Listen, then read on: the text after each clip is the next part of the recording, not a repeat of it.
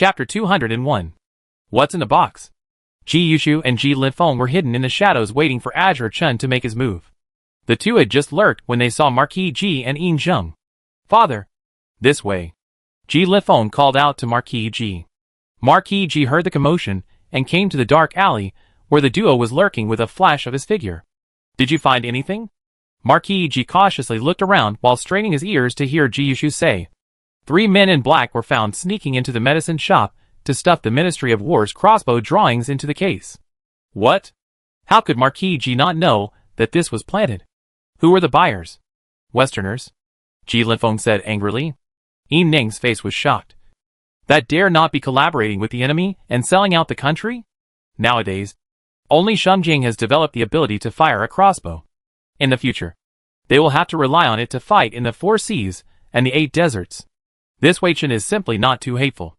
Even the family and the country are disregarded. Marquis, this Azure Chen must be eliminated. Otherwise, the brother bits under the spring will be sacrificed for nothing. Yin Zheng spoke earnestly. Marquis Ji understood his meaning and patted his shoulder.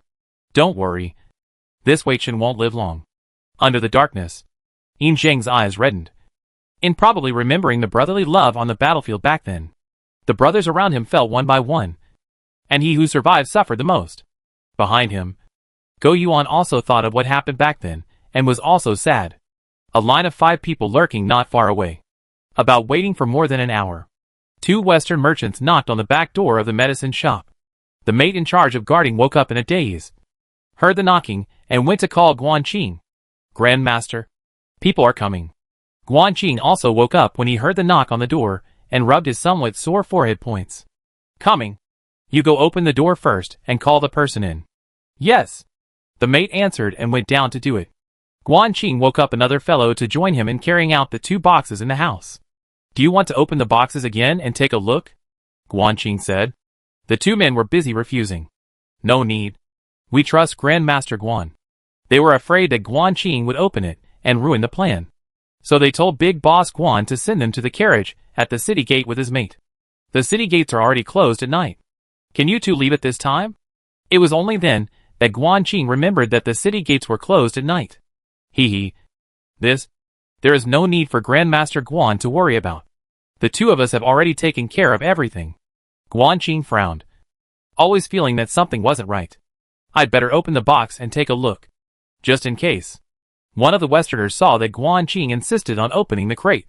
His face showed displeasure, and heard him say, Grandmaster Guan, we are in a hurry. Please send our goods out of the city at speed. Besides, the money for the goods has already been paid, and this batch of goods is ours.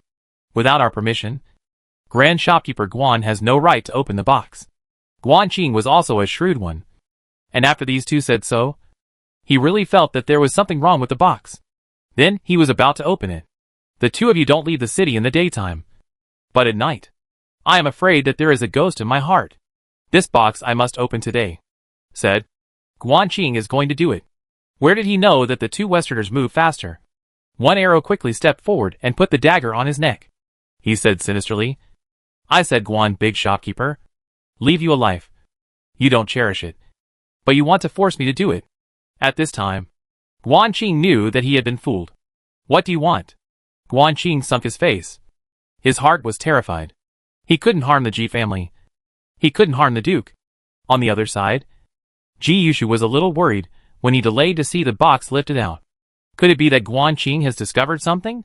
Will he be alright? Ji Linfeng's eyes rolled slightly. Big brother, I'll go take a look. Don't worry. I'm good at hiding. Marquis Ji and Ji Yushu looked at him, and with just one glance, they knew that the person at this moment was Dark Yin. Good. Big brother trusts you. With those words, Dark Yin lifted his chi and flew onto the roof. A few leaps jumped to the roof not far from the medicine shop.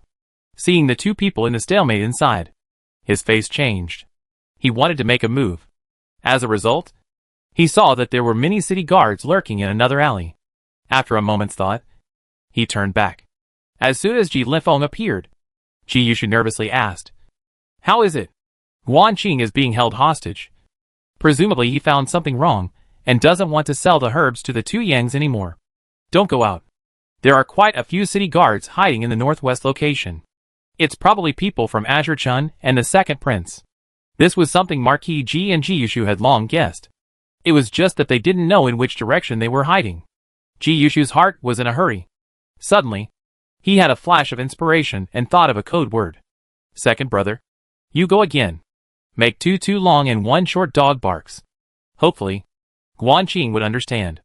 When Guanqing was first bullied, that person made him bark in order to humiliate Guanqing. Ji Linfeng understood and set off again. And over here, Guanqing had the determination to die in his heart. Humph. Today, you guys can't take this box away no matter what. Unless you step over my corpse. Without Guanqing present, the contents of the chest could not be corroborated. The duo knew in their hearts that Guanqing was an important witness, while their minds were thinking of countermeasures. A few dog barks suddenly rang out from the back door. Guanqing's body stiffened. These two dog barks hit the closed door of the room in his heart directly. However, he also understood. Just as the duo was about to knock Guanqing out and bring him along, Guanqing suddenly softened his attitude. It's fine if you want to leave. Businessmen are all about profit. The two of you are stopping me so much. The things contained inside are bound to be not simple. I'm also taking a risk, aren't I?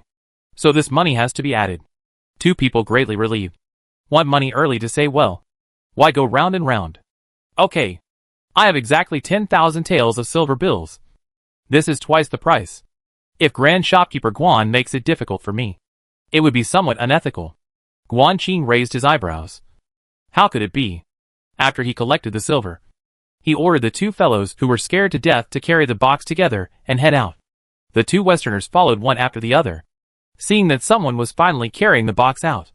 The Second Prince couldn't wait to order the people behind him to do it. Go. Stop them. And say that we're searching for fugitives. Azure Chen also signaled the people behind him to go forward. The two of them just hid in the shadows without showing themselves. Marquis Ji's side also saw Guanqing come out of the house.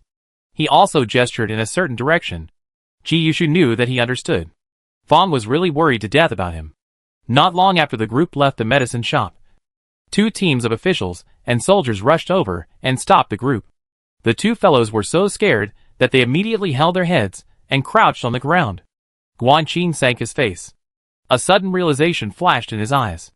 So the ploy was here. Nobody move. Two important fugitives escaped from prison just now. We're going to do a routine check. The officer in charge pointed at Guanqing with a red cherry. You, go and open the box. Guanqing pondered mentally. Judging from the weight of the box that Fong had lifted, there were no fugitives inside at all. Therefore, the purpose of these people was not to catch fugitives. What exactly was contained in the box? Chapter 202. Surrounding the Ji family. Mother, I'm so worried about father and brother. Have they discovered the problem or not? Lady Ji held Ji Tranquility and Duanmui in her arms as they waited for Marquis Ji and the others at Wutong Courtyard. The more time passed, the more worried the duo became in their hearts. Tonight, the entire Ji mansion was brightly lit. The subordinates seemed to sense something unusual, and one by one, they guarded the courtyard with trepidation and did not go to sleep. Lady Ji sensed Ji Tranquility's uneasiness and smoothed her back over and over again. Sleep. Mother's good daughter. Father and brothers will be back soon. Mother. Ah. How can I sleep when something has happened? I'm so worried that father and brothers didn't notice the problem and then fall into Azure Chen's trap. Duanmu commented on Ji Tranquility babbling non-stop. So she knew what she had been saying, but she couldn't hear her heart and was anxious. Ji Tranquility was so anxious. In the end, she actually shouted out Mother. This excited Mrs. Ji to the point of tears of joy. Although this word mother didn't sound too prepared, she had truly heard it. Mother. Ji Tranquility was also thrilled. I can speak. I can spot simple syllables. Ha ha ha. As long as I can talk, I can better protect my family. Oh! The heavens have treated me well. Ji Tranquility wanted to say more because of her excitement. Go. City. Oops. But I'm in a hurry. Ji Tranquility was so anxious that her saliva was pouring out. Lady Ji wiped it away while comforting. Good daughter, don't be anxious. Mother knows. Mother knows. Mother! You don't know? You don't know anything. There must be something harmful in that box. If father and brother hadn't found it, Our whole family is doomed. G Tranquility clamored to go out. Her little bottom arching. The milky little chubby face was red with anxiety. Does little sister want to go out? Duanmu commented that G Tran was in a hurry. In the square. She heard her call out to her mother, which made her so happy. Later. She heard go. Go outside for what? She should know what's going to happen tonight. Right. Not going out. The night is late, and it's dangerous outside. Lady G said anything she wouldn't go out. Tonight both the second prince and Azure Chen have actions. Who knows if the G family is now surrounded by Azure Chen's people? Lady G guessed correctly. The G family had already been surrounded by Azure Chen. It's just that it's a bit far away, and not easy for everyone to notice. Besides, Guanqing. What? Do you have a ghost in your heart that doesn't dare to open the box? The leading vice commander, Lin Yang, had a smug smile all over his face. How could Guanqing not understand that tonight was a trap? And that what was contained in this box was something that would bring injustice to the G family. When exactly was it packed in? I don't have a ghost in my heart. It's you. Don't think I can't see that you guys have been colluding for a long time. Lin Yang smiled without saying anything and pressed a step closer. If you are told to open it, you will open it. Delaying doesn't change anything. Yeah. It can't change. Because what's inside has long been predetermined. Guanqing turned around and tore the seal on it. Then, he opened the box in front of everyone, revealing half a box of herbs inside. Only the herbs alone. The smile on Lin Zai's face froze after seeing what was inside. He took an arrow step forward and used the red cherry gun in his hand to mess around inside. The result was really only herbs. Guanqing laughed after seeing his disappointed expression. Commander Lin, do you think a fugitive can hide in here? Guanqing's words had a few hints of sarcasm. Lin Zai was so angry that his face turned blue, and he loudly ordered Guanqing to open the other box. The result was still the same. It was supposed to be medicinal herbs.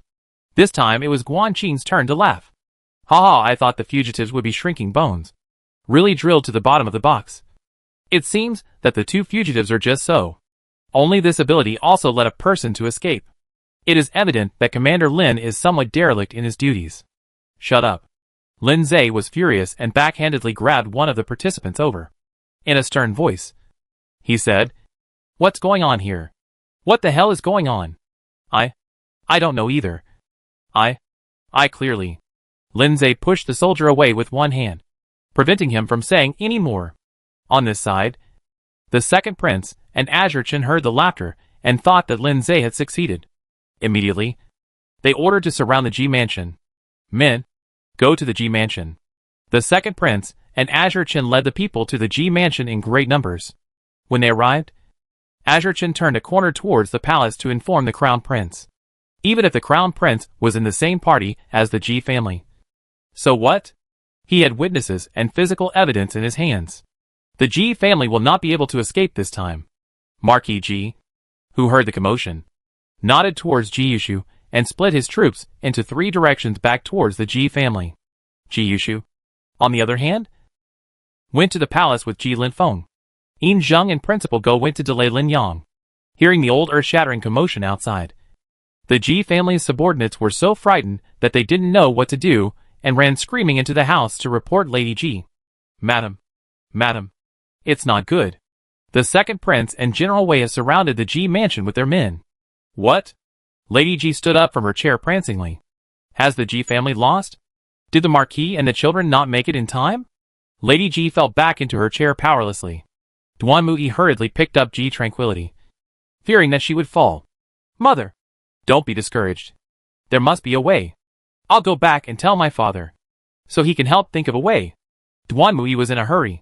Elder Mu heard the commotion, put on his clothes and rushed over. Seeing Mrs. Ji's face full of despair, his heart thumped. What's going on here? Why did the second prince bring people to surround the Ji mansion? Lady Ji shook her head feebly. I don't know the original reason yet either. Marquis Ji and the children had been out for several hours, and her heart was anxious. I'll go out and take a look. Elder Mu followed the housekeeper outside, seeing countless torches moving around the courtyard. Oh, Mother, don't be afraid. I have points. I can make everyone in the Ji family die and hide. Ji Tranquility also thought that things had no chance of turning around. Her milky little face filled with grayness. My arrival didn't change the Ji family's end after all. So what's the point of my coming all so angry? Oh. Duanmui hugged Ji Tranquility a little tighter, and couldn't stop the tears from flowing. When the crown prince heard that something had happened to the Ji family, his heart was more anxious than anyone else. He was busy getting up to have someone go inform his uncle's family. Suyuyi was also awakened and changed into her night clothes, sneaking out of the palace. Rushing to the palace gates with the Gu family were the two brothers Ji Yushu and Ji Linfeng.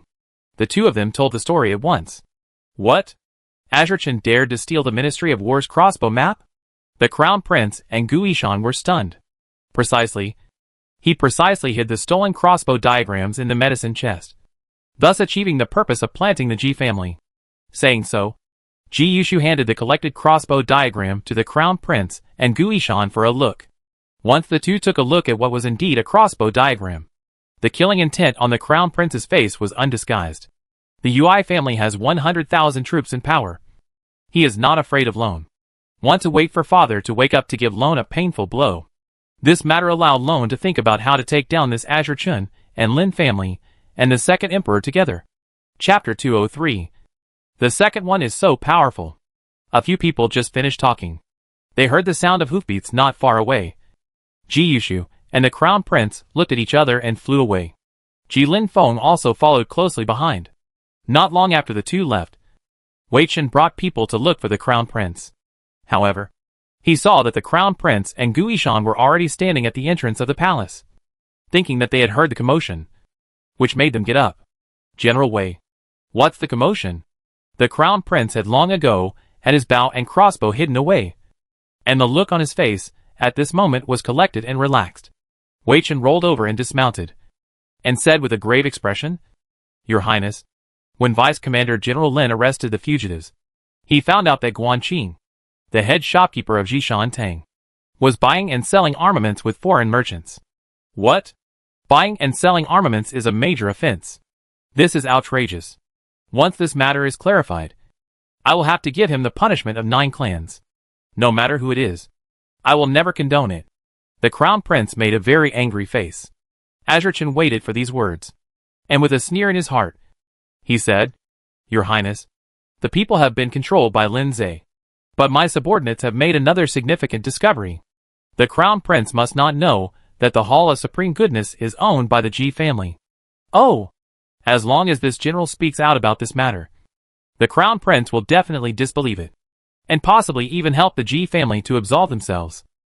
Fortunately, he had instructed Lin Zhe to threaten Guan Qing in advance, and wanted to save his life only by vaulting the Ji family out.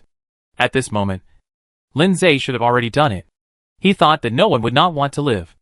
Therefore, Guan Qing would definitely give up the Ji family, even if he didn't arch out. It didn't matter. Later on, he would naturally find out the evidence that the Hall of Supreme Goodness was the Ji family. It would even find out that it was Ji Yushu who instructed Guan Qing to do so. The drawings were stolen by Ji Linfeng. At that time, Marquis Ji will be imprisoned together for teaching his son inappropriately. And this time, even if the Ji family has 3 heads and 6 arms, they won't be able to escape. The crown prince frowned. He knew that Azure Chen wanted to pull the Ji family down, cooperating with him. He first acted out the play completely. What did you find out? The crown prince stared tightly at Azure Chen. In Azure Chen's opinion, the crown prince had certainly guessed that this matter was not simple. Then he heard him say, Your Highness, this matter is related to the Ji family. What? As expected, the crown prince was shocked to hear that it was related to the Ji family, who didn't know that the Ji family was close to the crown prince, and had directly turned against the Eastern Palace from the previous neutral faction. It even secretly counted on him. Without this Ji family, how could the Qin family lose? How could such a sophisticated plan by Qin noble consort fail? And his Lanner wouldn't have died on the road. He must avenge them. Tonight was the death of the Ji family. Thinking about this, Wei Chen's face was filled with killing intent. Holding his sword and reported, Your Highness, I earlier found out that the Hall of Supreme Goodness is the Ji family's property. And this Guan Qing is precisely helping the Ji family to do their work. Therefore, I suspect that this matter is the work of the Ji family. A small steward would not dare to collude with foreign businessmen. Therefore, after I learned of this matter, I had people surround the Ji family at the first opportunity. Your Highness also knows that Marquis Ji and his 2 sons are highly skilled in martial arts. It was inevitable that they would get wind of this and escape overnight. Therefore, I took it upon myself to surround the Ji family. Upon hearing this, the Crown Prince's face sank horribly. Calling Azure Chun, he didn't know whether to be angry at his self-initiative or at the Ji family's actions. General Wei is afraid that he has forgotten who fought for Shungyu's kingdom? Aren't you afraid of chilling a generation of loyal men with such suspicions without proof? The Crown Prince stood with his hands folded, looking at Wei Chen coldly. Wei Chen wasn't afraid of him and met the Crown Prince's gaze and replied, I'm also afraid of chilling the hearts of the loyal people. But I'm even more afraid of the people being displaced because of the war. After so many years have passed, no one can guarantee that Ji Xiaoshan will still have the same heart for his family and country as he did back then. If there was, Duke Ji with such talent would have been able to work for the Water Conservancy along Jiangyu. But almost a year has passed, and he is still indifferent. It can be seen that the Ji family is not that heartfelt for the people. The Crown Prince laughed coldly in his heart. How did General Wei know that Grand Duke Ji did not work for the Water Conservancy of Jiangyu? Azure Chen's ears twitched as he listened. Heh. It would be better for Ji Yushu to work for Jiangyu's Water Conservancy. He was worried about how to pull Ji Yushu down? Your Highness means that Grand Duke Ji is already working on drawing the Water Conservancy map? The Crown Prince looked at the flash of treachery in Wei Chen's eyes, and was furious. Without answering, he asked, How is General Wei sure that tonight's incident is related to the Ji family? Just based on an underling named Guan Qin? Whether it's true or not, we'll know when we go and see. Your Highness. Please. Wei Chen bowed and made way. The Crown Prince walked ahead with a sullen face, with Gu Yishan protecting his left and right. There were also many Gu family troops behind him. When they arrived at the entrance of the Ji mansion, the Crown Prince was exasperated and laughed when he saw that the second prince was also there. Such an obvious calculation. Think he can't see it? Still wanting to speak with evidence. It would be interesting to see what kind of evidence he could come up with. The second is so powerful? The second prince was able to hear the bad words and smiled faintly. The Crown Prince is not weak either. Afraid that he was going to make a move against him? And calling on the Gu family army. The second prince glanced at Gu Yishan and said no more. At this time, the door to the Ji family's residence opened from within. Walking out were Marquis Ji, who was holding Ji Tranquility, and Ji Yushu and Ji Linfeng. Seeing such a formation, their faces sank to the depths. Azure Chun, what are you old piker doing surrounding my door with people? Marquis Ji deliberately pretended that he didn't see the Crown Prince and the second prince and cursed at Azure Chun first. Without waiting for Wei Chen to open his mouth, Marquis Ji once again opened his mouth and cursed. You son of a bitch. Making such a big commotion scared my sleeping baby girl awake. I'm very angry right now. If you don't give me a reasonable explanation, I'll have to remove your arm tonight. I'll do what I say. That's it. That's it. I have to beat him to death. I've been worried all night. If it wasn't for the fact that father had rushed back early to tell the truth, I'm afraid I would have already exchanged my talisman paper and prepared to die and disappear. Dog thing. Tonight, I have to beat him so much that he can't get out of bed. Just now, the impatient Ji Tranquility had already thought of how to use his advantage to escape. As a result, he saw Marquis Ji return and tell the matter word for word. Hearing Marquis Ji gnashing her teeth, Guan Mu was even so angry that her little face turned red. Elder Mu had fainted from anger at seeing such a big situation. All of this had to be counted on Azure Chen's head. Kill her. Ji Tranquility huffed as she cupped her small meaty fists and swung them towards Wei Chen. The monotone sound spat out from his mouth allowed those near the front to hear it carefully. Ji Yushu and Ji Linfeng both lit up. Aha. Little sister can talk now? Even though she could only say one word, she was still happy. Humph. Don't worry, little sister. If he doesn't speak up, second brother, I'll have to kill him tonight. Hearing this, Wei Chen only felt that the Ji family was like jumping clowns. They were all dead in the water, and were still talking big here. Does Marquis Ji really not know the purpose of this general's visit? Oh, what's the point of pretending anymore? Azure Chen sneered and stepped forward. Marquis Ji walked out of the gate holding Ji Tranquility. And when he saw the Crown Prince and Gu Yishan and the second prince behind him, his tiger's body shook, and he saluted while holding Ji Tranquility. The old minister was confused. And only then did I notice, Your Highness. The people behind followed and saluted. Chapter 204. There is no bow in the box. The Crown Prince would not have counted this behavior of Marquis G. But in order to make the play real, he did not let the people get up. Instead, he spoke in a cold voice. Does Marquis know the purpose of loan coming here? Marquis G's face was filled with fear. I don't know. Old minister. Heh. Marquis is pretending really well. Let this prince tell you. Tonight, when Vice Commander General Lin was chasing fugitives, he accidentally bumped into the big shopkeeper of Jishan Tang, Guanqing, who was buying and selling armaments with foreign merchants. That big banker has already confessed that Jishan Tang is the property of the Ji family, and that this matter was entirely at the Ji family's behest. What else does the Marquis have to say? Agu, why doesn't the Crown Prince let father get up? Bending me like this is not pleasant. Okay? Hearing the voice of his heart, Marquis G was bent on doing this for his daughter, and didn't care if it would upset the Crown Prince. Standing up straight, confronting the second prince's springy appearance, he was a little amused. The Hall of Supreme Goodness is indeed the Ji family's property. But where did Second Highness's mouth say that he was buying and selling armaments with foreign merchants come from? Hee hee. It's good to admit it. Human and material evidence will be brought over in a moment. Let's see how else Marquis G can argue. The second prince's face was filled with confidence. However, he saw Marquis G listening with a calm and self-conscious expression. Not only that, behind him, Ji Yushu and Ji Lifeng similarly looked as if they were not concerned. In his heart, he didn't feel too good. That said, at this moment, why hasn't Lin Zhe brought the person and the box over? This second prince and Azure Chinching can be too hasty. Don't they wait for things to materialize before surrounding the Ji family? If they are so careless, how can they sit in that position? That's right. They can't wait to see the Ji family in trouble. At this moment, how happy is the Lin Taifu family? Ji Linfeng said, they're in too much of a hurry. Aren't they?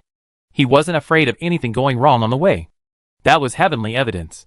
What is there to say about sophistry when you haven't done it? It's the second prince and General Wei who brought people to surround the Ji family so quickly. Those who don't know would think there was a premeditated plan. Take a look. The government soldiers surrounding the area add up to 800 if not 1,000. Right?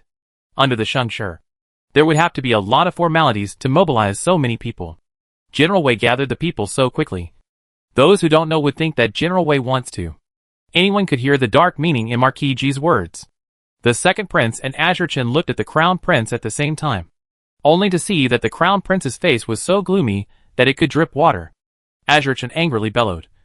Ji Xiaoshan, don't evade the issue. In that case, there is no escaping the charge that you are trading armaments privately. Someone come. Go and rush Vice General Lin. He couldn't wait to see the horrified faces of the Crown Prince and the Ji family. Yes. A subordinate hurriedly ran away. Marquis G had a calm face. Then this Marquis will wait for General Wei to bring in the human and material evidence. So we'll see if General Wei is deliberately making things difficult, or if he's really found any evidence. Saying that, he placed Ji Tran on the ground in front of everyone, and taught her to learn how to start in a serious manner. Come on. Good girl. Dad will teach you how to walk. First lift one foot and step forward. Yes. That's it. Then lift the second foot. The crowd of people looked at each other in disbelief when they saw Marquis G's behavior. He's on the verge of death and still interested in teaching his daughter how to walk. Tonight, so many people were gathered outside the Ji family, and the Crown Prince was called in. It's clear that Azure Chen and the second prince are determined to win. Isn't the Ji family in a hurry? A large portion of the people present said they couldn't figure it out. Why was the Ji family so calm in the face of danger? The more calm the Ji family was, the more uneasy the second prince's heart became. However, he quickly suppressed this uneasiness again. Vice Admiral Lin personally put the things in. Can there be any mistake? It was up to the Ji family to see what tricks they wanted to play. Agu, my good girl is really capable. She knows how to walk at such a young age. If Madame Qin's granddaughter was still alive, she would be walking too. Right? This party. Marquis G complimented Ji Tranquility with a pleased face. Huh? Is father talking about the one who switched bags with me? Didn't he say that the Qin family all died halfway through the journey? That child shouldn't have been spared either. Right? Marquis G's mention of Lady Qin at this point in time was a deliberate attempt to anger Azure Chen. As expected, Azure Chen was infuriated. The way he looked at the Ji family seemed poisoned. Hearing Marquis Ji mention Lady Qin, the Crown Prince's expression flickered. Once that incident was announced, Azure Chen was bound to jump over the wall. 100,000 soldiers is the biggest weapon in his hands. So before that, he would have to be forced to hand over his military power. Ji Tranquility heatedly smiled. Father knows how to be angry. Mentioning Lady Qin at this time will make Azure Chen think of the third prince and his ambitions being cut off. However, does Azure Chen know the secret of the Qin family wanting to switch with the Ji family? Probably not. It was even possible that he wanted to be the yellow bird. When the third prince ascended the throne, he would get rid of the Qin family. Sheng Yu's kingdom will be his. He's so calculating. Using the Qin family to do all the bad things. And then enjoying the power of the fisherman. If the Qin family knew, they would be so angry that they would crawl out of the ground. Azure Chen's only regret right now is afraid that he hasn't recognized the third prince. No. It is estimated that they have already been recognized long ago. It is just that we don't know about it. Right now, what the Crown Prince is most afraid of is the 100,000 troops in his hands. Until the last resort, it is best not to move the sword and gun, so as not to hurt the people. In such a short time, the subordinate who ran away came back, followed by Lin Zhe who was ashen. There wasn't any human or physical evidence. Hearing the sound of footsteps, Wei Chen turned his head, seeing that only Lin Zhe was back alone. The smug smile on his face froze for a moment. He scrambled forward. In fear, he said, Vice General Lin. Where is the person? Where's the box? Azure Chen had a very bad feeling in his heart. Lin fell to his knees with a thud. General. That box is full. Full of medicinal herbs. There is no bow. The Crown Prince immediately stepped forward and asked with a gloomy face. General Wei. What's going on? Without waiting for Azure Chen to come up with a countermeasure, Marquis Ji immediately stepped forward with Ji Tran in his arms. If it wasn't for his daughter saying that she wanted to eat melons, he would never have brought her out into the cold this late at night. Marquis Ji took a step forward and said in a conspiratorial manner, Aya, why does Vice General Lin look like he's disappointed that he didn't find a crossbow? Are your eyes bad? Seeing fugitives as bows? Puh-ha-ha-ha. Dad hit the nail on the head with this. Vice General Lin probably didn't expect that he wanted to plant evidence on the Ji family. But the dirt ended up disappearing. Ji Yushu stepped forward and picked up the conversation. I don't think he's blinded. But he's actually seen a crossbow. After saying this, Ji Yushu turned around and knelt in front of the Crown Prince, saying, Your Highness, please order Your Highness to look into this matter properly. Where exactly has Vice General Lin seen a crossbow? You must know that the matter of the crossbow is an important military opportunity. Vice General Lin was terrified, busy kneeling in front of the Crown Prince and kowtowing. No. No. No. No. The last general has not seen any crossbow. It was the last general who looked at it wrong. It was the last general who looked at it wrong. It was the last general who looked at it wrongly. And only then did he report this matter to General Wei, causing such a big misunderstanding. If this was pursued, his life would be over. He couldn't figure out why such a precise plan would have such a big change of heart. He had obviously personally placed the crossbow in the medicine chest, and then had been guarding it not far away.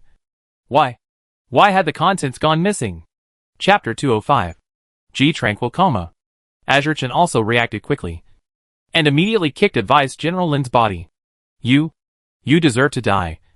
This general precisely listened to your words before bringing people to surround the Marquis residence.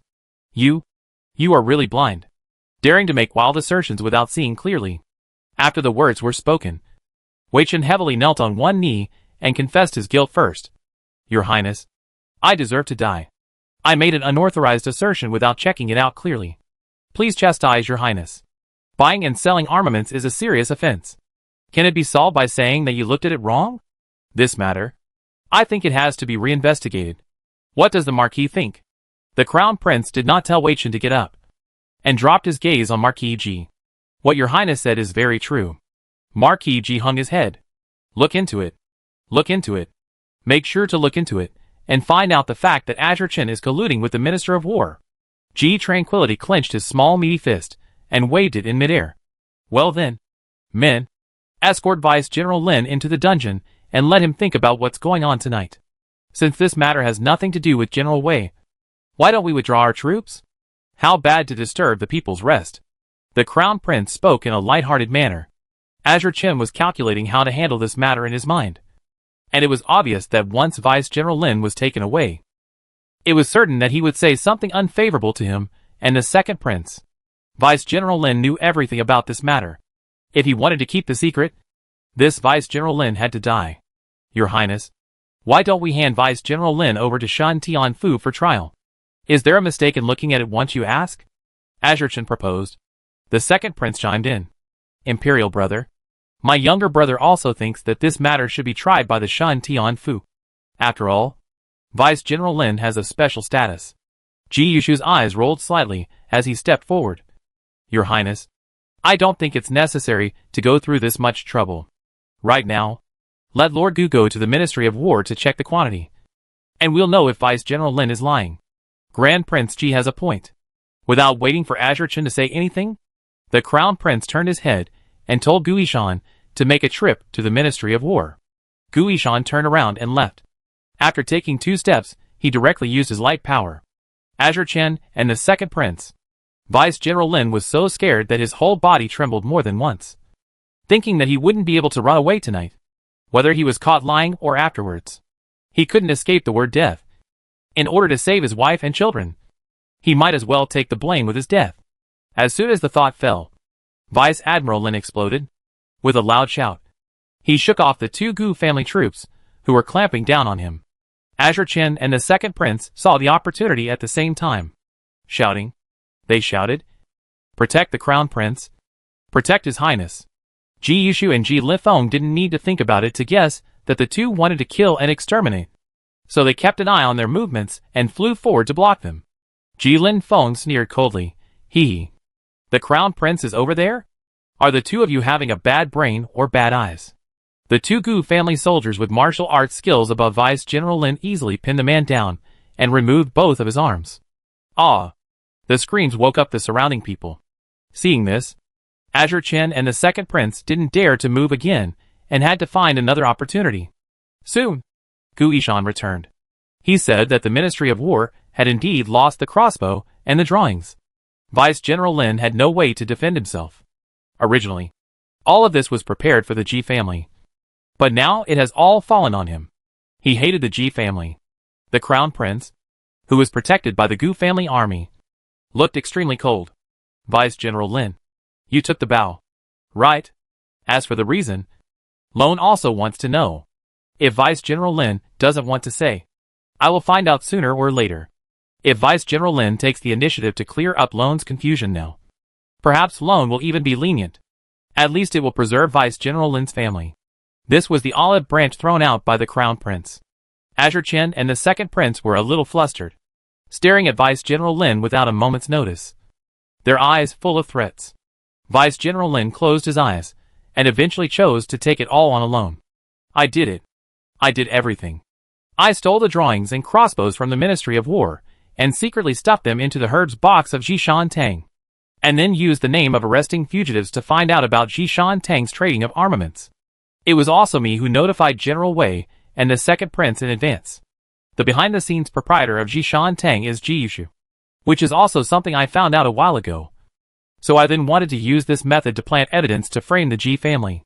Heh. Still lying. Thinking that you can't catch Azure Chen and the second prince if you take on all the charges by yourself? I won't do as you wish. Father, quickly carry me over a bit. I'm going to reward him with a truth charm. At those words, Marquis Ji carried Ji Tran forward, mouthing words of disbelief. Is Vice Admiral Lin really alone able to steal the crossbow diagram from the Ministry of War? Why doesn't this Marquis believe it? Just as Marquis Ji approached, Ji Tran raised her hand to strike the true word talisman into Vice General Lin's body. Suddenly an aura shot in from an unknown direction. By the time Marquis Ji noticed, it was already unavoidable. Ah! Only a weak and miserable scream rang out. The chi force hit Ji Tranquility's body solidly. Marquis Ji couldn't withstand the force either and flew backwards holding Ji Tranquility. Little sister. Little sister. Marquis, Ji Yushu and Ji Lifeng and the Crown Prince, as well as the rest of the Ji mansion, all flew towards Marquis Ji in an attempt to catch the 2. Marquis Ji smashed onto the ground and spat out a mouthful of blood. And Ji Tranquility was no longer awake. Daughter, Father's good daughter. Can't sleep. Can't sleep. Marquis G's heart was like a knife when he saw G Tranquility not waking up to life, completely disregarding his own injuries. Lone Wolf. It must be Lone Wolf. Dare to hurt my little sister. You seek death? Ji Linfeng ran out like a madman. The figure quickly disappeared into the dark night. Ji Yushu no longer had the time to care about Ji Linfeng. Snatching Ji Tranquility from Marquis Ji's hands and running towards the house. Under her breath, she anxiously cried out, "Mother! Quickly save my sister. My sister has fainted." The change came too quickly for everyone to react. The Crown Prince ordered Guishan to escort Vice Admiral Lin back to the prison first. Sprinting, he followed Ji Yushu towards the Ji family. Azure Chen and the second prince exchanged glances and withdrew their troops to leave. Ha ha ha, truly the heavens have helped me. It doesn't matter if we didn't take down the Ji family. The youngest of the Ji family is dead. Marquis Ji's family won't be able to pull themselves together for a while. I don't know if the person who secretly struck is Lone Wolf. After returning to the mansion, Azure Chen couldn't stop laughing. The second prince also returned to the mansion, the corners of his mouth filled with joy. Although the Ji family was not counted tonight, it was not a waste of time. At this moment, the Ji residence was shrouded in sadness. Mrs. Ji checked Ji Tranquility's body and didn't see any injuries. Even the pulse was normal. But the person just wouldn't wake up. She had panicked to the point of confusion. The Crown Prince comforted Marquis Ji. Marquis, Tranquil Sister's auspiciousness will wake her up. Take care of yourself. Marquis Ji's eyes were crimson. And Ji Yushu's eyes were equally crimson. If Ji Tranquil still had a bit of consciousness, she would definitely save herself, because she had points all. But now, she was asleep, without a bit of consciousness. How could she save herself? Not hearing Ji Tranquil's heartbeat, they were panicking. Panicking. The Crown Prince had left. He had to go back and find a way to pry Vice Admiral Lin's mouth open. Guarding here wouldn't help. Chapter 206. Am I dead? Ji Tranquility opened her eyes and looked back at her body still lying on the bed. A face full of loss. Is this my soul leaving my body? Perhaps not believing that she had died. Ji Tran's eyes were brimming with tears.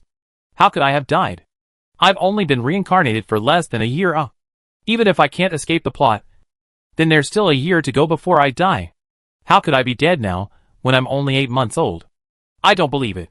Seeing her own mother and father crying sadly, Ji Tran followed suit. Father and mother. Daughter didn't die. Don't cry. Daughter will definitely wake up. Daughter is going out to find the answer. As her soul drifted to Ji Yushu's side, Ji Tranquility hugged him. Big brother. Comfort father and mother well. I'm going out to find the answer. I'll definitely find it. She tried tapping the golden finger, and it didn't work at all. The current her became transparent. Ji Tranquility floated out of the room and saw several maids wiping tears from their eyes. And saw Xiao, he hugging Yu Er begging the heavens. Seeing her maternal grandfather sitting on the stone steps looking at the stars in the sky, motionless as if he had lost his life. She also sees Duanmui crying and fainting. Ji Tranquility floats out of the Ji mansion. And the officials and soldiers outside have already left. Without the light of torches, the streets were dark. She didn't know where to look for answers, but she had a feeling there would be outside. There would be something she wanted. Ji Tranquility flew around the streets, like a headless fly, and ended up somewhere.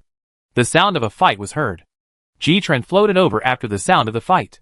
He actually saw Ji Linfeng and Su Yue battling a black-clothed cloaked man. Lone Wolf. I know it's you. Suffer death. With those words, Ji Linfeng turned into a residual shadow and attacked towards the Lone Wolf. His voice was extremely cold and arrogant. Ji Linfeng was using the Dark Pavilion's killing move. It should have been Dark Yin instead of Ji Linfeng. Su Yue was helping Dark Yin to deal with the Lone Wolf together. She had seen Lone Wolf once by the third prince's side. And this person was the third prince's beloved. His loyalty to the third prince was unrivaled. The fact that the third prince died at the hands of the Ji family showed how deep his hatred for the Ji family was. Ji. The strange sound emitted from the Lone Wolf's mouth was exceptionally horrifying. Dark Yin slashed over with a hand knife, knocking down the Lone Wolf's cloak, revealing the inhuman and ghostly face inside. My God! What the hell is this? Dark Yin was shocked when he saw the Lone Wolf's face. Su Yue even couldn't help but vomit. Ji Tranquility similarly dry-heaved. Ma! Is this person a lone wolf? The face is gone, and all that's left is a bloody hole. The lone wolf seemed to have seen Ji-Tran floating in midair, and inclined his head towards her. Ji. An unintelligible strange cry came out of his mouth. Little thing. You're dead, aren't you? Are you speaking to me? Ji Tranquility drifted closer. Lone Wolf swung his hand through Ji Tranquility's small body. He exclaimed, Hey. You can't hurt me. But I can see you. You should be underpowered. Right? Otherwise, how could my second brother, and Suyuyu stop you? You tell you won't be able to run away because I won't let you go. Ji Tranquility grinned at the Lone Wolf, causing the Lone Wolf to dance in place in anger. I'm going to kill you. I'm going to kill you. Little thing. You're a monster. If it wasn't for you, how could I, Gurong, be in this hellish state? You're the one who's making trouble out of this. Aren't you? You have the ability to foresee things, don't you? It was you who knew about the third prince's plot ahead of time. It was you who told the Ji family. And that's how the third prince lost. Dark Yin and Suyu looked at Lone Wolf in shock. Was he talking to the air? Little sister? It's the little sister coming. Dark Yin's first thought was that Ji Tranquility was next to him. But he couldn't see her. Why couldn't he see her? Little sister. It's you, right? You go back quickly. Go back quickly. Okay? Father and mother and big brother must be anxious. It was said that a man's tears were not light. Just before the time of sadness, Dark Yin covered his head in pain and screamed. Don't come out. Don't come out. I won't hurt anyone. I won't. He just wanted to have family. Suyu was a bit at a loss for words. She couldn't see anything. And she was even more confused as to what Ji Lin Feng was muttering to himself. The Lone Wolf chased after Ji Tranquility and fought. But he just pounced. Seeing that the Lone Wolf seemed to want to escape, Ji Lin Feng shouted, swept up in the air, and raised his sword towards the Lone Wolf to slash down. Ah! Only a miserable scream pierced the sky as one of the Lone Wolf's arms was cut down hard by Ji Lin Feng. The Lone Wolf shouted like a madman, with his hair draped over his head. Dark Yin! Dark Yin! You shall not die. It was this king who made you conscious. It was this king who gave you life. And you're beneficent enough to repay me. Upon hearing this, Dark Yan's face glowed as he chased after Lone Wolf and hacked. Envy and revenge? Oh! If it wasn't for you, how could I have ended up in this situation? You harmed me like this and still want me to be grateful. Go to hell. Ji Lin Feng. Don't go. It's dangerous. Suyu went after Ji Lin Feng. Ji Tranquility heatedly smiled. It seems the current state master can't beat second brother? Does that mean I should leave? Ji Tranquility suddenly felt a pang of loss. She began to walk slowly through the dark streets again. Floating around, she unexpectedly arrived at Tai Fu Lin's mansion. At this time, the Lin mansion was brightly lit, and the sound of conversation came from inside the house. Master, the news is true. The youngest of the Ji family is dead. I don't know who assassinated him. Ha ha ha. Good. Very good. The Ji family's second youngest will be next. Didn't you say that he's a bogeyman and can't be beaten? You continue to have people put out the word that Ji Lin Feng is a heavenly fury, and will bring about the destruction of Great Yu in the near future. The people will believe it. And after more people spread the word, they will naturally believe it. Ji Tranquility clenched her small pink fist. So that woman who overheard the news was Lady Lin. Oh! How insidious. Ji Tranquility left. She felt that she couldn't find the answer she wanted here. She walked aimlessly, and without realizing it, she actually arrived at General Wei's residence. The light was still on in the study. Presumably Azure Chen was in there. Ji Tranquility floated into the room without thinking.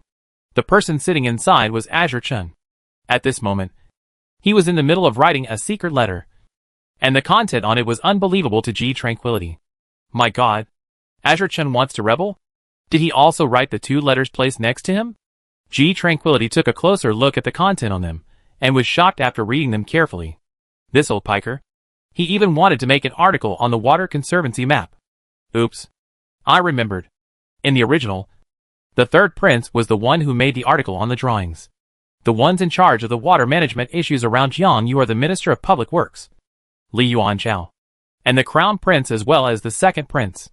This Li Yuanzhao was ostensibly the second prince's man, but in reality, he had long been bribed by the third prince. But the drawings were not drawn by the eldest brother, but by the new scholar Jun Fu. Li Yuanzhao caved in because he deliberately cut corners and drowned many people downstream. The matter was investigated by the Shun Tianfu for 2 long years. And finally it was found that the second prince had embezzled the silver for water treatment, and that there was a major problem with Jun Fu's structural drawings. Chapter 207. Had a dream. The third prince died, and it was Azure Chen who continued with a later plan. No, it's the third prince who died, and Azure Chen wanted to use the second prince's hand to get rid of the crown prince. This second prince is not suitable to be the emperor in Azure Chen's eyes. Hee. This is an intention to raise a puppet knot. Ji Tranquility quietly watched as Azure Chen folded the written letters, and then hid them in the dark cabinet of the chair beneath him. 3 letters were placed in total. The names were noted on them: Shen Chu, Xiao Yi, and Zhuang Su. These 3 people are generals, and the jurisdiction of the city is Jiangyu Generation. The most important point is that these 3 people have been on the battlefield with Wei Chen. There is a brotherly love. Suddenly, Ji Tranquility's blessing came from her heart. No wonder the third prince's plan will go so smoothly. In addition to Lu Yi's help, this Azure Chen also deserves a lot of credit. Azure Chen had been silently paying behind the third prince's back. Azure Chen, who had hidden the secret letter, went to sleep. Ji Tranquility wanted to steal the secret letter out, but she couldn't do it. Her small hands went through the chair. I can't do it. Ji Tranquility was very discouraged. She left and floated to the palace dungeon. At this time, Bei Hengmo was interrogating Vice Admiral Lin all night long. And this person was really a tough guy. After taking the charges down, he would not let go of his mouth again. Lin Yang was tied to a pillar. His whole body was full of traces of being whipped. The prince had his hands behind his back and turned his back to Vice General Lin, saying a sentence that made Vice General Lin feel baffled. He said, "Vice General Lin, General Wei and Lady Qin have a child, right?" Vice General Lin did not know the secret story of Azure Chen and the Qin family, but he wouldn't be foolish enough to think that the crown prince was telling him a story. Sure enough, the crown prince's next sentence caused the faith in his heart to collapse. The child of Azure Chen and Lady Qin is none other than third prince Bei Hongyuan. Impossible. Absolutely impossible. Vice General Lin's face was filled with disbelief. If it was really as the crown prince had said, Wei Chen was committing the heinous crime of deceiving the king. Why hadn't he done anything about it until now? He must be swindling him. If the crown prince wants to make a move, then make a move. Why talk about something that is not true? The crown prince's thin lips hooked slightly, turned around, and looked at Vice General Lin. He said, "The reason why I am talking about this matter is that I want Vice General Lin to see the situation clearly, so that he can return to his senses soon. Azure Chen is guilty of deceiving the king. How long do you think he can still struggle? And even if you didn't say anything tonight, do you think that Wei Chen will let you go? He had already taken all the blame. So why wouldn't Azure Chen let him go? There was also the fact that Azure Chen had a favor with him, and he really didn't want to betray his savior. The most important point was that he thought the crown prince was lying in order to get his words out. No matter how bold Azure Chen was, it was impossible for him to switch the royal child. This was completely unreasonable. So the crown prince was deliberately swindling his words. The crown prince was too eager to get the military power in Azure Chen's hands. With such a great crime in front of him, he should have been impatient to take Azure Chen down. But why? Did he not do it? So, he was just lying. When Ji Tranquility saw this, she only felt that Vice Admiral Lin was stupid. A person with great ambition can do anything. The reason why the crown prince didn't take down Azure Chen is of course waiting for all of Azure Chen's forces to jump out, and then the current military power to come together and kill them all in one fell swoop. I have to say that the crown prince is still very patient.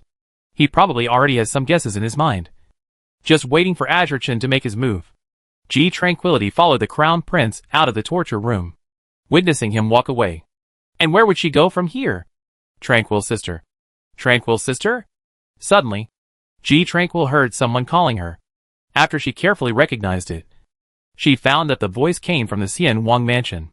It sounded like Bei Hengjin's voice. Ji Tranquility slowly floated towards the Xian Wang mansion. It was easy to enter Bei Hengjin's room. Lying on the bed, Bei Hengjin was sweating profusely. It should be having a nightmare. It was probably dreaming about her. Tranquil sister. Don't go. Don't go. He was anxious, calling Tranquil sister over and over again. Tranquil sister. I'll wait for you to grow up. When you grow up, I'll take you to ride a horse. I'll take you to fly a paper kite. I'll take you to walk all over the mountains and rivers of Dayu. How do you know I want to go see the mountains and rivers of Dayu? Ji Tranquility floated above Beihongjin. Beihongjin's two hands grabbed haphazardly in midair. It was as if he was trying to fish her out of his grasp. His face, which had become somewhat pale due to panic, was covered in sweat. Don't go. Don't go. Don't go. Ah. What's going on? How could he possibly push me? The dreaming Beihongjin didn't know what he was dreaming about. Suddenly sitting up in shock, he pushed Ji Tran out. Ji Tranquility felt her body speeding backward, and kept retreating, until she suddenly opened her eyes. And the first thing she saw was Lady Ji, whose eyes were red and swollen from crying. And then Marquis Ji. I'm back? Ji Tranquility actually didn't know if the party was a dream or reality. Tranquility. Tranquil. Sister. Good granddaughter. Seeing Ji Tranquility's eyes open, everyone guarding the side exclaimed in shock and cried out in joy. Ji Tranquility suddenly woke up. No one was more excited than Mrs. Ji. She held Ji Tranquility tightly in her arms, fearing that she would disappear in general. Marquis Ji hugged mother and daughter tightly again. Lady Ji was still crying, but this time, she was excited. Daughter. Mother's good daughter. If you don't wake up, mother will go crazy. Feeling Mrs. Ji's trembling body, Ji Tran reached out her little fat hand to hug her. I'm fine, mother. I just fell asleep and had a dream. I dreamt that my soul left my body and floated out. Oh yeah.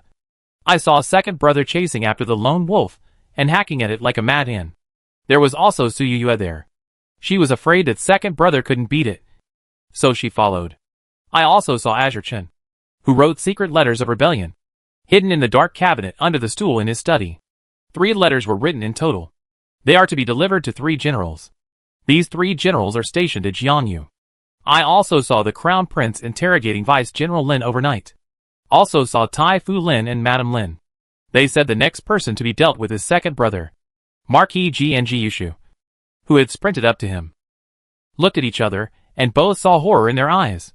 It seemed that Azure Chen's military power was dispersed in the hands of these 3, so they could take down Azure Chen without having to wait for Emperor Yu to wake up. Lady Ji hugged Ji Tranquility for a long time. Lady, give me a hug. No matter what the Marquis said, he wouldn't give it to him. Gradually, the complexion looked a bit dull. Everyone was worried about Ji Tranquility and wanted to give her a hug. Otherwise it didn't feel real. Ji Tranquility was strangled somewhat uncomfortably. It couldn't move. Mother! The hug is too tight. It's strangling me. Ji Tranquility's small face crumpled because her body was uncomfortable. Hearing this sound, Ji Yushu came forward, wanting to free Ji Tranquility from Lady Ji's arms. However, he saw that Lady Ji's expression was very wrong. Ji Tranquility raised her eyes, and also saw Lady Ji's slightly dulled look. Her little face suddenly changed. Not good. Mother's situation looks like she's delirious. It can't be because she's too worried about me that she's rushed out of her mind. Right? Chapter 208. Ji Lifeng is imprisoned. Quickly let me take a look. Elder Mu was busy putting his crutches down to the side and turning over Lady Ji's eyelids. Lady Ji was holding Ji Tranquility, rocking her as if she was lulling her to sleep. Ji Tranquility's heart ached. Mother! What's wrong with you, mother? Don't scare me, ah?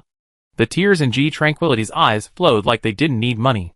Lady Ji encircled Ji Tran's entire body in her arms, and her 2 hands were even more confined so that she couldn't move. Mother! You quickly let go, ah. I want to exchange pills to save you. Without waiting for Ji Tran to exchange pills to save each other, Lady Ji unconsciously let go and fainted in Marquis Ji's arms. It was Elder Mu who struck. He stuck 2 needles in the back of Lady Ji's backbone and 1 in her head. This was what caused Lady Ji to pass out. Put her on the bed. She'll be fine after a night's rest, Elder Mu said. Marquis Ji nodded his head and helped Lady Ji fall asleep on the bed, covering her up again. He didn't go to rest, so he sat by the bedside to keep watch. Mother is too tired. Let her have a good night's sleep. If she used the elixir, she would wake up immediately, so it would be better to let her have a good sleep. Ji Yushu hugged Ji Tranquility and took his warm and handsome cheek to paste Ji Tranquility's little chubby face. In his heart, he said, Little one, Do you know that you almost scared Big Brother to death just now? Without you, this home is no longer a home. In such a short while, Mother is anxious to become like this. God knows if something really happened, Mother will not be directly anxious to die. Hee hee. Big Brother's face is so soft, yeah. Ji Yushu felt that Ji Tranquility's little chubby face was the only one that was soft. Soft and sticky. Like a meat bun. He really wanted to put it in his hands and rub it. With this hug, Ji Yushu couldn't let go of his hand either. A soft ball. Father and son will hold Ji Tranquility together to guard the bedside. Also do not go to sleep. Ji Tranquility also did not sleep. She felt that she had slept long enough. Duanmui woke up at dawning time. And the first thing she did when she woke up was to ask Chichio, "Is Sister Tranquility awake?" "Awake, miss." She woke up at the end of the dawning hour. But Madame fainted. Chichio says as she helps Duanmui up. "What?" "Quickly. Bring water to wash up. Don't worry about me.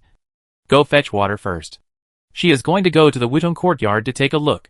When Duanmui entered the Wutong courtyard, Ji Yushu had already left. He was going to take someone to find Ji Linfeng.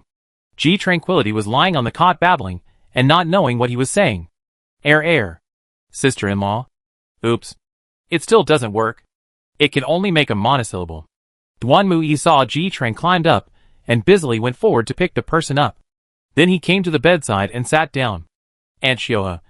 Mother her? Duanmui's face was filled with worry. Elder Mu placed a needle.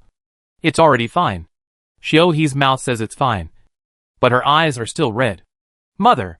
Ji Tranquility pulls on the quilt, and tries to wake up Lady Ji. Duanmui holds back the tears in her eyes, and hugs Ji Tranquility's hand a little tighter.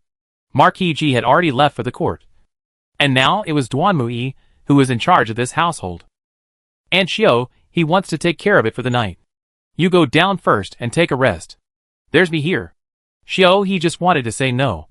She wanted to wait for Lady Ji to wake up. When she heard Yuer's cries next door. Now, it was necessary to leave. Chichio had someone bring in the morning meal. When Lady Ji didn't wake up, Ji Trang could only drink a little rice soup.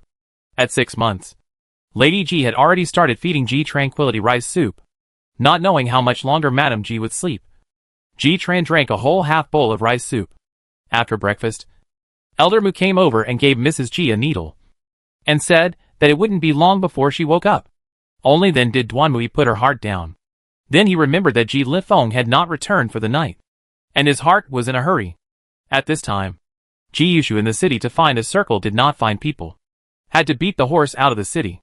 He never thought that he would run into Su Yuyu, who was rushing back to the city. At the 5-mile slope outside the city, seeing Ji Yushu, Su Yuyu immediately said, Ji Lifeng has been locked up in Linjing County's prison. What? Running to Linjing City overnight? Let's go first. I'll talk to you in detail on the way. Su Yuyu was the one who came back to call out. She had revealed her identity. That Linjing County's parental officer just didn't believe her. He also said that she and Ji Lifeng were in cahoots. That they were murderers. Who asked Ji Lifeng to be covered in blood? Ji Yushu asked Go Yuan to go back and report the news, while he himself rode with Su Yuyu to Linjing County. On the way, after hearing Su Yuyu's words, Ji Yushu simply didn't know whether to praise or curse. Originally, Ji Lifeng really cut off one of Lone Wolf's arms, as Ji Tranquility said, and then chased him all the way out of the city. He was determined to kill Lone Wolf before giving up. The Lone Wolf does not know how. His own martial arts is not as good as before, but also sometimes not. This is to let Ji Lifeng got his way. Ji Lifeng do not miss the opportunity to kill him, all the way to chase wildly, until the chase to the Linjing County. Even more funny is the Ji Lifeng in the pursuit of Lone Wolf on the road, also in 3 bandit nest. That's how he got covered in blood. Finished. Su Yuyu also said, Ji Lifeng is a madman, talking to himself one moment, fighting amazingly the next. It was also unknown if Ji Tranquility was stimulated because of his injuries. In Ji Yushu's opinion, it was probably precisely like Lady Ji, who was stimulated because of Ji Tranquility's injury. That Linjing County's county master didn't recognize our identities, and had to say that we were fugitives. So he arrested Ji Lifeng. I escaped to report the news. After listening to Su Yuyu's words, Ji Yushu suddenly thought of something. I wonder if this time, Ji Lifeng's imprisonment was fulfilled? The two of them rushed to Linjing County quickly. and Ji Yushu directly revealed the Marquis identity card. Only then did the county magistrate believe that Ji Linfeng was not a fugitive, but the second son of the Marquis who had made a great achievement. When Ji Yushu arrived, Ji Linfeng's breath was dying as he leaned against the corner. Sister, you're not really dead, are you? Second brother doesn't believe it. How could you be so powerful and die? You must be scaring second brother. She's awake. In the outer room, Ji Yushu stood with a long body, and next to him stood Su Yue. The county magistrate personally went forward to open the cell door. Ji Linfeng jumped 3 feet high. Really? Big brother, you didn't lie to me? Sister really woke up? It's true. Let's go back quickly. Everyone is worried about you. Ji Yushu lifted his feet and walked outside. Su Yue followed. Ji Linfeng also joyfully followed. The county eunuch had wanted to keep a few people to eat before leaving, but seeing that the 3 were in a hurry, he gave in. The county magistrate thoughtfully found a set of clean clothes for Ji Linfeng. He also said that he would report his merits to the court. Ji Linfeng waved his hand, full of unconcern. It was a pity that he didn't manage to kill Lone Wolf. Before going out, Ji Yushu looked Ji Linfeng up and down. The latter understood in a second and smiled heatedly. I'm Ji Linfeng then. I've already negotiated with that kid. Let that kid come out 3 times in January. Su Yu ran ahead and did not pay attention to listen to the duo's conversation. In that case, it's best. Let's go. Ride. The 3 of them raised their horse whips and sped toward Xingjing City. Chapter 209. Beginning layout.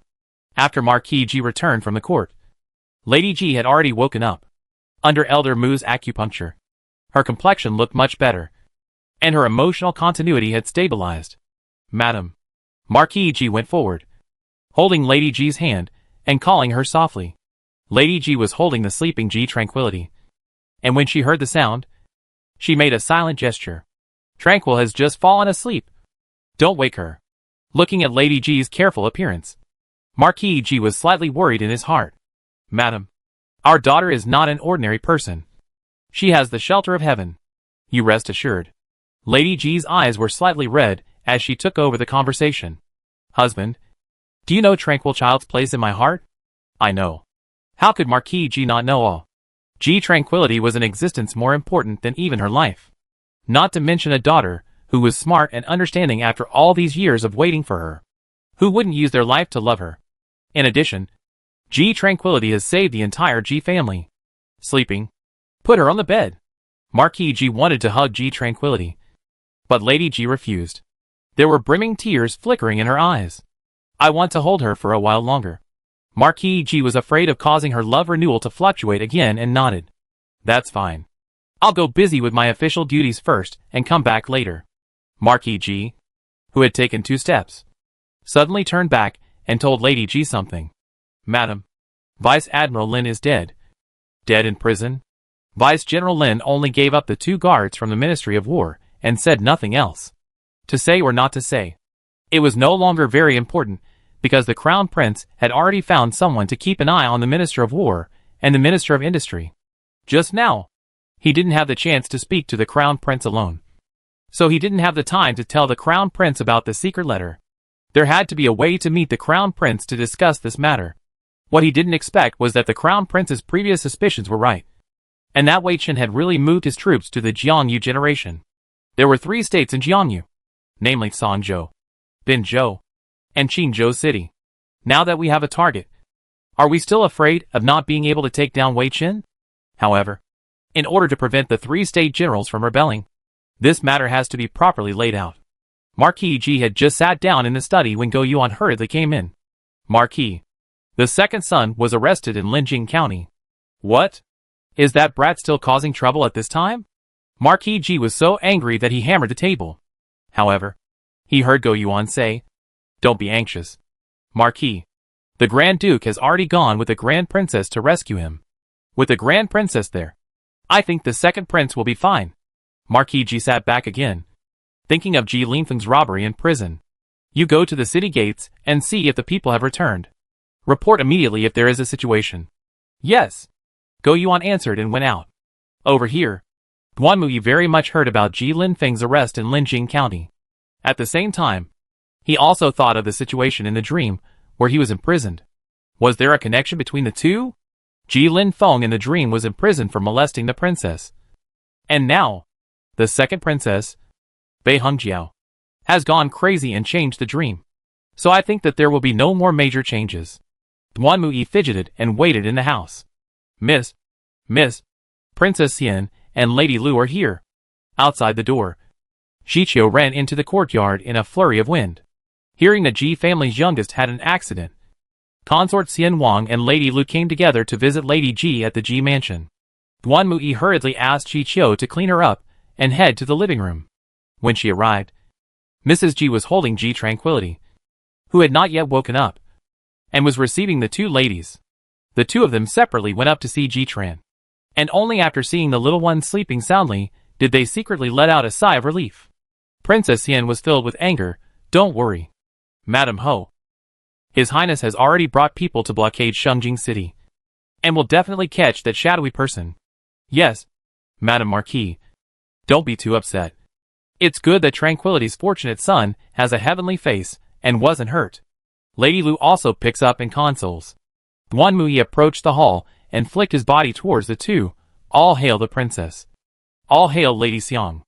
There's no need to be polite. Second young lady, please rise. Princess Xian is busy calling people to get up. Seeing Duan Muyi, Princess Xian remembered the marriage between the Lu family and the crown prince. Because of Emperor Yu's coma, the marriage between the two families had also been put on hold. From her point of view, Emperor Yu was probably not going to wake up. So the marriage between the two might as well be organized sooner rather than later, lest there be another mistake later on. Mrs. Lu saw that Mrs. Ji didn't even let go of her child when he was asleep. It was obvious that she was scared last night. The child is sleeping is scared. Seeing that Mrs. Ji was not in good spirits, the two of them did not stay long. After sitting for about half an hour, they got up and left. When Duan Muyi saw Lady Ji like this, her heart felt bad. Shortly after the two ladies left, Ji Tran woke up, feeling that her daughter in her arms had woken up. Lady Ji was instantly in high spirits. Awake! Awake! My good daughter is awake. Mother is very happy. Lady Ji hugged Ji Tranquility and kissed her again and again. Seeing this, a smile also appears on Duan Muyi's face. Mother, don't worry. My daughter is already fine. Not worried. How could she not be worried? She almost couldn't bear to follow. Lady Ji's body still couldn't help but tremble as she thought of last night's events. All morning, Lady Ji went out of her way to hold Ji Tranquility and play with her. It was only after having a meal at lunchtime that she went to bed exhausted. In the afternoon, Ji Yushu and the others returned, learning that Ji Lifeng had taken out 3 bandit dens in a row. Marquis Ji did not chastise him for this. Duan Muyi also breathed a huge sigh of relief. After recognizing that it was Ji Linfeng and not Dark Yin, she waited for him to wash and change. Because of his dual personality, Duan Muyi still has a grudge in her heart. Su Yu went straight back to the palace and did not come to Ji Mansion. Father, you have something to call, child. Ji Yushu was called into the study by Marquis Ji. At this time, Marquis Ji was writing a sonata. Well, what do you think about Azure Chen writing a secret letter? Ji Yushu sat next to him, poured himself a cup of tea, and analyzed it after taking a sip. Chen Chu, Xiao Yi, Zhuang Su. These 3 are good with Wei Chen. But the cities under the jurisdiction of these 3 are not in the Jiangyu generation. But my sister said that the troops of these 3 people are in Jiangyu, which means that Wei Chen's plan is to dispatch the troops of these 3 people over. We'll have to block it. As for what method he will use, we don't know for now. But there's no need to know. Right now, we just need to find someone to keep the 3 under control. Then taking down Azure Chen, while the few people don't react, will be enough. As for the evidence, it's in the dark cabinet under his chair. Hearing Ji Yushu's analysis, Marquis Ji's eyes lit up. He had previously thought of stealing the secret letter first, and then using this plan to take down Wei Chen. However, this method would likely cause Chen Chu and the others to mutiny. Obviously, Ji Yushu's method was much safer. Taking someone down without spending a single soldier was the best plan. Now, it was the question of how to control Chen Chu's 3 without being detected by Azure Chen. Don't worry, father. This matter will be handled by my son. And, Ji Yushu paused here and then said, the second prince does not want me to marry Su Yue, and will surely make trouble out of it. Child has already found out that the second prince acquired the shop under the third prince's name. Azure Chin did not block it. This does not mean that Azure Chin is loyal to the second prince. Does father understand what child means? Chapter 210. The woman with the same clothes. How could Marquis G not understand what Ji Yushu meant? It's just that I don't know what this second prince will do in this matter between the Ji family and Su Yu. Remind the Grand Princess to be more wary of the second prince. After Azure Chin's defeat, the second prince will definitely return to the sovereign's palace again. This time, we cannot let him have the chance to come out again. Also, my father thinks that Emperor you can stop waking up. After the matter of Azure Chin, the crown prince will directly ascend to the throne. After he finished speaking, Marquis Ji looked at Ji Yushu fixedly. Ji Yushu read the meaning in Marquis Ji's eyes. If Emperor you woke up, there would be too many variables. So it would be better to let the crown prince ascend the throne directly. Whether or not Emperor you would wake up at that time would not be a matter of the Empress' words. After cleaning up Tai Fu Lin and Wei Qin and the two ministers, the rest would be the crown prince's party. So who would object? There's one last thing. Father, the matter of the Lin family deliberately spreading rumors about second brother. Lady Lin has to be made to pay the price. Ji Yushu said this with a cold brow. I know. You see to it. Yes. Ji Yushu got up and left. When it was almost dark, the rumor that Ji Lin Feng had stirred up the dynasty was indeed spread in the streets again.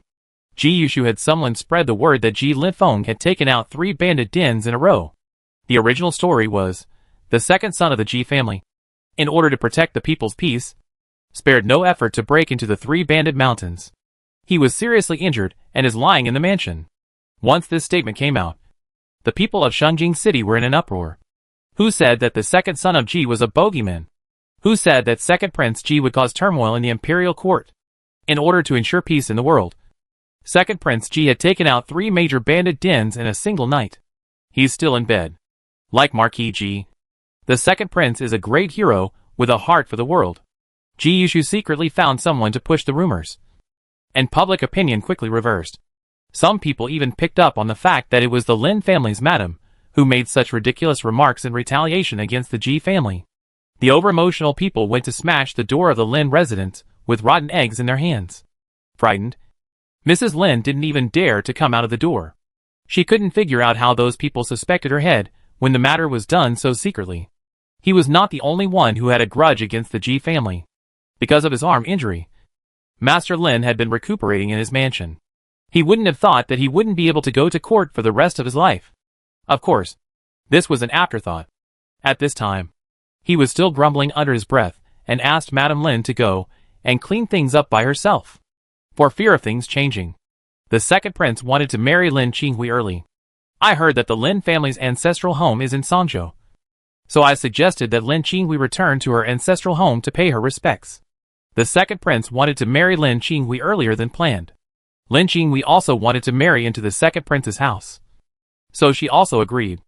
In order to show the importance of the second prince to Lin Qinghui, he personally accompanied Lin Qinghui to Songzhou. The time was set for half a month later. This news made the Ji family, and the crown prince and others wary. Soon, Ji Yushu figured out the second prince's intention. He was actually trying to draw the attention of the Ji family and the crown prince to him, then to create an opportunity for Azure Chin to deliver the letter. There was also the possibility that he would deliver it himself. It was up to Azure Chin's people to attract the attention of the 2 waves of people. After the planting scheme failed, Azure Chin and the second prince were anxious. Although Vice Admiral Lin alone had taken all the blame, the matter was all well known to everyone. Sooner or later, the crown prince would find a way to take the military power in Azure Chin's hands. So Azure Chin wanted to speed things up. On this day, Lady Rong Fei, also known as Nan Gongyan's birthday, arrived, and specially begged the Empress for permission to hold her birthday banquet at the royal villa. The Empress gave her permission, but because she was busy and could not be free, she called Su Yuyue to participate in the banquet on her behalf. After all, is the palace consort. Cannot fall out of her face is not. On the day of the birthday banquet, the lady who came was especially many. They did not come on the face of Nan Gongyan, but wanted to make friends with Su Yuyue. Su Yuyue had already been named Grand Princess and given the name Changle. It was evident that it was very much valued by the Empress. I also heard that the Ji family's eldest son had begged the Empress to grant him a marriage. and the Empress decree had been sent down to the Ji family yesterday. Agreed to the marriage contract between the two. In a few days, Su Yu will have a strong and powerful backing. If you don't tie the knot at this time, when will you wait? The Ji family also received Nandong Yan's invitation. They all sniffed out the flavor of intrigue from it. In attendance were Mrs. Ji and Duan Mui. Ji Tranquility, who liked to watch and eat, was of course also present. Ji Yushu went out with a few people, and as he was about to part, he gave a few unnoticeable nods towards Lady Ji. On the carriage, Ji Tranquility frowned with a small frown as she analyzed. It's hard to guarantee that the second prince isn't secretly colluding with Nandong Yan. The second prince does not want eldest brother to marry Su Yu, so he will definitely play dirty from there. Therefore, we have to be careful today. There are only a few means of trying to count on people. As long as you don't leave the table alone, there won't be much of a problem. Lady Ji had already learned from Ji Yushu that the second prince would lay his hands on Su Yu in order to sabotage the marriage between the two families. Today, she had to keep Su Yu under her watch. There were still quite a few concubines that Nandong Yan had befriended in the harem. So all the concubines that were qualified to attend today had come. The more people there were, the easier it was for something to happen. But fortunately, there were no male guests today. July summer. The air is hot and dry. Good thing. There is a very large lake in the villa. There are even more pavilions built according to the lake. Therefore, today's banquet was arranged in the pavilion. After sitting down, Ji Tranquility realized that they were not in the same pavilion as Su Yu. I don't know if it was intentional or what. So far apart. What if something happens? Why don't we find someone to switch places with? If it's intentional, switching positions probably won't work. So what should we do? I also don't know what this second prince's plan is. Ji Tranquility said that she couldn't figure it out. Su Yu's pavilion was 2 pavilions away from Lady Ji's side. It would be difficult to take care of anything. Ji Tran raised her eyes and looked round, when suddenly a figure came into her line of sight. That figure was quite similar to Su Yu. The key. The clothes were also very similar. That woman traveled in a hurry and disappeared around the corner in the blink of an eye. That person did not enter the table, so she thought that she was a maid. Suddenly, Ji Tranquility thought of a possibility. She was alarmed. It can't be that someone is trying to dress up Su Yu and then do something excessive. Right? No. The woman in a hurry just now is too suspicious. One has to follow and take a look to see. Mother. That. Not being able to say a complete sentence is really urgent. Lady Ji also saw the woman in a hurry. Next to her, Lady Lu saw Ji Tranquility speak and was full of surprise, reaching out to carry Ji Tranquility over and lift her high. As a result, she was too fat and didn't lift it twice before she was out of breath. Just in time, Lady Lu carried Ji Tranquility over, and Lady Ji found the opportunity to get up. I'll go and come. Here. Watch your sister some. Yes. Mother. Duan Mui used a small bowl to give Ji Tran a small spoonful of sweet soup to cool. Ji Tranquility saw Lady Ji leave and screamed. Mother, I also want to go. Lady Ji pretended not to hear and left. Ji Tran looked pitifully at Lady Ji as she left. Oh, Mother, you won't let me follow. What if that person carries out a plan to harm Su Yu? What Ji Tran didn't know was that Lady Ji was chasing after that person to see what she was going to do. Chapter 211. Private meeting with a foreign man. On this side, just as Lady Ji left, Su Yu's personal maid hurriedly came to report that Lin Qiuxing had something urgent to find her. Uncle looking for me. Su Yu didn't quite believe it. She glanced at her maid Shen Xiang. Seeing her face full of anxiety did not look like she was lying. But Su Yu remembered that Ji Yushu told her to be cautious today. What if this is really something? Marquis Ji had made a new assignment for Lin Qiuxing at the Ministry of War. And today happened to be the first day of work again. Thinking of Lin Qiuxing's honest and loyal nature, Su Yu wanted to get up and go take a look. As soon as Su Yu got up, Consort Rong exchanged a glance with Consort Li next to her. As for Lady Ji's side, she walked through the rockery, through the archway, and followed the woman who looked like Su Yu in 7 turns to the backyard. The woman looked around in a panicked manner and held a jade pendant in her hand. Lady Ji hid behind a rockery and waited for a short while. Then she saw a man sneak in the back door. After seeing the man's face, Lady Ji's face changed slightly. This man was not an outsider, but was Lin Fu's son, Lin Yu. This man was 24 and had not taken a wife, but had a large number of concubines. Only to see the man, with a smile on his face, receiving the jade pendant in the woman's hand and placing a gentle kiss on the woman's forehead. Coincidentally, 2 more court ladies came in from the back door. Just happened to see the scene. The woman who looked like Su Yu turned and ran away in panic. Lady Ji then heard the 2 palace maids saying, "Xiao Qing, the woman who ran away just now looks like the Grand Princess." "I see that it does too. Let's go. Let's inform Empress Rong of this matter." Only when the 2 palace maids walked out far away did Lady Ji come out from behind the wigwam. Lin Yu had already left joyfully. After waiting for a little while longer, Lady Ji finally waited for the person she wanted to wait for. "Yin Zheng. Madam, the person has been captured.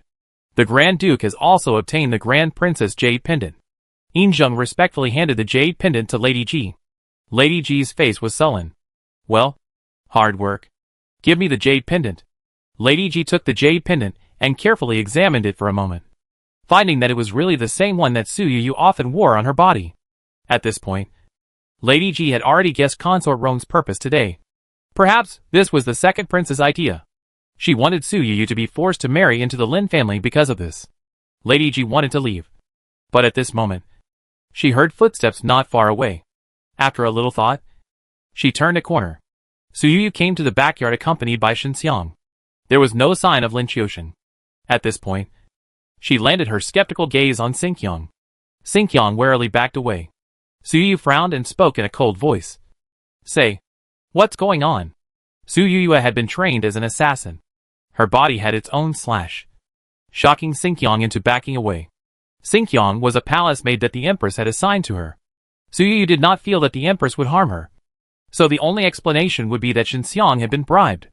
Seeing Su Yu's horrifying face, Xinxiang was scared in her heart. She knelt on the ground with a thud and cowed out uncontrollably. "Princess, spare your life. Princess, spare your life. Slave girl's younger brother is in the hands of Auntie Rong Fei. The slave girl has no way out." Xinxiang kept kowtowing. Su Yu did not make a sound to let her get up. A large number of footsteps sounded behind her. Su Yu knew that she was afraid that she had fallen into Consort Rong's trap today. "Isn't that Su Yu? Oops. I really did fall into the trap after all.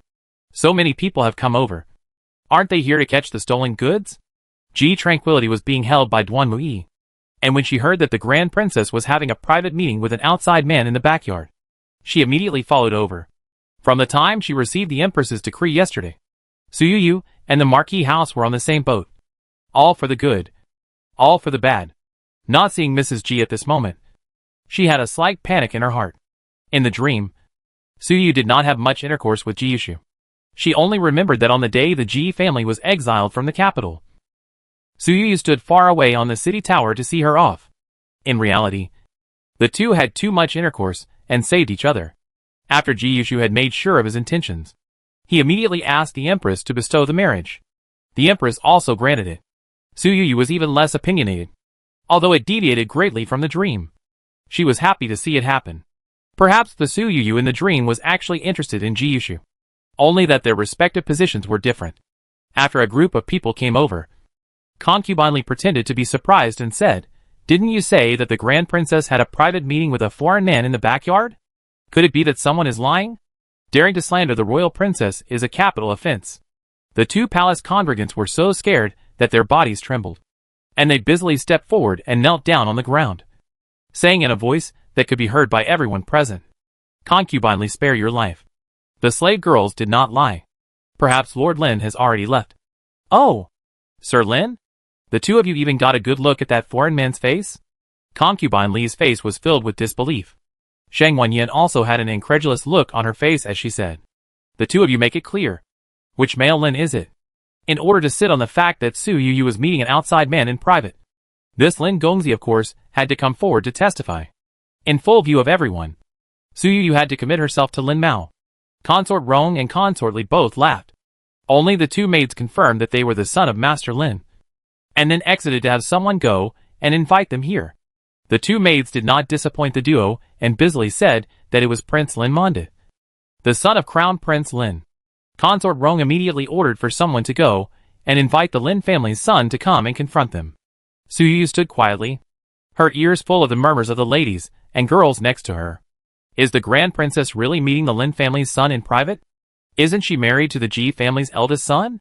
The decree was only issued yesterday? Isn't this a slap in the face of the Marquis? That's right. It's said that the Ji family's Grand Duke is very fond of the Grand Princess, and even sent her some paintings when she was in a coma. If it wasn't for the Ji family's help, she would even still be recognizing a thief as her father. I really don't know. She's actually an ungrateful villain. Keep your voice down. Don't let her hear. Although her mother consort is only a palace maid, she is loved by the Empress. The duo's mouths said whisper, but the result was that the words that came out of their mouths were audible to everyone present. Suyu did not know any Lin family male at all, and what she had not done, she could completely explain. If these people didn't listen, then they would all be killed. Suyu dropped her gaze on the two palace maidens. The words that came out of her mouth sent chills throughout the body. The two of you will retell what you saw. If you dare to lie, death. The word death was bitten extremely hard. Great Princess, why do you need to intimidate them? The two of them know the consequences of lying. And how can they lie in front of you? Great Princess, do you think so? Concubine Li had a look of watching the fun. Suyu tightened her pink fists, forcibly suppressing the urge to kill. Coolly, she said, since someone saw this palace meeting an outside man in private, then invite the person to confront her. Right? Ji Tranquility was very anxious for Suyu in her heart. Suyu, are you stupid? Since the two of them dared to say this, then there must be evidence. There is also the possibility that Lin Chu is not far away at this time, just waiting for Princess Rong's people to call out for him to confront them. Duan Muyi and Ji Tran thought of the same thing, that Lin Chu must be waiting outside not far away, waiting for people to come, then confirming the claim that Suyu had private meetings with foreign men. It's possible that he still has Suyu's personal belongings on him. Chapter 212. Left and Right. It must be said that Ji Tranquility and Duan Muyi guessed very quickly, and Princess Rong's people quickly called Lin Qiu, who had not gone far over. When Lin Qiu saw Suyu, he first looked guilty, and then immediately smiled with joy and went forward. You. Don't worry. Since we can't hide our affair, you can withdraw from the marriage with the Ji family's Grand Duke. Lin Qiu, will definitely treat you 1,000 times better. As soon as Lin Yu finished speaking, his entire body flew backwards. It was Suyu who moved, only to hear her coldly shout, "How dare you? Dare to speak out in front of this princess? You deserve to die." Lin Bao had a pained look on his face and expressed his love. "Ah, you. My love for you is visible in heaven and earth. Have you forgotten that day when we were enjoying the moon together on the rooftop so quickly? I'm not sure if you've forgotten that day on the roof, when we were enjoying the moon together, when we were drinking together.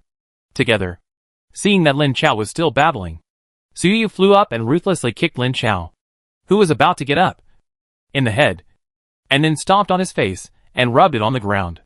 Consort Rong was afraid that she would kill the person, and hurriedly called for someone to come forward to pull her away. Great Princess, have a good conversation. Son Lin Qiu is right. Since you can't hide your affair anymore, just withdraw from the Ji family's marriage. Why be irritated and angry? Suyu made a move at the drop of a hat, scaring the noble women next to her into a white face. In their hearts, they were holding back many unpleasant words, not daring to speak out.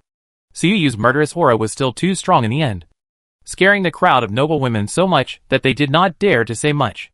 But in their hearts, they scoffed at her behavior as a grand princess, not to mention having private meetings with foreign men, fighting and killing all day long. Who would dare to want that? Lin Qiu was afraid that Suyu would really kill him, and was busy preparing to take out the jade pendant in his arms to prove it. As a result, he touched the jade pendant for half a day, but did not touch it. Suyu laughed coldly, saying that this princess is having an affair with a man without proof. Those who don't know still think that concubine Rong saw it with her own eyes. Consort Rong thought to herself, this Suyu had reminded her. Who said there was no evidence? Didn't Lin Qiu still have a jade pendant on his body? Thus, Consort Rong made a wild look towards Lin Qiu. The latter's face was full of panic. Did he drop it? Ah, you. Jade pendant. I have the jade pendant you gave me? Have you forgotten it? Things having come to this, Lin Yu had no choice but to say what he had originally planned. The noble women exclaimed. What? Even the love token was given? Since there is a token of love, why don't you take it out? Otherwise, it will be difficult for the crowd to be convinced. Hearing the voice, the crowd turned around and saw Lady G, who walked in with a flourish. Mother! Mother! Where did you just go? Lady G naturally couldn't answer G Tranquility. She takes G Tranquility from Duan Mui and walks forward in her arms. As Lady Ho arrived, a cadre of ladies and young ladies consciously made way. Seeing Lady G, the coldness on Su Yu's face eased a few points, while Consort Rong and Consort Li's hearts were jolted. A bad feeling spread. However, things had come to this point and could not be undone. Consort Rong could only say, yes. Since you said you have the jade pendant given by the Grand Princess, then quickly take it out. It's a hot day. It's not good to be in the sun. After saying that, Consort Rong retreated behind the wigwam with the help of her palace staff. Lin Chao had a bitter look on his face. Lost it. I'll go back and look for it. Su Yu had been stepping on Lin Chao's face, half-heartedly backing down. Hearing him say he lost it, he directly laughed out loud. Such poor acting. Do you find it interesting? This princess has never seen you from the beginning to the end. Yet here you are slandering this princess in front of everyone. I'm sure you all know how much Mother loves this princess. Right? So what? Even if this princess kills you today, the Mother Empress won't blame half of you. Would you say that's right? Duke Lin. Hearing this, Lin Chu was scared out of his wits and dropped his gaze for help on Princess Rong. Su Yu had been watching Lin Yu and followed his gaze to see the slightly flustered Consort Rong. Heh. Was this matter the work of Consort Rong? As soon as Consort Rong heard that she lost it, she cursed Lin Mao's waste in her heart, not waiting for her to come up with a countermeasure. Lady G beside her spoke again. Did you lose your love token? This madam here does have a jade pendant. I wonder if it's the one that Mr. Lin was talking about. Lady G displayed the jade pendant in front of everyone. When Princess Rong saw that the jade pendant was in Lady G's hands, her heart was indescribably strange. She wouldn't think that Lady G was helping Lin Qiu. When Su Yu saw it, her face changed slightly. It was really hers. From Su Yu's face, one could tell that the jade pendant was definitely hers. The crowd of nobles looked at each other. Lin Yu also said, Yes. Yes. Yes. It's the piece I lost just now. That was the token of love that a Yufan gifted to me just now. Su Yu looked at Lady G with uncertainty. Where did Mother pick up the jade pendant? But looking at this confident look of Mother, I guess there is still a backhand. Thinking that Su Yu's predicament could possibly be solved by her mother, Ji Trang could not help but clap her little hands. Nyan. Mother. Stick. Lady Ji heard what Ji Tranquility was trying to express, and the corners of her mouth rose slightly. Continuing, she said, however, this jade pendant was not picked up, but given to this madam by a maid. What puzzles this madam is that since Duke Lin said that this jade pendant is the one you have, why is it not on you, but in the hands of a maid? Why don't we bring this maid up and ask about it? Xiao He, go bring that maid up. At this time, many people smelled the smell of intrigue and shut their mouths up, even taking a step away from concubine Rong and concubine Li. Standing behind Lady Ji, Consort Rong was horrified in her heart, and her first reaction was that Lady Ji had captured the maid who looked like Su Yu. Sure enough, the moment the person was brought up, she was scared. Currently, she could only pray that the dead maid would not give her up. This thought of Consort Rong's was doomed to fail. She never expected the maid to give her and Consort Li up as soon as she came up. Back to Marquis Lady. The jade pendant was given to the slave girl by concubine Rong, and the clothes on her body were given to her by concubine Li. They had the slave girl disguise herself as the Grand Princess to come to the backyard to have a private meeting with Duke Lin, and deliberately let people bump into them to sit on the rumor that the Grand Princess had a private meeting with Prince Lin. The maid shivered and said, she couldn't say it without saying it. That person had forced her to take poison. If she didn't tell the truth, she wouldn't get the antidote. Ah! Lin Tu let out a miserable scream and was kicked out by Su Yu. Su Yu violently turned to land her gaze full of killing intent on Consort Rong and Consort Li. How nice! Counting on this princess. The two of you are feeling tired of living as a living human. Right? Then go to hell. Su Yu was in the midst of the screams of the crowd of noblewomen. Leaping up in the air, she slapped Consort Rong and Consort Li on the ground with her left and right hands. Bei Hung Yu. You are unbridled. Even if I make a mistake as a concubine, it's not for you to judge. Consort Rong was beaten to the point of wailing. Su Yu didn't care about her screams. She had long ago learned from the Empress that she wanted to get rid of this Shangwen Yin. Right now it hit her hands again. How could she let it go? Chapter 213. Delivering a letter in the form of a walking shipment. Su Yu beat consort Rong to the point where she could not recognize her original appearance in front of the crowd of ladies and boudoirs, as well as a few concubines. Su Yu. When the Emperor wakes up, I want you to die a horrible death. All bleeding from 7 orifices. Still screaming. Su Yu coldly grunted. I don't know if I will not die well. But this princess knows that you will not die well soon. Su Yu threw Princess Rong ruthlessly onto the ground, falling her tyrannical gaze on concubinely. No. I didn't do it. I was forced to do it. Su Yu didn't care what her reason was. The beating was over. The same left and right. Watching G Tranquility wow and clap her hands. He. Su Yu's character I like too much. I want to be like her when I grow up. Hearing this, Mrs. G cried and laughed. She still likes her daughter to be more like Duan Mui. Today, Su Yu showing this hand shocked all the noblewomen present. In a matter of days, her great achievements will spread throughout Shangjing City. There will only be more people who are afraid of her. Spare my life. Spare my life, great princess. I won't dare to do it again. Although she had the title of concubinely, she was not allowed to be a holy favorite, adding to the fact that Emperor Yu was now in a coma all the time. She simply had no way to file a complaint. Now, she realized, this world was the Gu family's. As long as Emperor Yu doesn't wake up, the world will be the Gu family's. After sitting for a long time, who would give it up? I'm afraid Emperor Yu won't wake up. It was only then that she realized the reality and regretted it. Su Yu beat the two of them to the point where they couldn't recognize their parents. And Duke Lin was even worse, directly scrapping both his legs. The birthday banquet ended unhappily. At the entrance of the villa, Su Yu met Ji Yushu, who came to pick up Lady Ji. At the moment, he seemed to be more upright in her eyes. The face was even more handsome. She smiled lightly towards him. She said, "Thank you." Today, she didn't believe that it was Lady Ji alone who made the move. Ji Yushu accepted her thanks and took the jade pendant from Lady Ji's hands and pinned it on her waist. The words that came out were like family talk. I have been guarding against the second prince. So there are eyes everywhere there is you. As soon as that woman who resembles you appeared just now, I guessed roughly. Helping her was also helping himself. G Tranquility's small mouth opened slightly. So Big Brother planted eyes around Su Yu. That's what helped Su Yu.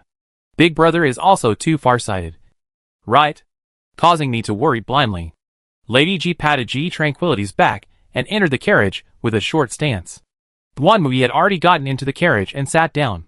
Seeing Lady G come up, she busily asked, "Mother, what happened just now? How did you guess that woman would?" Lady G smiled and said, half truthfully, half falsely, "Just now, I went to the toilet and happened to see that woman sneaking around. I also saw that her clothes were similar to those of the Grand Princess. So I followed her up to take a look. Then I saw her making out with the Lin family's son and exchanging tokens. I was greatly dismayed, thinking that Shuer's people were nearby. I had my men arrest the woman. She confessed without saying a few words. How did that jade pendant get into Mother's hands?" Duan Mui was puzzled, since that woman had given the jade pendant to Duke Lin, and Duke Lin had left. Why did she get the jade pendant? It was Shuer who went and stole it, Lady G said. Duan Mui and G Tranquility simultaneously drifted off. This battle is complete today. Just now I was worried to death. G Tranquility deflates. Lady G holds her and turns her around, wanting to feed her milk. G Tranquility was full of shyness, but she was truly hungry at this point. Fawn only drank a spoonful of sweet soup. Regardless of being full, Duan Mui's face flushed, and she turned her head away. Horses' hooves sounded. After separating from Su Yu, Ji Yushu drove a carriage with a group of 3 people back to the Ji family. Ji Lin Feng quickly ran 2 steps forward. "How is it? Today's? The theater looks good. Right?" I wanted to say melon, but I almost let my mouth slip. G Tranquility finished eating the milk. At this time is huffing and puffing. Little mouth is still spitting milk bubbles. See, Duan Mui loved tight. She also want to make an effort to give birth to such a lovely love-fat doll. Thinking of being married for 3 months. Her stomach still hasn't moved. Duan Mui glared fiercely at Ji Lin Feng. Ji Lin Feng? This. Could it be that the play is not good? Elder Moo is teasing Yer in the gazebo, holding a piece of pastry to make him walk. The little guy wobbles, and barely makes it to Elder Moo's front. So good. Elder Moo picked the person up, and genuinely complimented him. Father, Mrs. G called out. Elder Moo turned around, and saw that several people had returned, holding Yer in his arms. He sat on the toffee chair. Today went well, right? He asked. Luckily there was preparation in advance. This went well. Lady G holds the sleeping G tranquility, and sits next to her. The pavilion was built along the lake, a good place to cool off in the summer. Duanmui went back to her own courtyard and took a lunch break. Lady G repeated what had just happened and heard Elder Moo sigh repeatedly.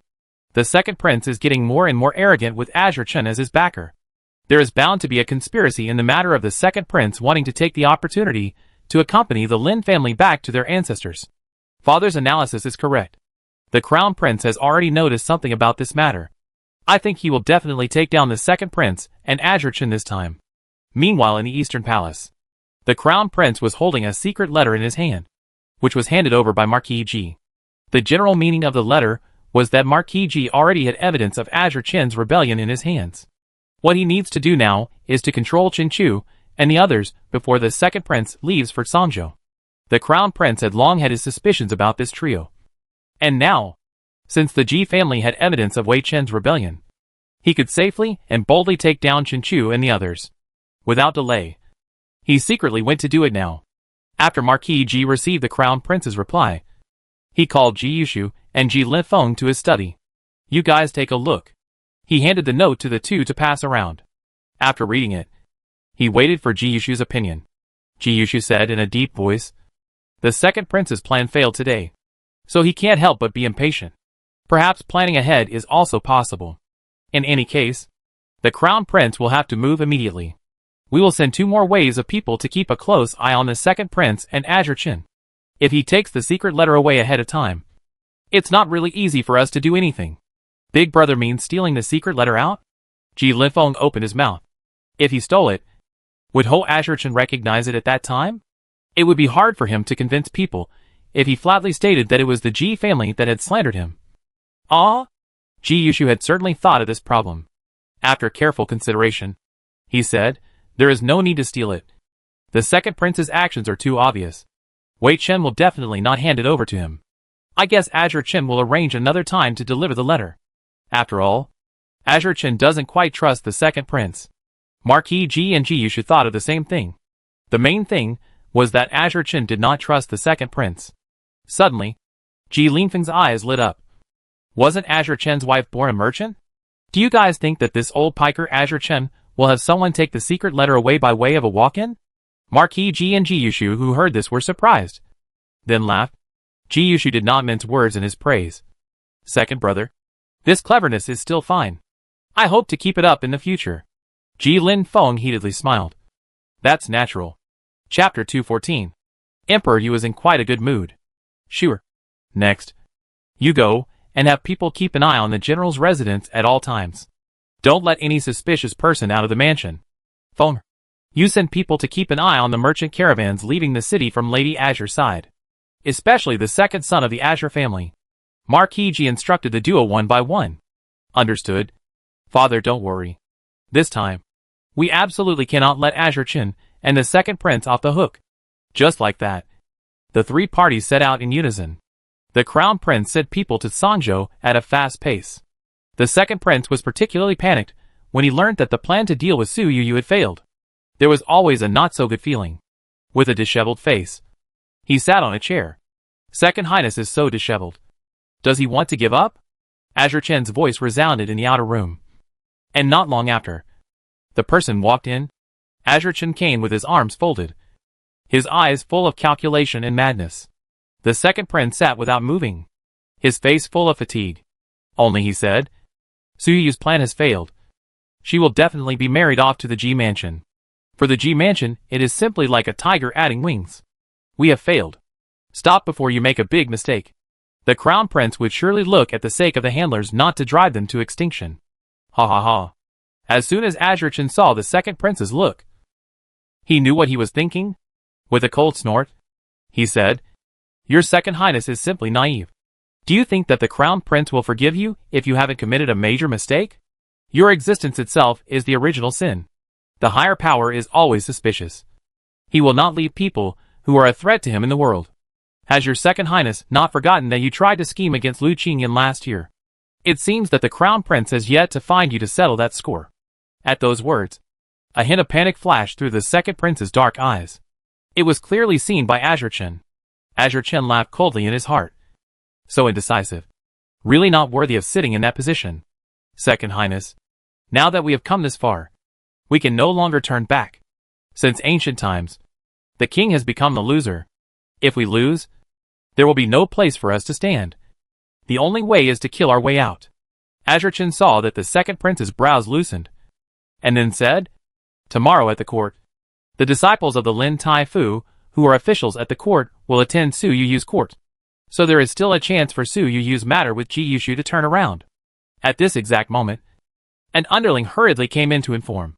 Second Highness, the informant in the palace has sent news that His Majesty has signs of waking up. What? The two exclaimed in shock. Azure Chen hurriedly said, Second Highness, go there quickly. The Second Prince understood what Azure Chen meant, and immediately got up to change his clothes. When the Second Prince arrived outside the Shouyuan Palace, he was stopped by the Crown Prince's people. Please stay behind. Second Prince? Imperial Doctor, who is treating His Majesty in the palace. No disturbance is allowed. The Second Prince heard the voices of the Crown Prince and the Empress coming from the inner room. And his heart was at odds. This prince is also his father's son. So why is the Crown Prince able to enter? But this prince is not? The palace attendant did not answer him. But the Second Prince wanted to barge in. Get out of the way. The two palace guards did not budge an inch. The Crown Prince, who heard the sound in the inner room, furrowed his brows, and went out after making a wink towards the Empress. Imperial Doctor, whose hands trembled as he took Emperor Yu's pulse. He had been the one who had been looking after Emperor Yu since he fell into a coma. In fact, Emperor Yu could have woken up a long time ago. However, the Empress had been dragging her feet. The Empress was kind to him, so he followed her orders. Today, Emperor Yu suddenly returned to his senses, which alerted the Empress and the Crown Prince. The Empress's original words were still to wait until she took down Wei Qin, Imperial Doctor, who understood and gave Emperor Yu a needle. At this time, the anxious Second Prince still barged in, ignoring the Empress and Imperial Doctor, who he directly knelt down by the dragon couch, his voice choking. Father, it's my son. Father, wake up. Okay, if you don't wake up again, this river and mountain will be surnamed Gu. The Empress wept at the first Emperor and said, Shenger, don't worry. Imperial Doctor, who has excellent medical skills. The Emperor will wake up. The Second Emperor was furious in his heart. After Emperor Yu fainted, it had been Imperial Doctor who had been looking at him, not allowing other Imperial Doctors to come close. There was no conspiracy in the middle of this. He couldn't believe it to death. Empress Mother, why hasn't Father woken up? It's been months since he fainted. The Empress didn't reply. Imperial Doctor, who said for her, back to Second Highness. His Majesty was previously poisoned by a demonic path, injuring his lungs and pitch. Even his brain was affected. This side was delayed in waking up. However, today, His Majesty has already shown signs of waking up, which is indeed an auspicious sign. I believe that he will wake up in a matter of days. Hearing this, the Second Prince's eyes narrowed slightly. This prince remembers that Imperial Doctor who had previously cured the death of a dowager concubine due to his poor medical skills. In order to avoid the same mistake, this prince would like to ask another eunuch to assist Eunuch Hu, crown physician, whose heart trembled. That was several years ago, and this Second Prince still remembered. The Empress revealed a dignified and decent smile and said, It's hard to believe that Shenger has the heart to remember your father. Now that Eunuch Hu's medicine has been used, His Majesty's body is still stable. So let's not make any more fuss. Seeing that the Second Prince wanted to say more, the Empress added, If you are not at ease, Shenger can come to see your father every day. It is also appropriate to do your filial duty in front of your bed. Hearing this, the Second Prince finally compromised. Many thanks to Mother for giving my child this opportunity. After saying this, he shook Emperor Yu's hand. While Emperor Yu was actually conscious, he just couldn't move his body for some reason. How he wanted to tell the Second Prince that the Empress was a poisonous woman. That day, when he saw him fainting, Instead of being the first to get a physician, he watched him vomit blood and fall to the ground. Today, it was actually telling him that she personally disposed of 2 concubines for him. Now she can be said to have only one hand in the harem. She also arranged the Gu family scions into the royal forbidden guard. Almost all of the palace was now owned by the Gu family. It was obvious that this was an attempt to make the foreign relatives exclusive. She will regret this. Will regret this. Great General. Yes, there are still 100,000 troops in the Great General's hands. If used properly, the Gu family can certainly be taken down. Imperial Son. It's up to you whether or not you can turn defeat into victory. Emperor Yu pinned his hopes on the second prince. When the second prince held Emperor Yu's hand, Emperor Yu felt that of all his sons, this was the one that reassured him the most. He had wronged him before. If he could wake up, he would make it up to him. The second prince had a very strange feeling in his heart, feeling that his father trusted him very much. His heart was slightly at ease. Gently whispering in Emperor Yu's ear, he said, "Father, my son will go down first. I will go to Sanzhou in a few days. I have a crush on the first daughter of the imperial master, Lin Qingwei. I will marry her when I return from Sanzhou. I'm sure father will like Qingwei. She is a very good girl." Emperor Yu's heart rejoiced when he heard this. Tai Fu Lin had many disciples, and thought that he would support the second prince. With the great general and Tai Fu joining forces, I thought it wouldn't be difficult to bring down the Gu family. The second prince left. Emperor Yu was in quite a good mood. It was believed that he would wake up soon. The Empress signaled for Imperial Doctor Hu to retire first. She had a few words she wanted to tell Emperor Yu. "Yes, Empress." After the people left, the Empress leaned over and whispered in Emperor Yu's ear. Emperor Yu's body suddenly trembled. The Empress smiled faintly. "Your Majesty, rest well. I will leave first and come back to visit tomorrow." Chapter 215. Embroidered Wedding Dress. The Empress went out in a rather good mood. Outside the door, the waiting crown prince saw this, and the corner of his mouth lifted slightly. "Why is mother how happy?" "Of course, it's because she told your father a secret." This time, Emperor Yu's sudden signs of waking up caught her off guard. Luckily, she had asked Imperial Doctor Hu to use that medicine before the second prince came in. Otherwise, the one the second prince would have seen today would have been the waking Emperor Yu. She knew that Emperor Yu could hear her, and she had whispered in his ear quite a bit these days. It was estimated that he had also heard some of it. Therefore, he then wanted to pin his hopes on the second prince. This river and mountain could only be the crown prince's. So how could she let him have his way? So, she said that the third prince was not his son, but Great General Wei Chen's. Immediately, the Gu family's army is about to surround the Azure family. The crown prince had already sent people to Qinzhou to control Qinchu. She would not let Azure Chen have his way. On the second day, above the court, a large portion of the officials went up to impeach Grand Princess Bei Hongyu, and said that such a ruthless woman was not worthy of the magnificent Marquis Ji. Marquis Ji simply had to laugh his head off. Whether or not Su Yu could be worthy of Ji Yushu, is it not for these people to comment on? Prime Minister Liu arched his hand and stepped forward. "Your Highness the Crown Prince, there is nothing wrong with the Grand Princess's actions. If it wasn't for Lady Rong and Lady Li deliberately setting up a trap, would she have hit someone? Furthermore, the Grand Princess is a member of the royal family. Would her honor be tolerated to be trampled upon by a son of a worldly family? There is no excuse for hitting someone in anger. I second the motion." Marquis Ji arched his hand and seconded Prime Minister Liu. Those officials who impeached Su Yu were led by Wei Chen. And apart from Wei Chen, the others were all disciples of Tai Fu Lin. One by one, the crown prince swept over the officials, who were arguing with the Gu family's side with harsh words. And his eyes signaled the eunuchs at his side, as if to say, "Fast. Take a small notebook, will record all these people. There is no need to go through the trouble of investigating." Beloved really did so. Immediately pulled out a small book from his pocket, began to write and draw in front of the civil and military officials. At once, the noisy voices dropped. The crown prince laughed coldly. "Why don't you make noise? Wasn't the noise justified? The other Ji family's Grand Duke didn't even say anything. And you guys are still concerned about what kind of daughter-in-law he will marry in the future. How idle." Some officials wanted to retort. If the Grand Duke's future daughter-in-law was just an ordinary lady from a family, that would be the end of it. Instead, it's the royal princess. How can this work? But they didn't dare to be the one to stand out. although the crown prince still has some momentum. But the momentum of the Gu family vaguely overshadowed the Lin family, the Wei family, the Marquis family. These small officials are completely a stepping stone. In the end, the crown prince sealed the deal. That concubine Rong is a spy from the southern kingdom.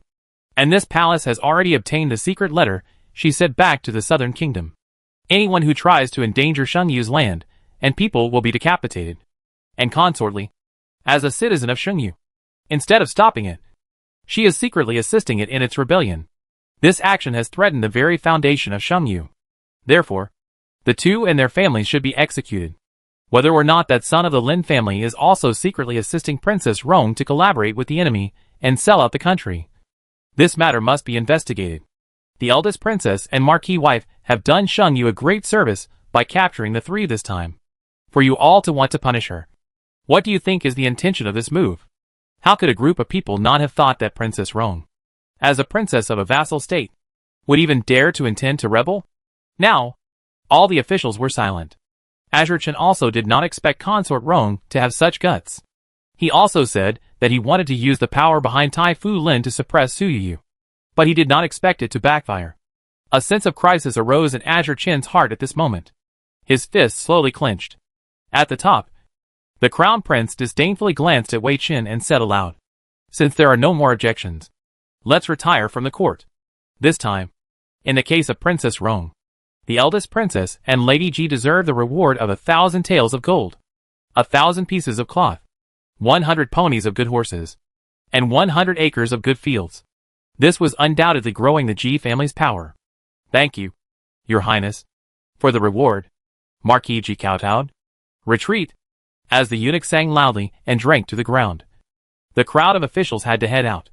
Coming out of the main hall, countless officials surrounded Marquis Ji to congratulate him. Azure Chen, however, snorted coldly and whisked his sleeves away. Tai Fu Lin didn't come to the court because of his arm injury. Now that his son's legs were ruined, he was in grief. How could he still be in the mood to come to court? He only wanted to kill Su Yu to avenge his son. He was close to the edge of madness. So that night, he sent his men to kill the mansion that Su Yu had bought for Lin Qiusheng. Both Ji Yushu and Su Yu had sent people to keep an eye on Lin Qiusheng's residence. The duo learned about it just as soon as Tai Fu Lin's side took action. Su Yu immediately changed into her night clothes and left the palace.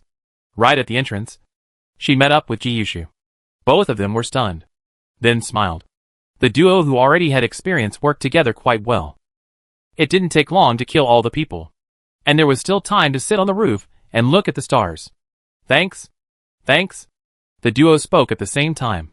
Su Yu thanked Ji Yushu for helping her yesterday, and Ji Yushu thanked Su Yu for coming into his life. The two smiled similarly. Su Yu was not a squirmy person.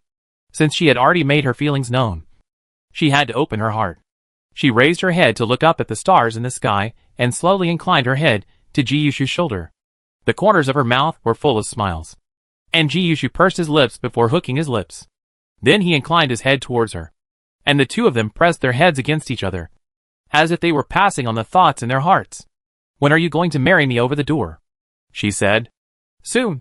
Tomorrow I will centralize my mother to find someone to look at the date. You go back and embroider your wedding clothes." Ji Yushu's heart was filled with sweetness. Su Yu's face was filled with panic when she heard that she still had to embroider the dowry. She only knew how to hold a knife. She had never been able to embroider a dowry. I don't know how." Su Yu revealed a little girl-like shyness. Ji Yushu actually rubbed her head, as if she was treating a small child. Favoring her, he said, "Nothing. I'll help you embroider." Su Yu was full of astonishment. "You still know needlework?" A big man still knows needlework. It really surprised her. Seeing Su Yu's believing look, Ji Yushu laughed loudly. "I only know how to hold a pen and knife. I don't know how to do needlework at all." Su Yu then realized that she was teased by him, and said angrily, "I really believed it. So, who will embroider this wedding dress?" She had heard that a new bride wearing her own hand-embroidered dowry meant a happy and auspicious life after marriage. If she didn't embroider it herself, there would always be a thorn in her heart. She decided to start learning embroidery from tomorrow. Not waiting for Ji Yushu to reply, Su Yu spoke, "Don't set a date first. From tomorrow onwards, I will learn embroidery. When it's about time, It's not too late to set a date first. Ji Yushu felt that this would be very difficult for her. No need. Right? Just go buy a ready-made one. Or let the embroiderer embroider it. No. I must embroider it myself. Let Sister Gao teach tomorrow. Su Yuyu said with a firm face.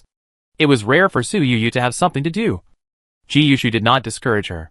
In the days after that, he would also be very busy for the sake of Wei Qin's matter. Chapter 216. Trying to confuse the public. Early in the morning of the second day, the Crown Prince's reward for the Ji family was carried into the mansion. The moment Ji Tranquility heard about the gold, her eyes went straight. Gold? 1,000 taels of gold, ah? It's mine. It's all mine. Lady Ji loses her smile. What a little money grubber. She carries Ji Tranquility to the hall. And the little one, upon hearing that there is gold, jumps all the way. As expected, I'm still not on the wrong side.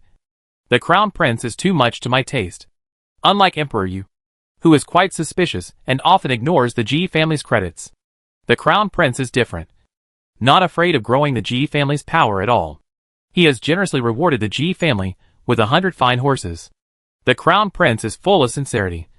So how could the Ji family possibly renege on their promise? Lady Ji secretly praised Ji Tran in her heart that she was right. If you treat me with sincerity, I will treat you with truthfulness. Suspicion and doubt will only lead to the loss of a vassal's heart. But for someone like Azure Chen, who was himself a dissident, it was a different story. The gifts from Beihing Jin and the Crown Prince's reward came to the Ji family together. As soon as they arrived at the Ji family said joyfully handing over the gifts prepared for Ji Tranquility. Sister Tranquil, this is a scented bag I made with my own hands. A gift for you. Beiheng Jin held out the scented bag as if offering it as a treasure. What? Yeah? Ji Tranquility's words came out in a milky voice. Very pleasing to the ear. Beiheng Jin's face was full of smiles. An incense packet with flower petals inside. Ji Tranquility looked disappointed. Beiheng Jin, ah. You need to learn more from the Crown Prince. Giving gifts must be something that people like. It's better for you to keep this scented bag for yourself. As soon as Ji Tranquility threw Beiheng Jin's scented bag back to him, Beiheng Jin didn't catch it and dropped it on the ground. Seeing her face of wealth, some of them were crying and laughing. It turns out that the gift he sent didn't reach her heart. Then next time, he would send gold. However, he didn't have much gold. If she liked it, he could go earn it. How about following father's example and opening a shop? Named after Tranquil's sister? The more he thought about it, the more Beiheng Jin felt it was feasible. Then he would have someone scout for a shop tomorrow. What would be good to do? Beiheng Jin looked Ji Tranquility up and down. Her milky, chubby appearance was cute as hell. If not, let's open a restaurant. Feed her a little fatter. And when she grows up, no one will covet her beauty. Thinking about this, Beiheng Jin smiled wryly. Ji Tranquility was completely unaware that Beiheng Jin had such thoughts. At this moment, she was picking at the box containing the gold, her mouth watering. It's too much, isn't it? 1,000 taels of gold. 2 whole big boxes. A piece of gold is 4 fingers wide. Plus Big Brother still has quite a few shops in his hands. In the near future, the Ji family will become the richest in Shengyu. Ha ha ha. So Tranquil's sister wants to be the richest. Is that not easy?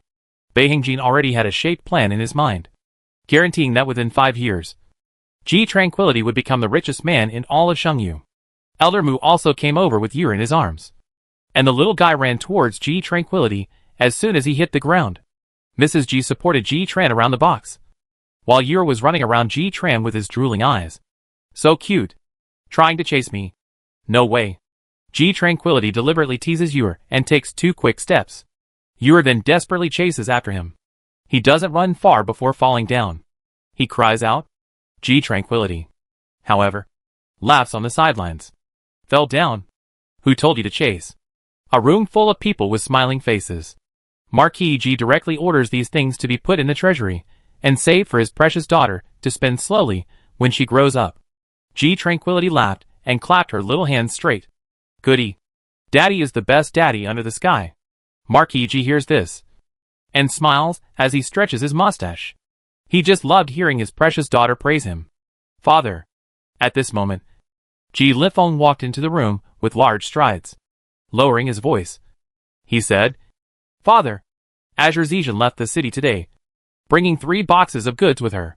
Azure Zhejian was Azure Qin's second son, the second son of the Azure family, who followed Lady Yu to manage the shops. What kind of goods?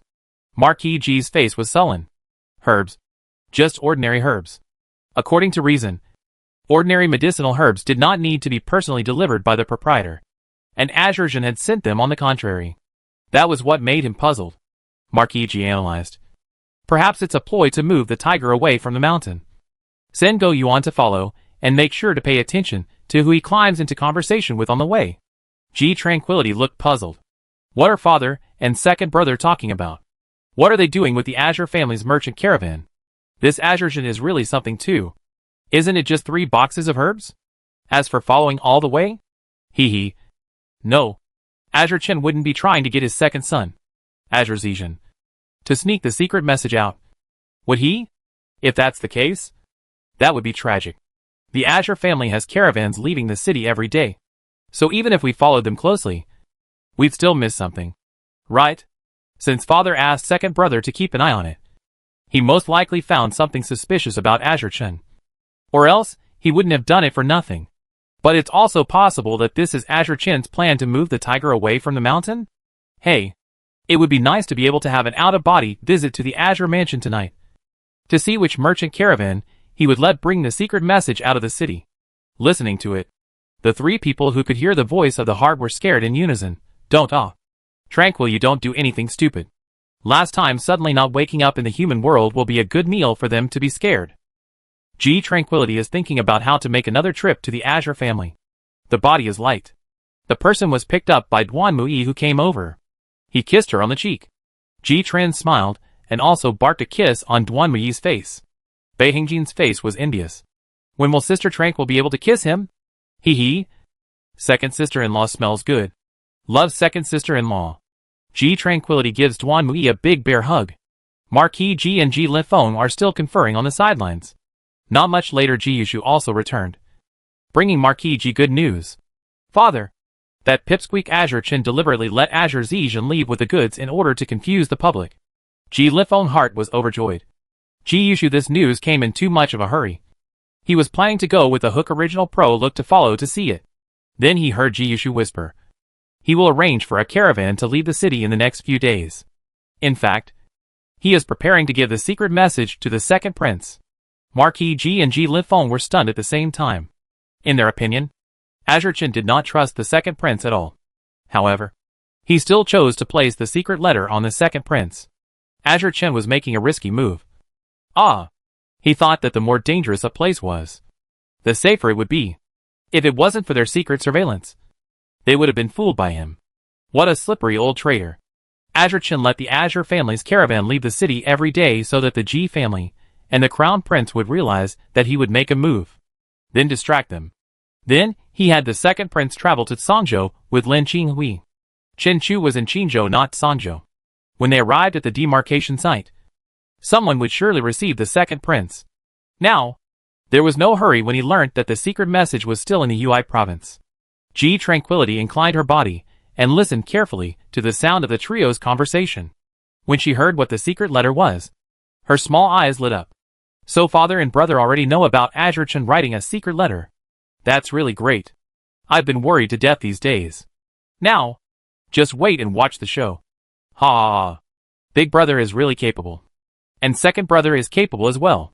The few people looked at each other and smiled. All the deep meanings were in the unspoken words. Chapter 217. The Night of Lightning and Thunder. General. The Ji family, and those in the Eastern Palace really fell for it. Azure Qin's inner circle excitedly came to the study to report. Azure Qin, who was reading official documents, was overjoyed at the words. In the past few days, he had arranged for the Yu family's merchant fleet to travel out of the city every day to either purchase or ship goods. All of them were mixed with his people. This was to make the Ji family and the Dong family, who were watching him closely, fall into the trap. Right now, it could be imagined that several people had already fallen for his trick of distracting the tiger from the mountain. Ha! Good. Really good. The second prince said that day that Emperor Yu really did have signs of waking up. The Gu family obviously doesn't want His Majesty to wake up, but they don't dare to actually kill him. This gives us unlimited opportunities. When the letter was delivered to Chinchu, it would be the time to rescue Emperor Yu. The previous plan was for Chinchu and the others to secretly transfer people to the Jiangyu generation so that they could get their hands on the water conservancy matters. Now, it seems that rescuing Emperor Yu is the best plan. When the Heartlander heard this, he praised, "Wonderful, General. At that time, we will rush into the palace under the banner of rescuing His Majesty, and take advantage of the chaos to kill the Crown Prince and rescue His Majesty. His Majesty is not unconscious these days, but is actually poisoned. And then the second prince will ascend to the throne in plain sight. Ha ha ha. Worthy of being the vice-general who has followed this general for 10 years. Smart." Azure Chen's heart was then just thinking truthfully. But don't take it lightly. Ji Xiaoshan acts with great caution. He won't let any of us out of the city go. Thinking of the resourceful Ji Xiaoshan, a trace of scorn flashed in Wei Chen's eyes. The heartthrob smiled very assuredly. "General, don't worry.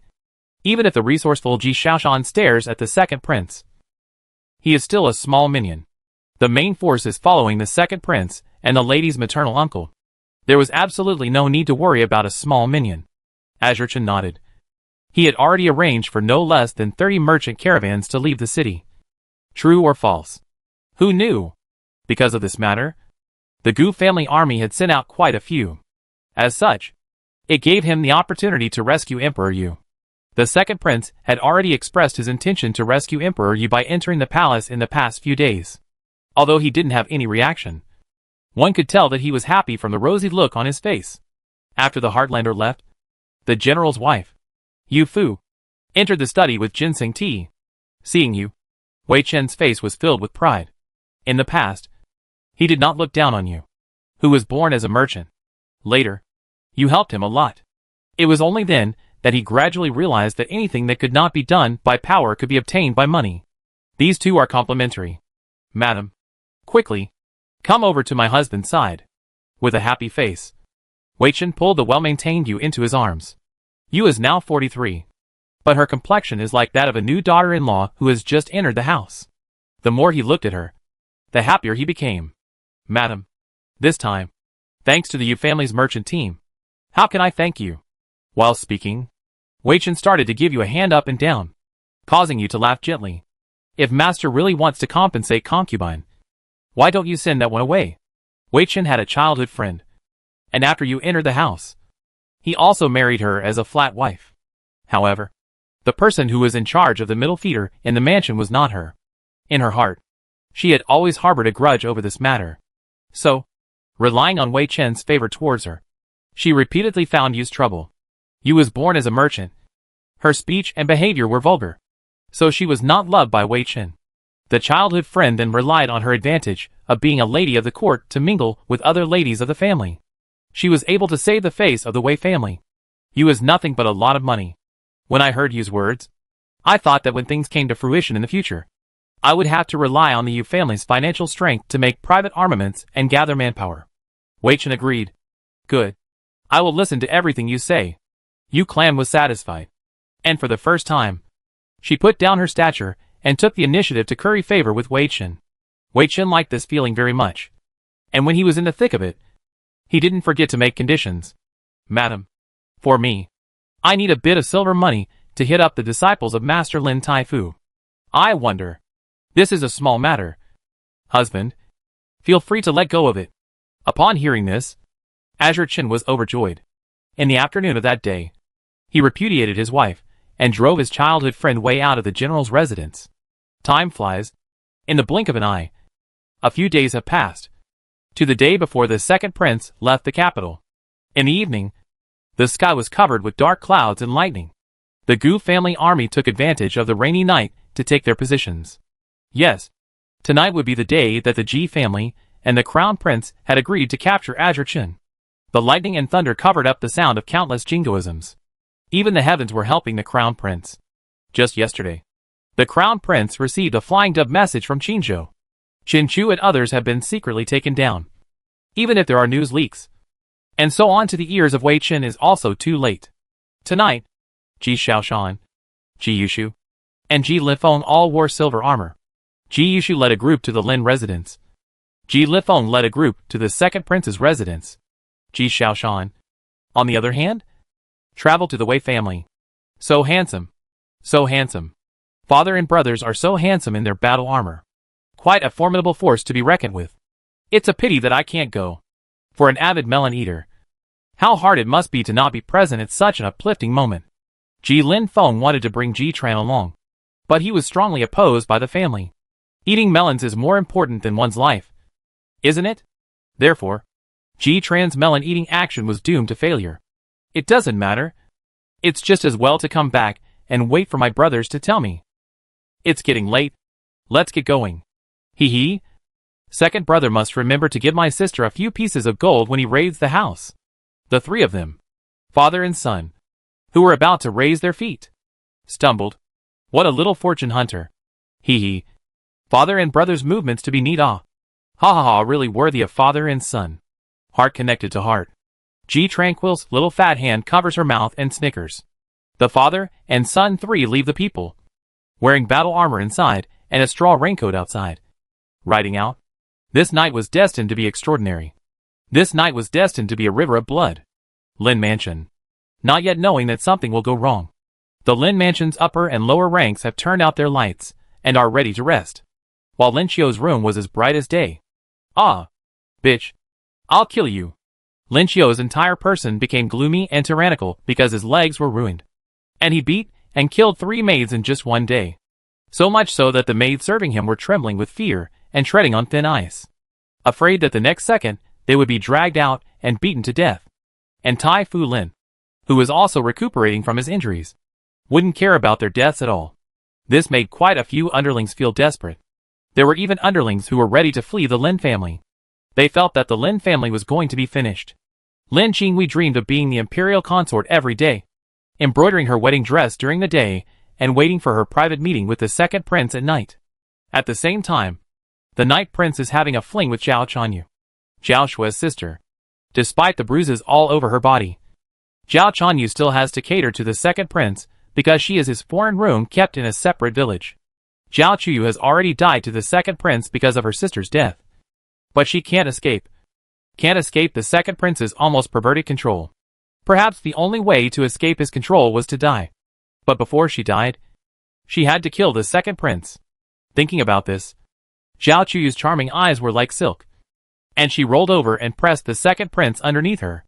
The second prince was stunned, only thinking that she wanted to play a new trick with him, unaware that Zhao Chuyu had already reached under the pillow and found the scissors she had hidden underneath. Zhao Chuyu was able to find the scissors that she had hidden underneath the pillow. Chapter 218. Surrounding the Azure Mansion. The second prince was enjoying the joy that Zhao Chuyu brought him when he suddenly felt a wave of uneasiness surging through his heart. He subconsciously tilted his head as he opened his eyes. Ah! His ear was directly pierced by the scissors. Blood stained the bed. Bitch! This prince is going to kill you! The second prince's reaction was quick, forcibly enduring the severe pain to yank on the scissors that Zhao Chuyu stabbed at him again. Zhao Chuyu's face was dyed in madness as she stabbed downwards with all her might. The second prince's strength was a bit lacking because of the unbearable pain in his ears. But after all, he was a man. He was barely able to support Zhao Chuyu's strength. I want to avenge my sister. I want to avenge my sister. The crazy Zhao Chuyu's face was already twisted, screaming words of revenge for his sister. Come on, people. Come on, people. Little by little, the scissors were stabbing towards the second prince's eyes, and they were about to hit. The rain was pouring outside, and the inner room was in shock. Only a bang was heard, and the door of the bio was slammed open by a group of soldiers. Someone shouted, "Catch the rebel second prince. Go in and search." The second prince's face suddenly changed when he heard this. Ha ha ha. Zhao Chuyu's frantic laughter caught Ji Linfeng's attention in the outer room. He vigorously kicked the door open, then saw the naked second prince, and a woman who was unclothed. Ji Linfeng raised his hand, and 2 officials and soldiers behind him rushed into the room and took Zhao Chuyu down. Once the second prince was saved, he was arrested again. Not caring about his bleeding ear, he loudly rebuked Ji Linfeng. Ji Linfeng, what are you doing bringing people me to break into this prince's other villa? Are you going to revolt? The second prince had already been escorted to the ground, 2 officials and soldiers clamping down on him in a deadly grip. Ji Linfeng sneered and said condescendingly, The one who wants to rebel is the second prince. Right? Oh. Do you think that the last time you planted evidence to frame the G family is over? Do you think we don't have evidence in hand? Do you think that Vice General Lin alone will take the blame, and we won't be able to do anything about it? Oh. How naive. The reason why we didn't interrogate the Minister of War in the first place was because we wanted to relax your guard. Let you mistakenly think that we have no evidence and have to swallow this matter. Oh. You have Zhang Liang's plan. We have an overwall ladder. So what? This point only proves that this prince wants to frame the Ji family. But what makes this prince a rebel? Ji Linfeng, you don't want to spit blood. The second prince glared at Ji Linfeng in anger. When Ji Linfeng thought of that night, when Ji Tranquility almost died at the hands of Lone Wolf, his anger really ran through his head. He fiercely kicked at the second prince. Bloodthirsty? Humph. Right away. Right away you'll know if this prince is bloodthirsty or not. Take him away, and let him take a good look at how that old piker Azure Chen was defeated by my father. Hearing Azure Chen, the panic in the second prince's eyes was obvious. Azure Chen was his greatest safeguard. If even he was. Azure House. It's not good. It's not good. Great General. The Gu family army has surrounded the general mansion. The earth-shattering thunder from outside drowned out the shouts. As a last resort, the housekeeper knocked on the door of Azure Chen's room. Inside, Wei Chen was sleeping with you in his arms, when he suddenly heard someone knocking on the door and cursing. Before he could finish his words, he heard, "It's bad. It's bad. Great General. The Gu family army has surrounded the general's mansion." His face changed drastically, and his first thought was that the secret message had been exposed. He had to hurry and transfer the secret letter. Just before he could reach the study, the Gu family army outside rushed in. The first two were Gu Yishan and Ji Shaoshan. Torch-wielding officers and soldiers lined the corridor in an orderly fashion, illuminating the entire general's residence. The subordinates were frightened to the point of shrillness at the sight of the battle. Wei Chen, where are you old piker escaping from? Men, arrest the people, Marquis Ji bellowed, and the Ji family guards behind him stepped forward, holding Azure Chen, who was clad in outer robes and hurrying to catch up. In place, Azure Chen wanted to resist, but saw that the roof was full of archers. His heart was so shocked that he didn't dare to move again. Coldly, he said, "Ji Shaoshan, what are you doing?" Marquis Ji coldly grunted. "Doing what? Can't you even see this? Of course, it's to catch the rebels. How can you say that this general is a rebel without proof? Ji Shaoshan, you are just deliberately trying to cross this general." Azure Chen yelled at Marquis Ji. "No proof? Oh! You just watch and see. When I find the evidence to see you still sophistry." Gu Yishan didn't know where Wei Chen had hidden the secret letter, but seeing Ji Shaoshan's confidence, his heart didn't have the slightest worry that Wei Chen would be able to run away today. "Wei Chen, tonight is the day your general's residence will fall. Everything you have done is under our control, including the fact that you deliberately sent a merchant caravan to confuse us. And don't think that the second prince and Tai Fu Lin will still come to your rescue. Nowadays, they are already taking care of themselves." Wei Chen looked at Gu Yishan with eyes full of horror. Was he defeated? Why had he lost in such a short time? All the plans were seamless. He had sent countless caravans out of the city. The Ji family and the one from the Eastern Palace didn't fall for it. Impossible. Right. Evidence. They can't find evidence to conclude he rebelled. Ji Shaoshan could not find evidence at all, but do not want to stride into the study to find evidence of Ji Shaoshan laughed out of the study. In his hand was the very letter he had written to Qin Chu and the others. At this moment, Wei Chen's head went blank. Why?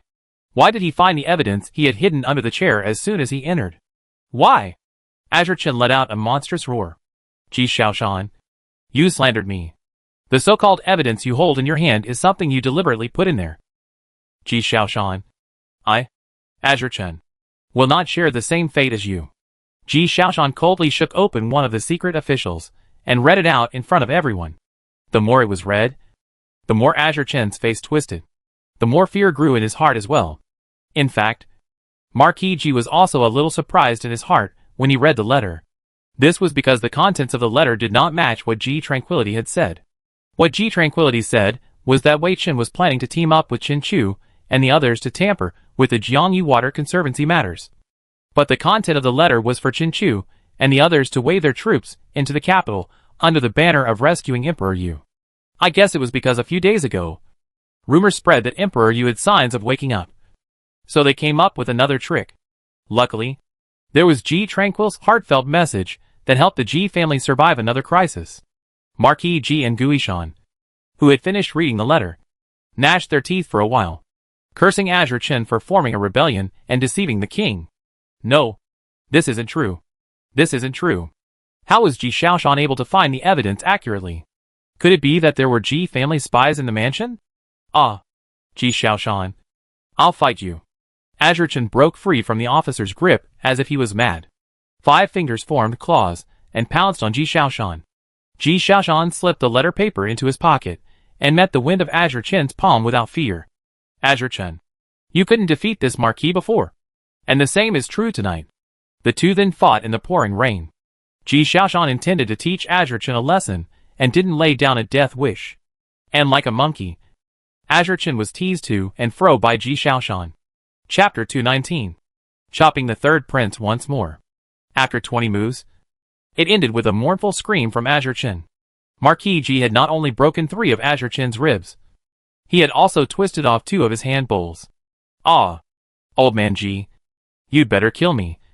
Otherwise, I will definitely not spare the entire Ji family. Just because of Azure Chen's words, Marquis Ji wanted to kill him immediately. You don't have a chance. Not just you. The entire house of the Azure family doesn't have a chance. Azure Chen didn't believe it. In his opinion, what he had committed was less of a crime than his wife and children. Therefore, his wife and children would definitely help him take revenge. Heh. Heh. Gee, old piker, don't put words in his mouth like that. This general still has trump cards in his hand. You can't fight this general.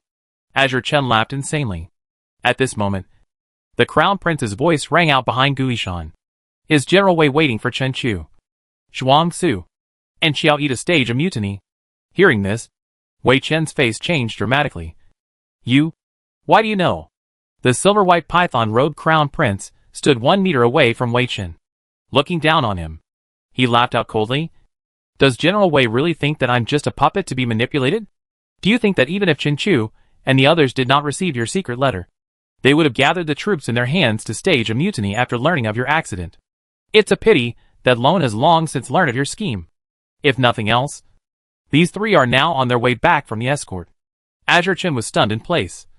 His face as white as paper, his flesh and blood seemingly dried by the wind. The day these 3 are escorted back to the capital will be the day your Azure family is exterminated, including your son with Lady Qin, Bei Hung Yuan. Boom! When Azure Chen heard these words, it was as if something burst open in his brain.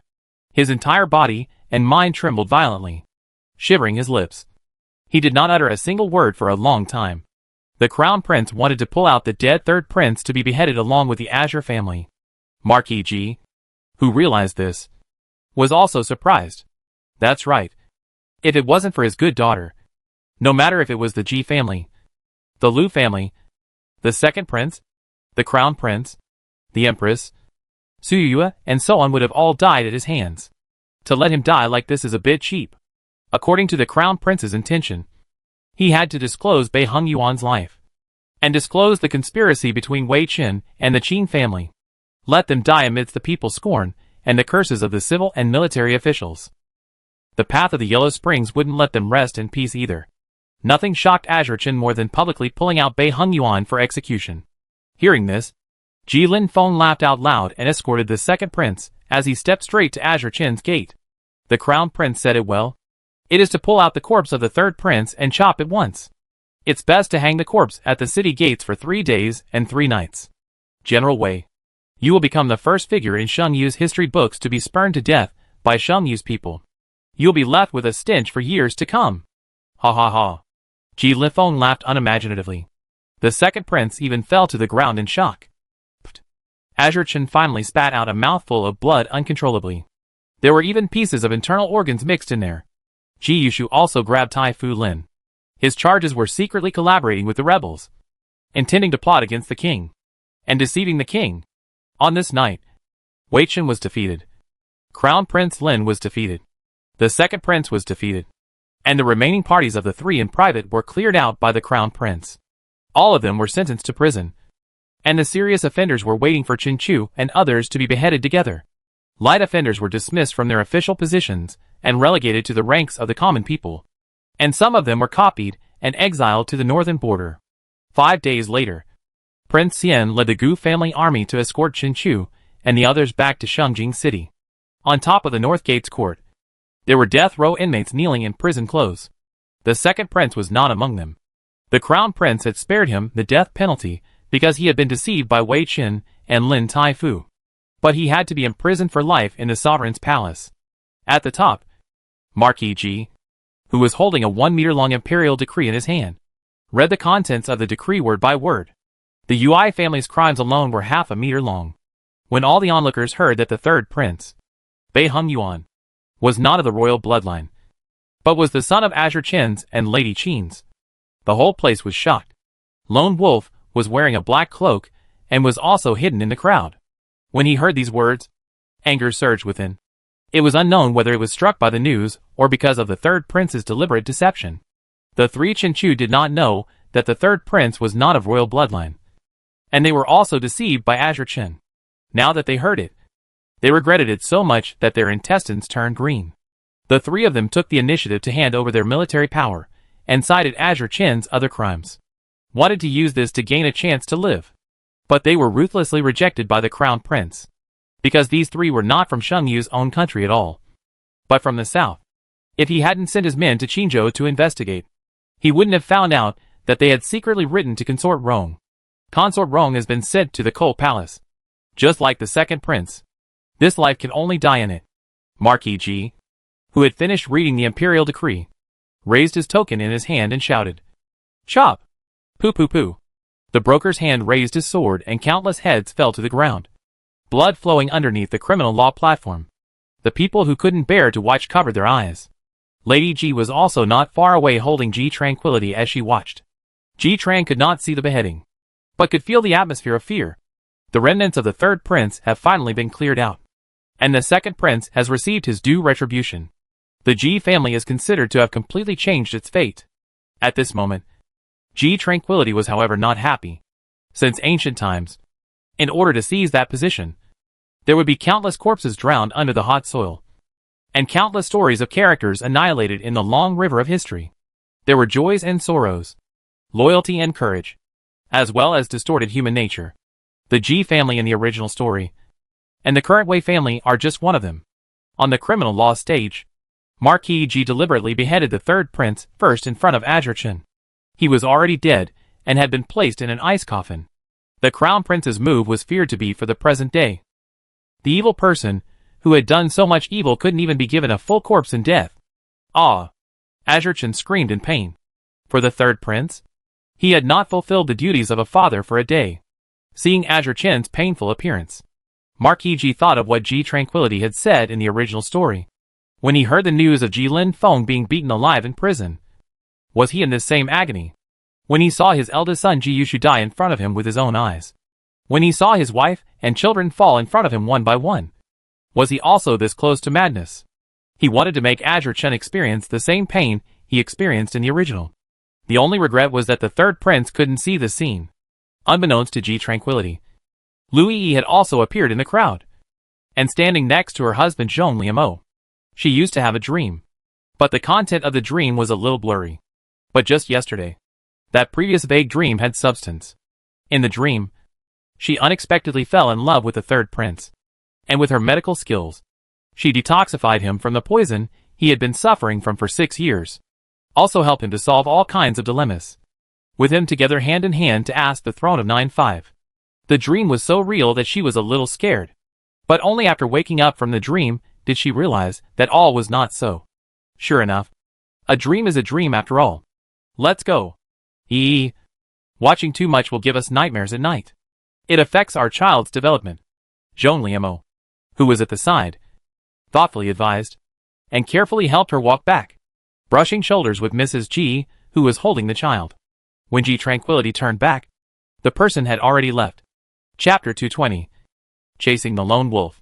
The Azure family had lost, and all the industries under the Yu family's name had been secretly acquired by Bei Hung Jin. He never forgot that his tranquil sister had a dream of becoming the richest man in Shengyu. Lin Qinghui married the second prince as a concubine and lived together in the clan house. Day in and day out, she suffered the perverted torture of the second prince. The rest of the Lin family was sent to the northern border to do hard labor. Is that a lone wolf? Chase! Ji Linfeng saw the lone wolf in a black cloak and chased after him with Go Yuan and Yin Zheng. Marquis Ji, on the other hand, hugged Ji Tranquility and took Lady Ji home. No one would be able to shake their Ji family in the future. The crown prince did not suppress the growth of the Ji family like Emperor Yu did. He has the hidden intention of growing the Ji family. The purpose, of course, is to check and balance the Gu family. Of course, this was self-evident in everyone's mind. Mother! Mother! I want to eat green bean cake. Mother! Mother! You snatched my biscuits. Tranquil child is good. You have to call your brother. Don't. He always steals my biscuits. I don't like him. Ji Tranquility, who will be 1 year old in a month's time, speaks more completely than 1.5-year-old you. The family brought her along like a treasure all day long. There are 10 or so maids serving her throughout the house. They are afraid that she might bump into something. Mrs. G was lying in a rocking chair, and the two little ones were at her feet, arguing over a biscuit. You give it back. The big one has to let the little one. You know? Ji Tranquility just got her hands on the biscuit when Yu snatched it away. Exasperated, her two cheeks puffed out. Cute as hell. Miss, be careful. Ji Tran's eyes lit up, and she quickly turned her head to see Duanmu walking into Wudong courtyard with Jichio's support. Duanmu is already 2 months pregnant. Jichio is afraid that she might have a slip-up, and is guarding her every step of the way, even if it is to go up a step to help. Duanmu glared at her. Only 2 months. That has this kind of delicate. You or another wait for me. Quickly go to embroider your wedding clothes. Jichio's small face reddens. Little Miss is teasing the slave girl again. A month ago, Duanmu found Jichio delivering snacks to one of Yin Jing's men, the lad she hadn't met yet. But she knew that Jichio would marry this lad in the future. That was why she had poked fun at her. Miss, I'm not poking fun at you. If you are truly happy with that guard, Miss, I will be your judge. With my presence? Even if that young man doesn't agree, he'll have to. Duanmu scratched Jichio's nose, feeling a force coming from his leg. He looked down only to realize that it was Ji Tranquility.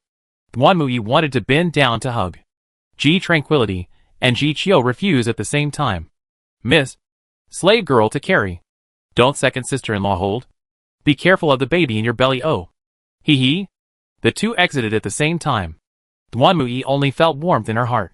It's so good that everything in reality is far away from that dream. Ji Yushu strides into the Wutong courtyard and takes Ji Tranquility from Jichio's hands. Ji Tranquility saw the pinhole on Ji Yushu's finger, and her heart snickered. Hee hee. Big brother hates to marry his sister-in-law right away, and actually sneaks off to the princess residence to help his sister-in-law embroider her wedding dress. Ji Yushu's mouth twitched. This was all seen by his little sister? How could he be embarrassed? Ji Yushu shrank his stabbed finger into his sleeve and carried Ji Tranquility towards his courtyard. Go. Sister. Big brother will take you to check on that brat Bei Hingjin's homework. Bei Hingjin is actually very hardworking. Without checking, he will complete the schoolwork that big brother handed down on time and in accordance with the amount. In the future, he'll also be like Jun Fu, who was in the first grade of high school. Jun Fu did not disappoint Ji Tranquility's expectations. He was a high school scholar. The Duanmu family had followed Jun Fu's lead. Jun Fu, that boy, has gone back to his hometown to pay homage to his ancestors. Not surprisingly, will bring his family together into Shangjing. Jun Fu's residence is next door to the princess's residence, and will be neighbors with Ji Yushu in the future. Su Yuyu, however, said that she would move into the Ji mansion after her marriage and leave the princess mansion empty. How nice is that? The entire Ji family was begging for it. Ji Yushu of course knew that Bei Hingjin was capable and intelligent. It's just that lately, I don't know what's wrong with him, but he's been a bit distracted. His schoolwork has been very perfunctory. It made it seem as if he, a child, was busier than he, a teacher. Son, Miss Ji is here. Ali, the follower beside Bei Hingjin, ran into the house with great gusto and informed Bei Hingjin of this matter. Bei Hingjin had wanted to get busy and finish copying the classwork and leave, But he didn't expect that G Tranquility would still come to see him. He immediately tore up what he had written before with a clatter, and began to write slowly. The sitting posture was extremely upright. Ji Yushu carried G Tranquility into the room, and what he saw was Beihongjin, who was sitting in an extremely upright position. Beihongjin. G Tranquility called him by his name, and the latter was completely unconcerned, and even smiled at her in a very favorable manner. He had been a bit busy lately because of his shop, such that he hadn't properly played with G Tranquil for a few days. The handwriting is so beautiful. G Tranquility praised it from the bottom of her heart. Ji Yushu placed G Tranquility on the ground as she slowly raised her feet and walked over to Beihongjin's table. Ji Yushu took a piece of rice paper and a pen for Ji Tran to write and draw on it by herself. It was like she was studying with Beihongjin. Beihongjin glanced at her from time to time, and when he saw her concentrating, he began to concentrate as well, as G Tranquility wrote and drew with her brush. Ji Yushu thought she was playing and didn't bother to pay attention to her. When Beihongjin finished writing his essay and inclined his head to look at her, he saw that she had already finished a painting. The drawing was still the same as when he was writing. It was just slightly more abstract. G Tranquility hemmed and hawed. It looks good, doesn't it? If it weren't for the fact that I can't hold this kind of brush, I would have drawn it better. Hee. Beihongjin drew the corners of his mouth and complimented her. Good looking. I've kept every painting you've drawn. G Tranquility heard this and was filled with displeasure. What? You still want to wait for me to grow up and take them out to humiliate me? Beihongjin immediately made a surrendering gesture. How could that be? That was my collection. Not a collection to humiliate you. Ji Tran, who had made her words so mellow at less than a year old, was called a miracle by the men in the mansion. G Tranquility didn't care what they would think. Anyway, she had been smart since she was a child. Wouldn't being able to speak early fit her persona? While Beihongjin finished copying the coursework for Ji Yushu to check, Ji Tran drew 3 paintings in the meantime. The drawings were all Q versions, and they couldn't understand them at all. Ji Lin Feng came back in a flurry of wind. Big brother, I let that lone wolf escape again. But this time, I cut off one of his arms. Ji Lin Feng had been chasing the lone wolf for the past 3 months. Chasing the lone wolf like a cat to a mouse. Who let the guy kill innocents indiscriminately in order to solidify his soul from being rejected by the lone wolf. He deserved to be chased like a mouse by Ji Lin Feng. It's nothing. He's no longer capable of checkmating us now. But as long as he wasn't dead, he was ultimately a threat to the people. And he still hoped that G Tranquility would put that thing away. Lone wolf? I already have over 10,000 points to clean him up. It's just a shame that I've never been able to catch him. Whenever second brother goes after him, bring me along. It will be possible to catch him. Ji Linfeng's eyes lit up and felt that this method was feasible. Chapter 221. Emperor Yu's death. Wutong courtyard. Mother! Mother! When Lady Ji heard G Tranquility's shout, she knew she had woken up. She hurriedly stepped inside. She hurriedly stepped into the house and saw G Tranquility revealing a small head from under the covers. The weather at the end of October was cool. G Tranquility had put on a thick coat again. Her round body was a sight to behold. Lady Ji put on G Tranquility's thick clothes, fearing that she would freeze. She added a small red fur-colored cloak to drape over her body. Put me down, mother. I'll walk by myself. G Tranquility was afraid that her physique would tire out Lady Ji, and was unwilling to let her hold her. Lady Ji put her down and held her little hand, slowly stepping out of the bedchamber. Just as she walked out before sitting down, she heard a piercing bell ring. Knock. G Tranquility's small face was stunned. This seems like a funeral bell? It can't be that Emperor Yu is dead. Right? Outside, Ji Yushu and Ji Linfeng walked in large strides. A thick coolness was wrapped around their bodies. Mother! The Emperor has collapsed. It was self-murder, Ji Yushu said with a face full of gravity. Emperor Yu's death at this time of the year was mourned by the whole country, and no marriage was allowed. Therefore, his wedding date with Su Yu had to be pushed back again. And the crown prince is also unable to marry Lu Qingyan.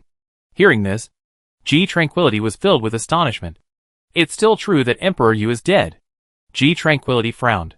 Emperor Yu died at a bad time. So the crown prince can't marry Lu Qingyan in order to keep his filial piety. Big brother can't marry his sister-in-law either. It's unlikely that Emperor Yu is deliberately preventing them from getting what they want. Right? After all, There's no guarantee that there won't be changes in these 3 years. Ji Yushu and the others thought of the same thing as Ji Tran. Ud just didn't want the duo to get what they wanted, which was why he chose to kill himself at this time. Ji Yushu and Ji Lifeng went out to spy on the news again. The country could not be without a ruler for a day. As soon as Emperor Yu died, the whole country was drafted in vegetarianism, and the crown prince Ling Qian succeeded to the throne, with the enthronement ceremony to be held 3 days later. The news that Emperor Yu had killed himself was a disgrace to the royal family. So the empress declared that Emperor Yu had died of an illness. Duan Muyi was assisted by Jiqiu to Wutong courtyard. Breakfast was already on the table, but today only 2 people would be eating it. Marquis Ji had to stay in the palace to take care of things because of Emperor Yu's sudden death. For fear of accidents, the entire city of Shengjing is under martial law for 3 days. The city was full of Gu family troops. Mother, I heard Jiqiu say that the streets are full of Gu family troops. Halfway through eating, Duan Muyi thought of what Jiqiu said just now. Lady Ji nods her head. His Majesty has died, and in order to prevent accidents, the entire city is under martial law for 3 days. Duan Muyi, however, wanted to say that after beheading the 3rd prince and bringing down the 2nd prince, it seems that a Gu family army has now popped up. The Gu family army is the backing of the empress and the crown prince, and is now considered to be powerful. It was impossible for the Ji family not to have a crisis in their hearts.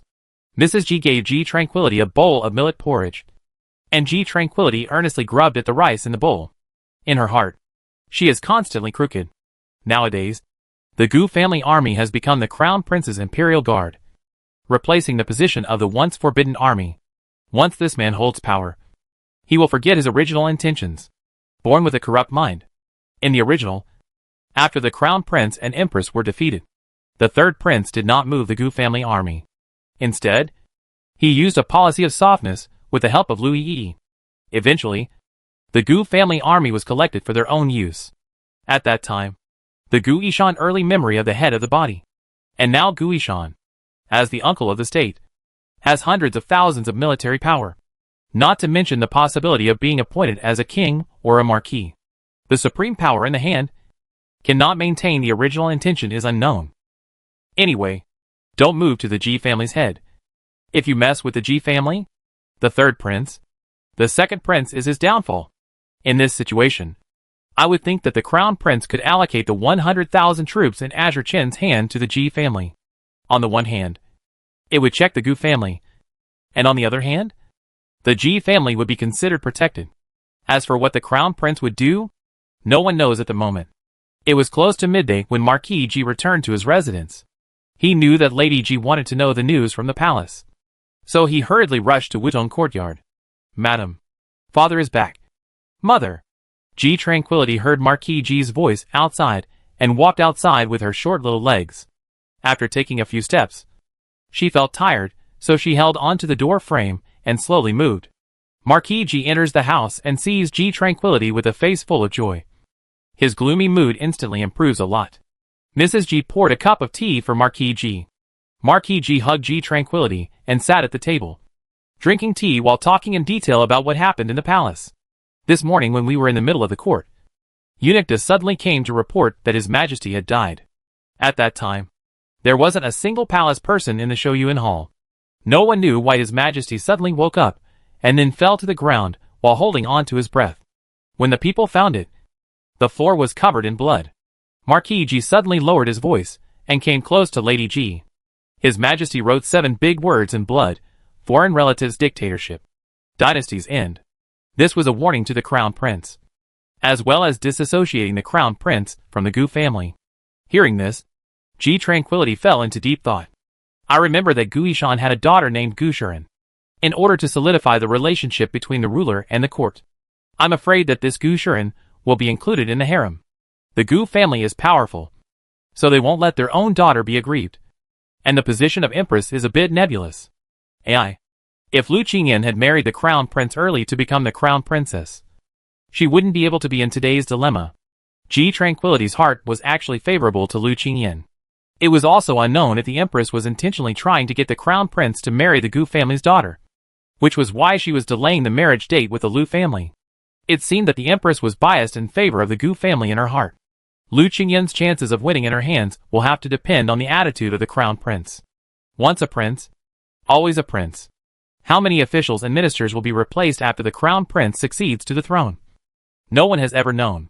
The two listened to Ji Tranquility's analysis and their hearts sank. Under the dominance of power, hearts are subject to change. 2 days. Imperial Palace. The Empress and the Crown Prince led the concubines of the harem as well as the young imperial princesses to kneel down in front of Emperor Yu's spiritual seat in onyx. Outside the palace gates, a large number of civil and military officials dressed in onyx, as well as some of their families, were kneeling. Outside the palace gates were the Gu family army, followed by the people who came spontaneously. Except for a few close friends, and the Crown Prince intentionally disclosed to Marquis G. No one else knew about the bloodstained words. The minister who presided over the funeral was Prime Minister Lu, who stood at the top and read the posthumous edict aloud. Since I rule the country, the 4 seas win calm, the world peace and happiness. But no way wrongly trust the wrong person to take the fatal medicine. The body is deteriorating, for the affairs of the country has been unable to do. The emperor's eldest son, North Hengmo, benevolence and virtue, on the ancestral teachings, under the people's feelings, it is appropriate to be the emperor's throne. The imperial decree is very long, enough to read an instant stick of time. Ji Tranquility also dressed in onyx prostrate buttocks next to Mrs. G kneeling. Mrs. G did not want to bring her to, but twisted a little one love to join in the fun heart. Formation is too big. Shock Ji Tranquility, do not dare to move. Today she is also considered to have seen the fall of a generation of emperors, the birth of a new dynasty. New intrigues and plots will also open the chapter from this moment. The ceremony lasted for 2 hours. And after reading the posthumous edict, the Ministry of Ceremony received the edict and proclaimed it to the world. After that came the weeping. From the day of the funeral, the wailing will last for 3 days. Chapter 222. Teasing a 3-year-old child? Tranquil sister. Run slower. Be careful of falling. Bei Hung Jin shouts after Ji Tranquility from behind. You don't chase me, ah. You go after Little White. Little White was a small white short-legged white cat given to Ji Tran a year ago by Su Yu. Very cute. Ji Tranquility herself was also a cat control, and was instantly overjoyed, taking it with her wherever she went. Today, for example, the Empress Dowager invited Mrs. Ji and Princess Xian to Xianing Palace. She specially asked her to bring along Ji Tran, who was already 1 year and 11 months old. A year had passed since Emperor Yu's death. During this year, the Gu family's daughter was to be taken into the harem of Bei Hengmo, who was now the emperor. As Ji Tran had expected, Emperor Yu's death and the new emperor's 3-year mourning period without marriage would be a mistake. So the ministers proposed to change it to 1 year. North Hengmo agreed. But in the end, whether to appoint Lu Qingyan as the queen, or the Gu family woman as the queen became a difficult problem in the heart of Bei Hengmo. North Hengmo favored Lu Qingyan more. But the Empress Dowager insisted on the establishment of the Gu family daughter. Therefore, this matter has been delayed. Today, the intention of the Empress Dowager to invite Lady Ji and Princess Xian to come to Xianing Palace was self-evident. The Empress had moved into Xianing Palace since she was crowned Empress Dowager. Fengyi Palace was left empty. During this year, the Gu family's daughter often came to Xianing Palace to talk to the Empress Dowager. Bei Hengmo would come to Xianing Palace every day to ask for peace. And the two of them would always see each other. Don't run, Little White. I'm going to catch you. Ji Tranquility strides on her short legs, running and swaying left and right. Behind her was a large wave of palace maids, as well as the 4 maids of the Ji family. Miss, run slower. Ji was oblivious. There was a not shallow pond in front of her, and Ji Tran was afraid that Little White would fall into the pond. Anxiously, she wanted to grab it. Don't follow me. It's because there are too many people that Little White ran away. After Ji Tranquility finished speaking, she shortened her body and drilled through a rockery. The maids and courtesans behind her were in a hurry when they caught up and disappeared. Miss, there's a white cat there. A master and a servant walked up to the front. The young lady in front also saw the cat and raised her hand. Go catch it. She also liked cats, especially pure white. Ji Tranquility ran out of breath and saw a maid grab her Little White from afar. She hadn't taken 2 breaths yet and started running again. That's my cat. Ji Tranquility thought that the maid was catching it for her, but she didn't expect to turn her head and carry it to the lady behind her. Seeing the person behind the maid, Ji Tran's small face changed slightly. Gu Xian. The person who came was none other than Gu Yishan's daughter. Gu Xian. Gu Xian not only saw Ji Tran, but also heard what she said. She approached towards Ji Tranquility with a light smile. Is this Miss Ji's cat? She hadn't seen Ji Tranquility before, but she could guess her identity from the fact that she had a few similarities to Lady Ji's looks. As the saying goes, reaching out is not a good idea. Ji Tranquility also grinned. Yes? Thank you, pretty sister, for helping Tranquil catch Little White. With that, she extended her small fleshy hand. Over the past year, Ji Tran had eaten as little as possible, but she had still grown quite a bit of flesh. She was also helpless. Ji Tran's hand was stretched out for a while, but Gu Shiren had no intention of returning the cat to Ji Tran. Instead, he spoke. This cat is very white, and I like it a lot. How about if Miss Ji sells it to me? Gu Shiren hugged Little White and smoothed its fur over and over again. It was as if she was the cat's owner. Ji Tranquility cocked her head with an innocent expression. No way. This cat was specially bought for me from a faraway place by my sister-in-law's wife. Ji Tranquility's face was filled with a look that said, I'm a real child. I'm easy to fool. Gu Shimi was very disapproving of Ji Tran calling Suyu, who had yet to enter the house her elder sister-in-law. The shallow smile at the corner of her mouth tightened for a few moments. This Ji family's young lady was able to have unhindered access to the palace only because of Suyu's status as the eldest princess. Did she really think that Ji Yushu would be able to marry Suyu? She really couldn't understand why Brother Yuan Di had given the power of 100,000 troops in Azure Chen's hands to Ji Xiaoshan. Ji Xiaoshan had several achievements and was loved by the people. That alone could already threaten him. The Gu family is different. The Gu family is his own uncle, and is in the same boat as him. They would not harm him. If she could become the empress, she would only help him to better manage the harem, so that he would have no worries in the former dynasty. And this Ji Xiaoshan seems to have mentioned his marriage to Lu Qingyan many times above the court, on the grounds of extending the heir. I wonder what came to mind. Gu Shiren's look at Ji Tranquility became displeased. How about this? I have a fun thing here. How about bringing it to trade with you? After saying that, he took his eyes and signaled the maid at the side. The maid quickly understood and took out a handkerchief from her bosom. In front of Ji Tranquility, she pulled a cute rabbit out in a couple of moves. She teased her like a real child to go over and take it. Miss Ji, isn't this bunny cute? How about exchanging this cat with you? The maid squatted down and beckoned towards Ji Tranquility. Ji Tranquility looked at the bunny in the maid's hand, when she did reveal a few moments of curiosity and hesitation. Is this really fun? A handkerchief on one side, and you want to exchange it for my Little White? I'm afraid this person isn't sick? Looking at Gu Shiren's appearance, I'm afraid that he doesn't want to return Little White to her today. Does she really want this cat? Or does she want to go against the Ji family? Ji Tranquility said she couldn't figure it out. Of course, she can still run. Don't believe me? Look!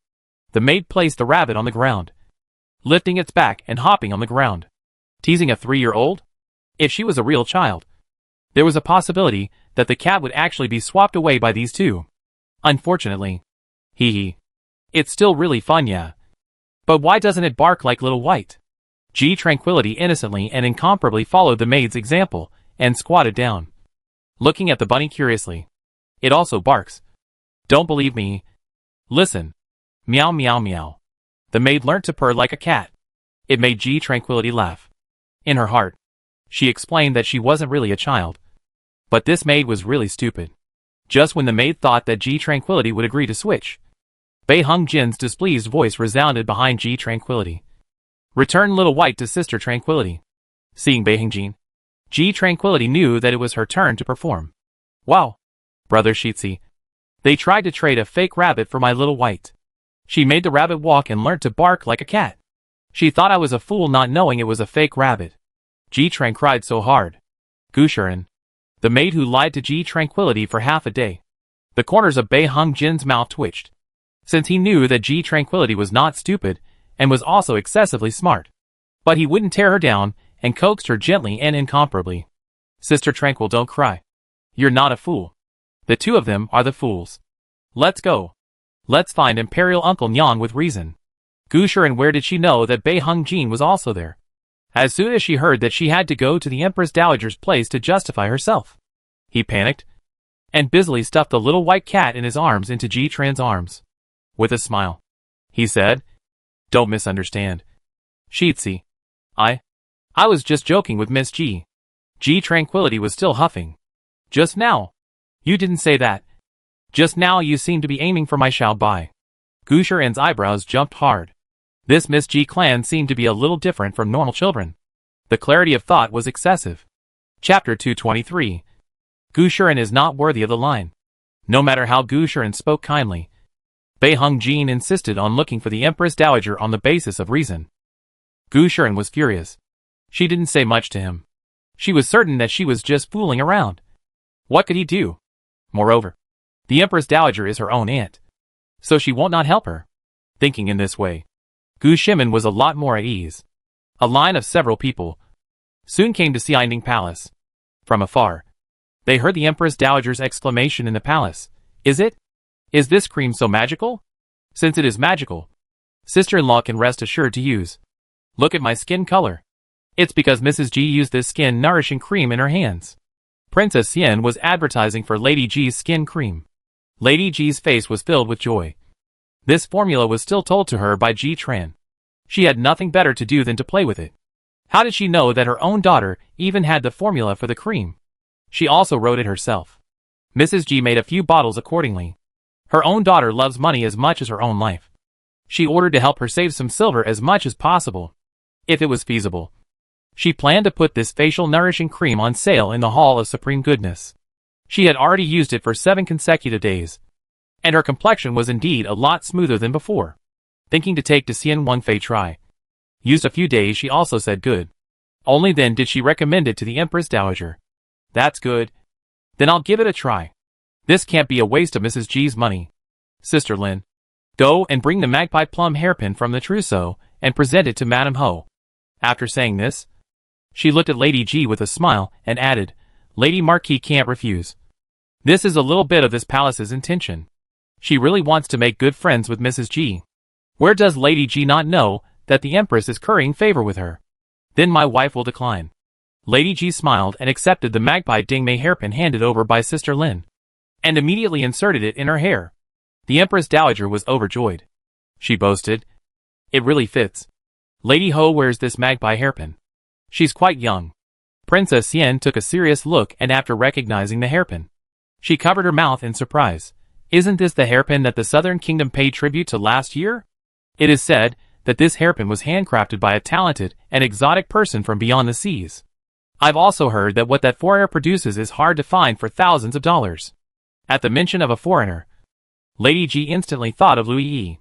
Louis Yi's items were not comparable to those of the Shengyu people. She was also considered one of the capable foreigners. It was only by the Ji family that she was blocked from displaying her talents. Hearing Princess Xian say this, Lady Ji knew that this hairpin was incomparably precious. She rose once again to thank the Empress Dowager. The latter smiled and waved her hand. Princess Xian asked for this hairpin twice, but the Empress Dowager did not give it to her. And she was not jealous of Lady Ji. It was mainly because she wanted to let Lady Ji know that the Empress Dowager valued the Ji family. How could the Empress Dowager not understand Consort Xian Wang's realization? The two of them moved away after their eyes met for a split second. The Empress Dowager lightly coughed twice and was about to get down to business. Bei Hing Jin's indignant voice rang out from outside. I must find Imperial Uncle Nyang to judge, letting everyone know that you are a bad character, even bullying the 2-year-old tranquil sister. That's right. You're a bad character. You don't know how to love the weak at all. Ji Tranquil's milky voice helped from the side, showing that she doesn't care for the weak now. In the future, when the harem consorts give birth to heirs, she won't be rubbed all kinds of ways? The moment they heard that Tranquil's sister was being bullied, the 3 people in the room immediately became somewhat unable to sit still. What kind of person is this? A bit of eye water or not, but also dare to bully even the Empress Dowager are loved by the tranquility of the younger sister. Simply does not put the royal family in his eyes. Regardless of who it is, it needs to be punished as a warning to others. Soon, Bei Hung Jin led Ji Tranquility, whose eyes were slightly red, into Xianing Palace. Mother! Ji Tranquility saw Lady Ji and flew into her arms. Tears were still hanging in her eyes, and she looked like she was about to fall. Not to mention how aggrieved she was. Following in behind were Bei Hengjin and Gu Shiren. Seeing Gu Shiren, Lady Ji's face was clearly a little different. Princess Xian, on the other hand, was thoughtful. When the Empress Dowager saw that Gu Shiren had also come, her face revealed a smile, and she was about to open her mouth to let her sit next to her. In this way, it would better show her affection. I believe that Lady Ji, seeing this, should understand what she meant. However, before she could open her mouth, she heard Bei Hengjin's righteous indignation. Imperial Uncle Nyang, you must decide for Tranquil Sister. The Empress Dowager smiled. That's natural. Jiner, you slowly say. In the end, who bullied Tranquility's sister? Who in the palace does not know that she loves the youngest of the Ji family? She wants to see who does not put her in the eyes of the Empress Dowager. Bei Hengjin saw that the atmosphere had arrived. So he angrily pointed at Gu Shiren. It's her. It's her. She even tried to trick Tranquil Sister's kitten in her hands, with a fake rabbit made out of a handkerchief. If I hadn't arrived in time, she would have succeeded. She also fooled Tranquil Sister, as if she were a fool. The Empress Dowager's face stiffened and her unhappy gaze fell on Gu Shiren, who was standing on the side. Gu Shiren smiled sweetly, and took a few steps forward, sitting at the steps, pinching the legs and feet for the Empress Dowager as she smiled and said, Don't misunderstand. Imperial Auntie. Shiren is joking with Miss Ji. Shiren knows that Imperial Auntie loves Miss Ji. How could she possibly lie to her? When Shiren was passing by and saw Miss Ji chasing after that white cat, he helped her catch it. He originally wanted to return it to her, but who knew that Miss Ji misunderstood that Shiren wanted to take it for herself? So she punched and kicked Shiren. Shiren was not bothered with the child since. It's just that I didn't expect the child to lie to Shitzi. This makes it a bit difficult for Shiren to do so. It would be strange for a small child to be able to explain himself. At that time, only she and Ji Tranquility were there. And when she said she lied? She lied. So what could she do about it? Ji Tranquility was very disappointed in Gu Shiren's character in her heart. This person is not even worthy of the position of noble consort. Not to mention the position of empress. So Gu Shiren not only lies, but also adds oil and vinegar. This person's character. TSK. TSK. Not to be complimented. Once Lady Ji heard this, she knew what to do. With such a woman of unworthy virtue sitting on the throne of the empress, would there be any days of peace in this harem to speak of? I don't know how many more women will meet her poisonous hands. Bei Hengjin knew that the empress believed Gu Shiren's words when she saw her frown. In her opinion, Ji Tren had grown up with a lot of love and affection. So her temperament would certainly be a bit domineering. It was still young, so as long as it was guided more, it would be fine to correct it. Imperial and won't have believed Miss Gu's words. Right? Tranquility's sister is only 2 years old. How does she know how to be bad to people? It's even more unlikely that she would punch or kick Miss Gu. If she kicked, why are there no shoe prints on Miss Gu's body? Don't tell Imperial Auntie that you've dusted it clean. The place where the party's accident took place is Yulu Lake, and the muddy ground there is damp. So even if you dusted it clean, it would still leave traces.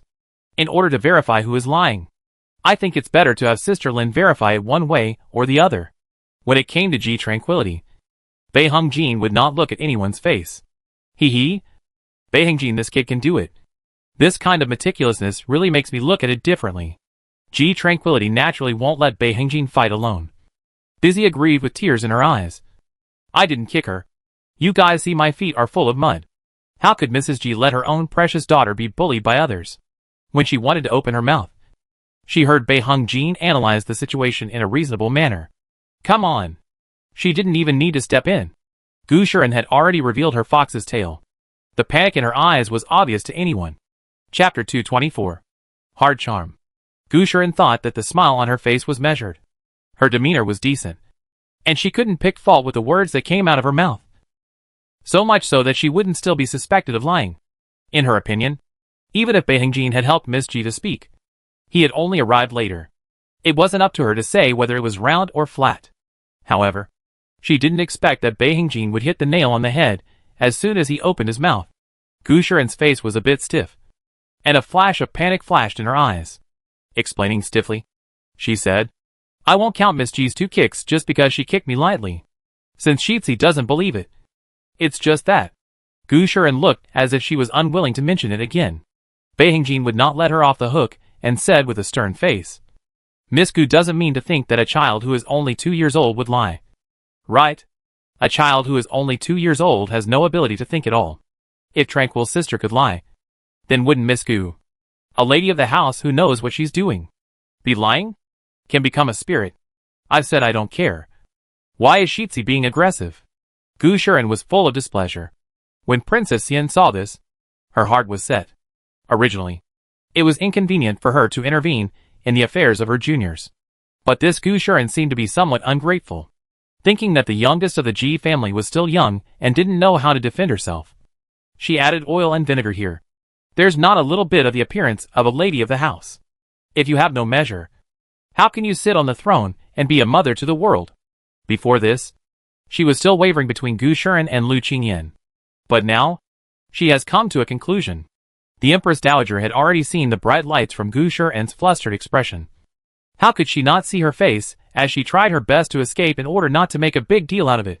Jeaner, since the cat has been found, this matter should not be brought up again. But? Beihing Jin was indignant. Ji Tranquility winked furiously towards him, her face filled with the words, I have a way to deal with her. Watch me. Only then did Beihing Jin smile faintly and sit down next to Princess Yin. Gu Shuren secretly breathed a sigh of relief. Sure enough, Imperial Auntie was still towards her, without knowing that the Empress Dowager was defending the royal face. Her heart already knew what Lady Ji had in mind. Lady Ji didn't make things difficult for the Empress Dowager. She just spoke to Ji Tranquility. Tranquility, go up and apologize to Miss Gu. She had to create an opportunity for her own daughter. Didn't she? Ji Tranquility made a very understanding look and said, although I didn't kick her, it's Tranquility's fault for upsetting the Empress Dowager because of this matter. I'll go and apologize to Miss Gu right now. Ji Tranquility went forward and pulled Gu Xian's skirt, saying, don't be angry, pretty sister. Even though you lied, I won't take it personally. The moment Ji Tranquility's small hand touched Gu Shuren, she slapped the heart sound talisman in her hand on her body. Gu Shuren was furious. Was this an apology? It was clearly an insinuation that she wasn't generous enough, competing with a child who was only 2 years old. The Empress Dowager had felt that Ji Tranquility was well-behaved and understanding, and her soft and sticky speech was very nice. So even if she had done something wrong, she couldn't get angry. Hearing this, Lady Ji feigned anger and rebuked. Tranquil, apologize properly. Ji Tranquility deflated. Oh! Just as she was about to open her mouth again, the heart charm slapped on Gu Shuren took effect. Humph. Stupid. Only 2 years old. Who would listen to your explanation? If Beihing Jin hadn't arrived in time just now, the cat would have been mine. And I don't really want that cat. I just can't stand to see the Ji family having unimpeded access to the palace. Thinking that climbing up to the eldest princess makes you a royal? Humph. After I sit on the throne, I won't let the Ji family have a good time. The Empress Dowager's face suddenly stiffened. Who was this voice, if not Gu Shuren's? Looking again at Lady Ji and Princess Yen's incredulous expressions, her heart skipped a beat. Although she didn't know why she could suddenly hear Gu Shuren's heart. If she didn't react right now, she feared that she would lose her minister's heart. How dare you? The Empress Dowager's sudden outburst of anger startled Gu Shuren. Imperial Auntie? Gu Shuren was a little flustered. What's wrong with Imperial Aunt Mother? Why did she suddenly lose her temper? It can't be that she believes Beihing Jin's words. Right? She has heard that Beihing Shitzi is too intelligent. But today, when she sees him, he really impresses her. The Empress Dowager's heart was pounding. In order to prevent Gu Shuren from saying more words that were unfavorable to the situation, she had no choice but to send the person away first. Come on, people. Pass on this palace's word of mouth. The Gu family's first daughter's words and behavior are out of place for a month. Copy the female commandments 100 times. Take her down.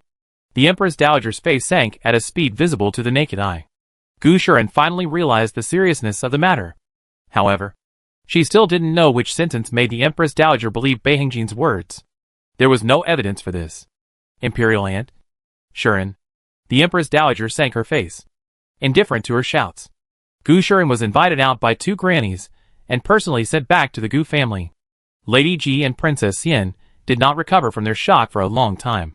After coming back to their senses, both of them looked as if they were forcibly suppressing the curiosity in their hearts as they rose to take their leave. After everyone had left, The Empress Dowager rubbed her brows with an incomparable headache. She couldn't figure out why she had suddenly heard Gu Shiren's heartfelt words. Why hadn't she heard it before? And said that he would make the Ji family look good? Thinking about this, the Empress Dowager only felt that Gu Shiren was hopelessly stupid. Before, she was crazy to think that she was virtuous. Empress Mother. Empress Mother. The voice of the new emperor, Bei Hengmo, resounded from outside. Greetings, Your Majesty. A group of maids saluted towards Bei Hengmo. After Bei Hengmo ascended the throne, he changed the country's name to Yuan.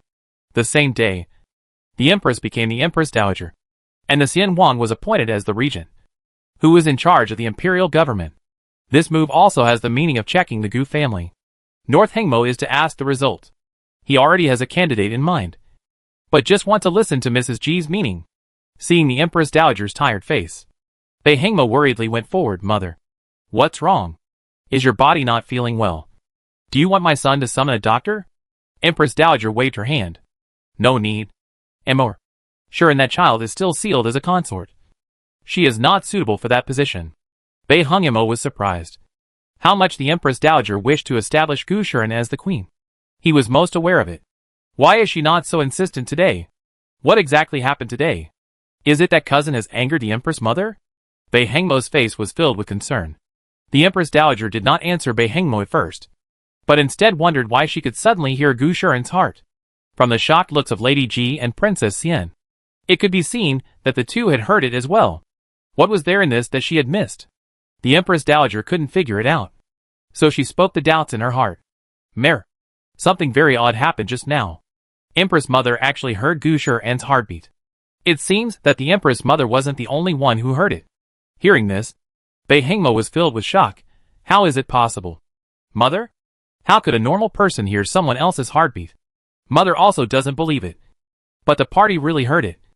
Now that I think about it, Shiren, that child is not suitable to enter the palace. It seems that the Empress Mother will have to find a new match for her. The displeasure on the Empress Dowager's face was very obvious. Bei Hengmo knew it wasn't a joke and squared his shoulders for a few moments. Empress Mother, tell us in detail what exactly happened just now. Chapter 225. Today's Ji family. No one can afford to offend. The Empress Dowager detailed what happened just now, especially Gu Shiren's words. Bei Hengmo did not analyze anything from it. This made the duo feel perplexed as to why they hadn't heard Gu Shiren's heartfelt words earlier and then later.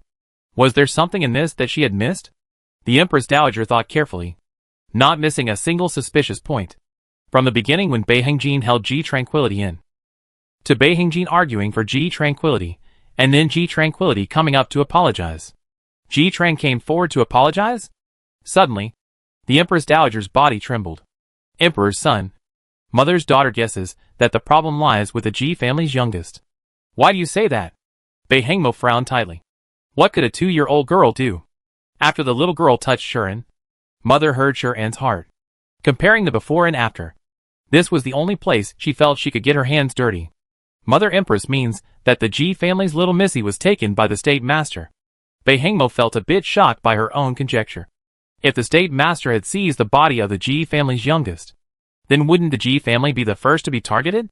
He had heard Marquis Ji mention that the state master was from the Northern Kingdom. Shang Yu had been at war with the Northern Kingdom for several years, and it had long been either your death or mine.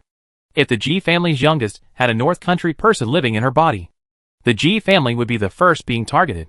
Bei Hengmo had a look of astonishment as he dropped his gaze on the Empress Dowager, and before he could open his mouth to ask, he heard the Empress Dowager gaze into the distance and calmly said, "The state master is no longer a threat to us, and the Ji family's little missy hasn't been taken over. She is the real Ji family's little missy." What Mother wants to say is that from the very beginning, the Ji family's little missy was extraordinary. Emperor's son.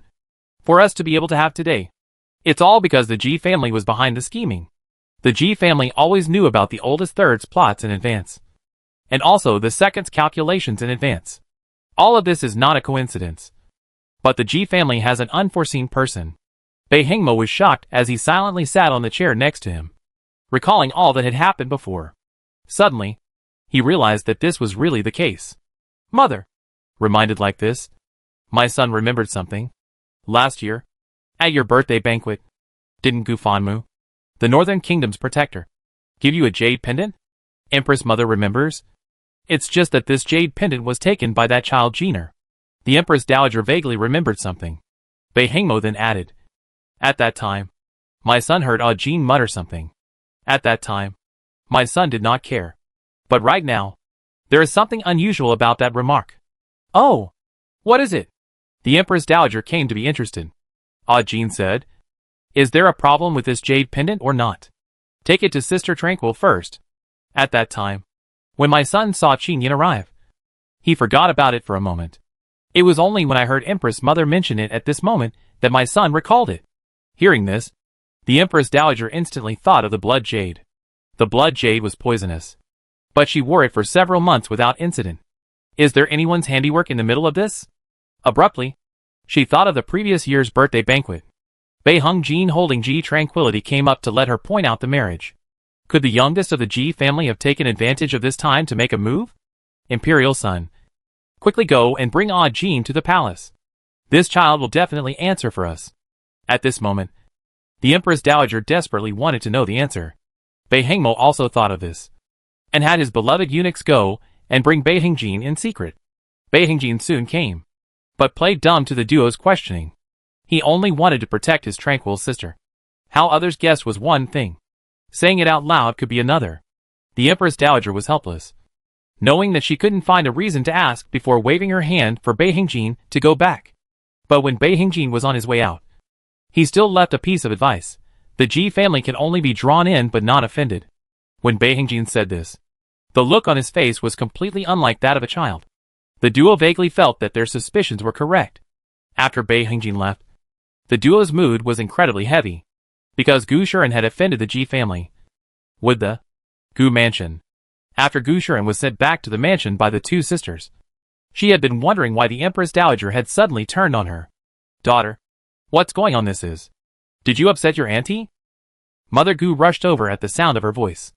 She happened to bump into two sisters. The two brought the Empress Dowager's mouth metaphor. Mother Gu was shocked in her heart. It was obvious that Gu Shiren had caused trouble in the palace. Huh?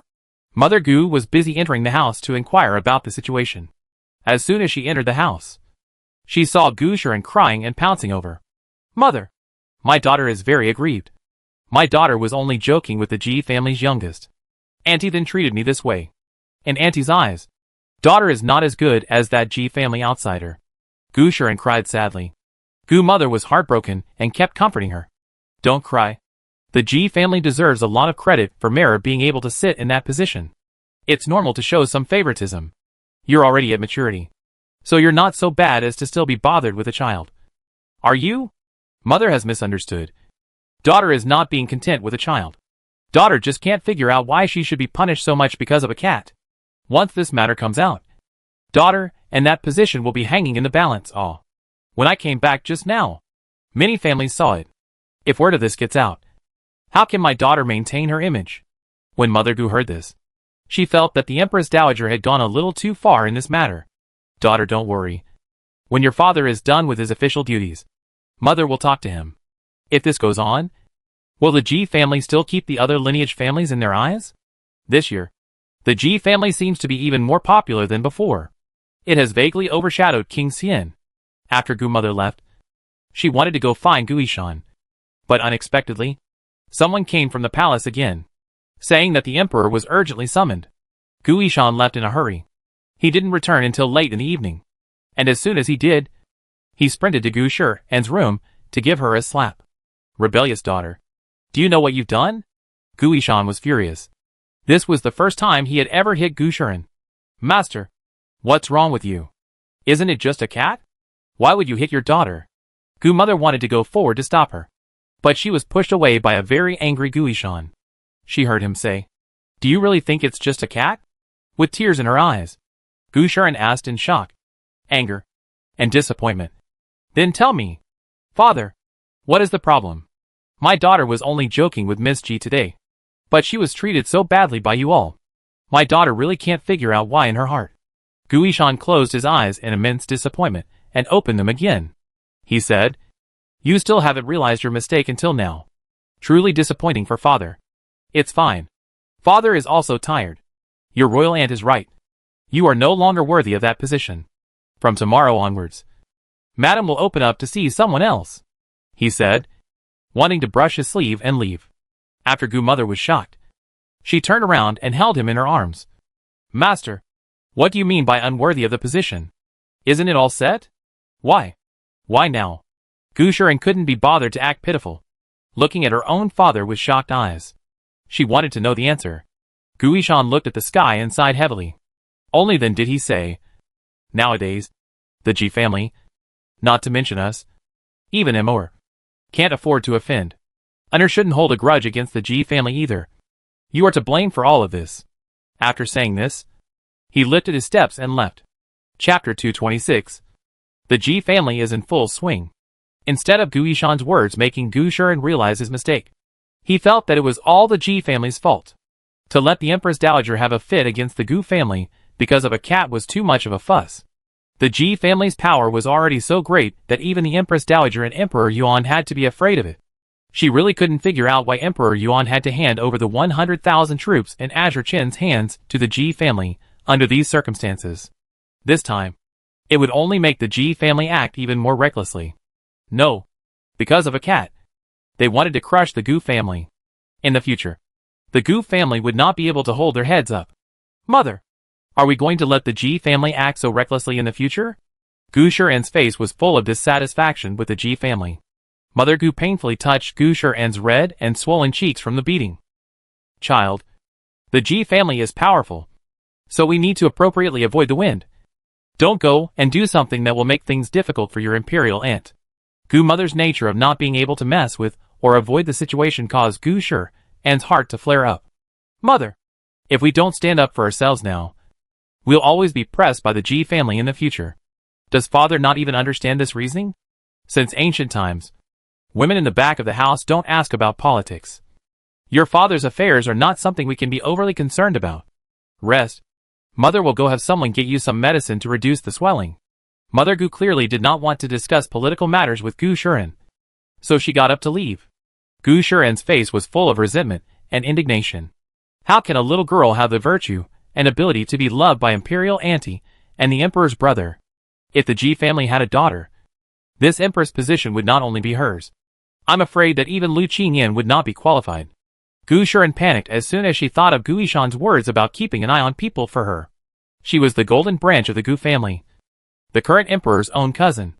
With such a noble status, she was the one destined to sit in that position. How could she just look at others? No, her marriage could never be casual. It must be because Imperial Auntie is in a fit of anger that she said those words to father. When the anger subsides, it will be fine.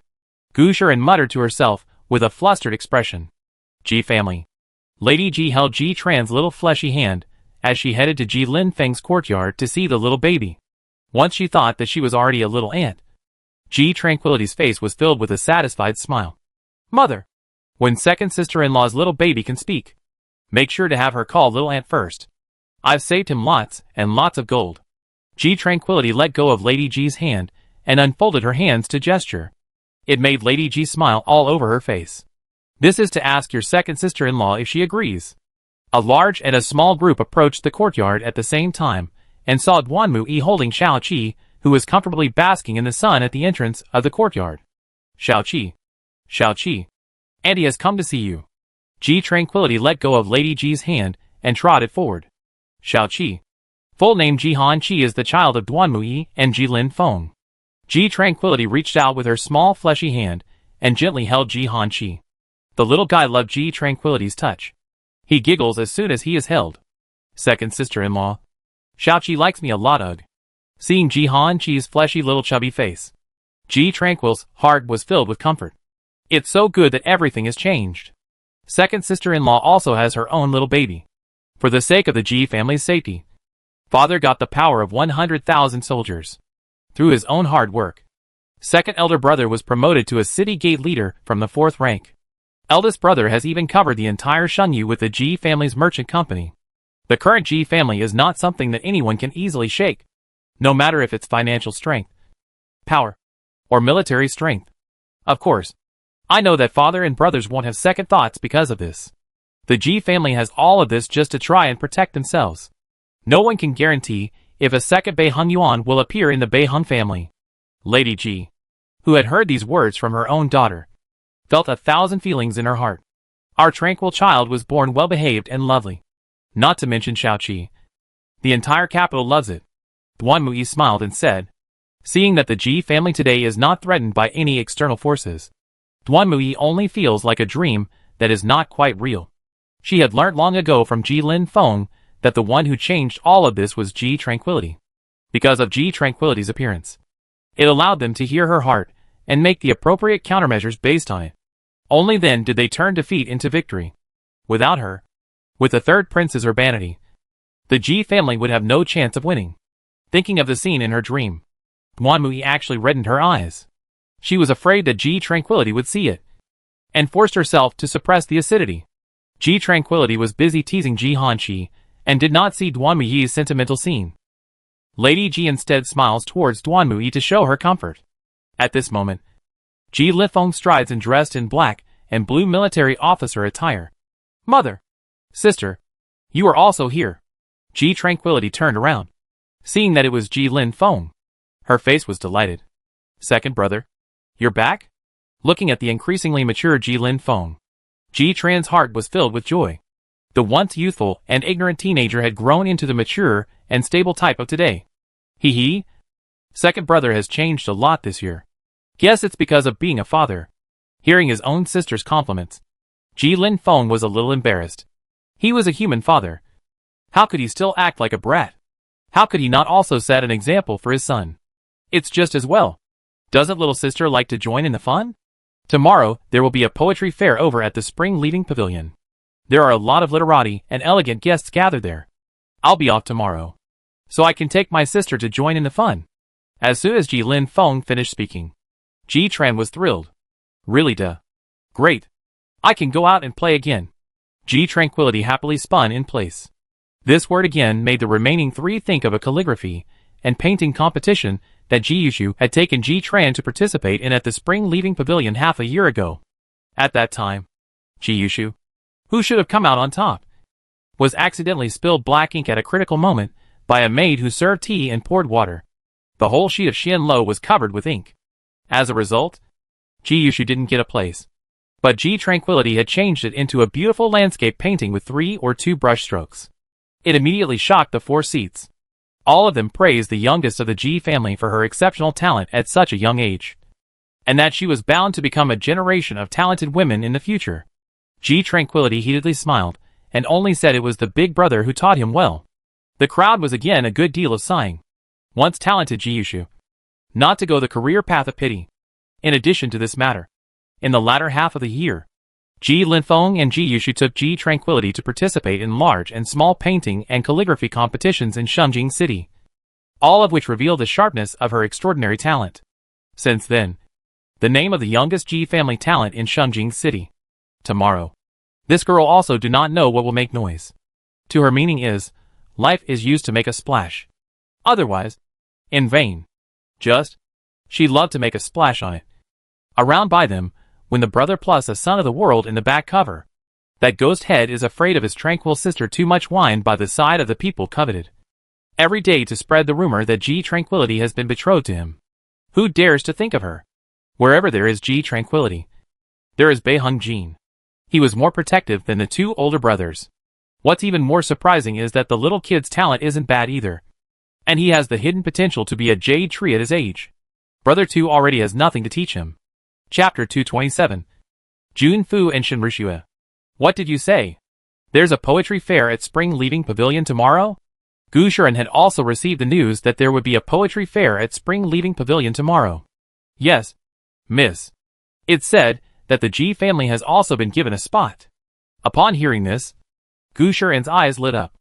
If the Ji family had a spot, then she would like to go and join the fun this time. Does our Gu family have an invitation? The maid respectfully replied back. It has since. The Gu family's status in Shengjing was second only to Emperor Yuan. So how could they not have invitations? Every month, 1 or 2 literati or elegant guests would charter Springleaf Pavilion to hold a poetry or painting and calligraphy competition. The winner of the competition would receive a pair of calligraphy and painting treasures from the initiator. Each time, The Gu family would be sent invitations. But Gu Shuren had never been there. In her mind, the Gu family was the unrivaled great family in Shengjing, and she didn't care to make friends with any of the literati. Now, arrange it down. Understand? And we'll go join in the fun. She wanted to take advantage of tomorrow's poetry festival to make herself known. To let the sons of those families know that she, Gu Shuren, was unattainable. In that case, no one would dare to go to the Gu family's door to propose marriage. She could only marry into the palace. That position can only be hers. Lu Qingyan is not worthy of it at all. In the afternoon, Ji Lifeng led Ji Tran to Jun's residence, which was the residence of last year's new scholar Jun Fu, to deliver the invitation to him. Jun Fu is now a 7th grade general government historian. Not a big official, but the official business is exceptionally busy.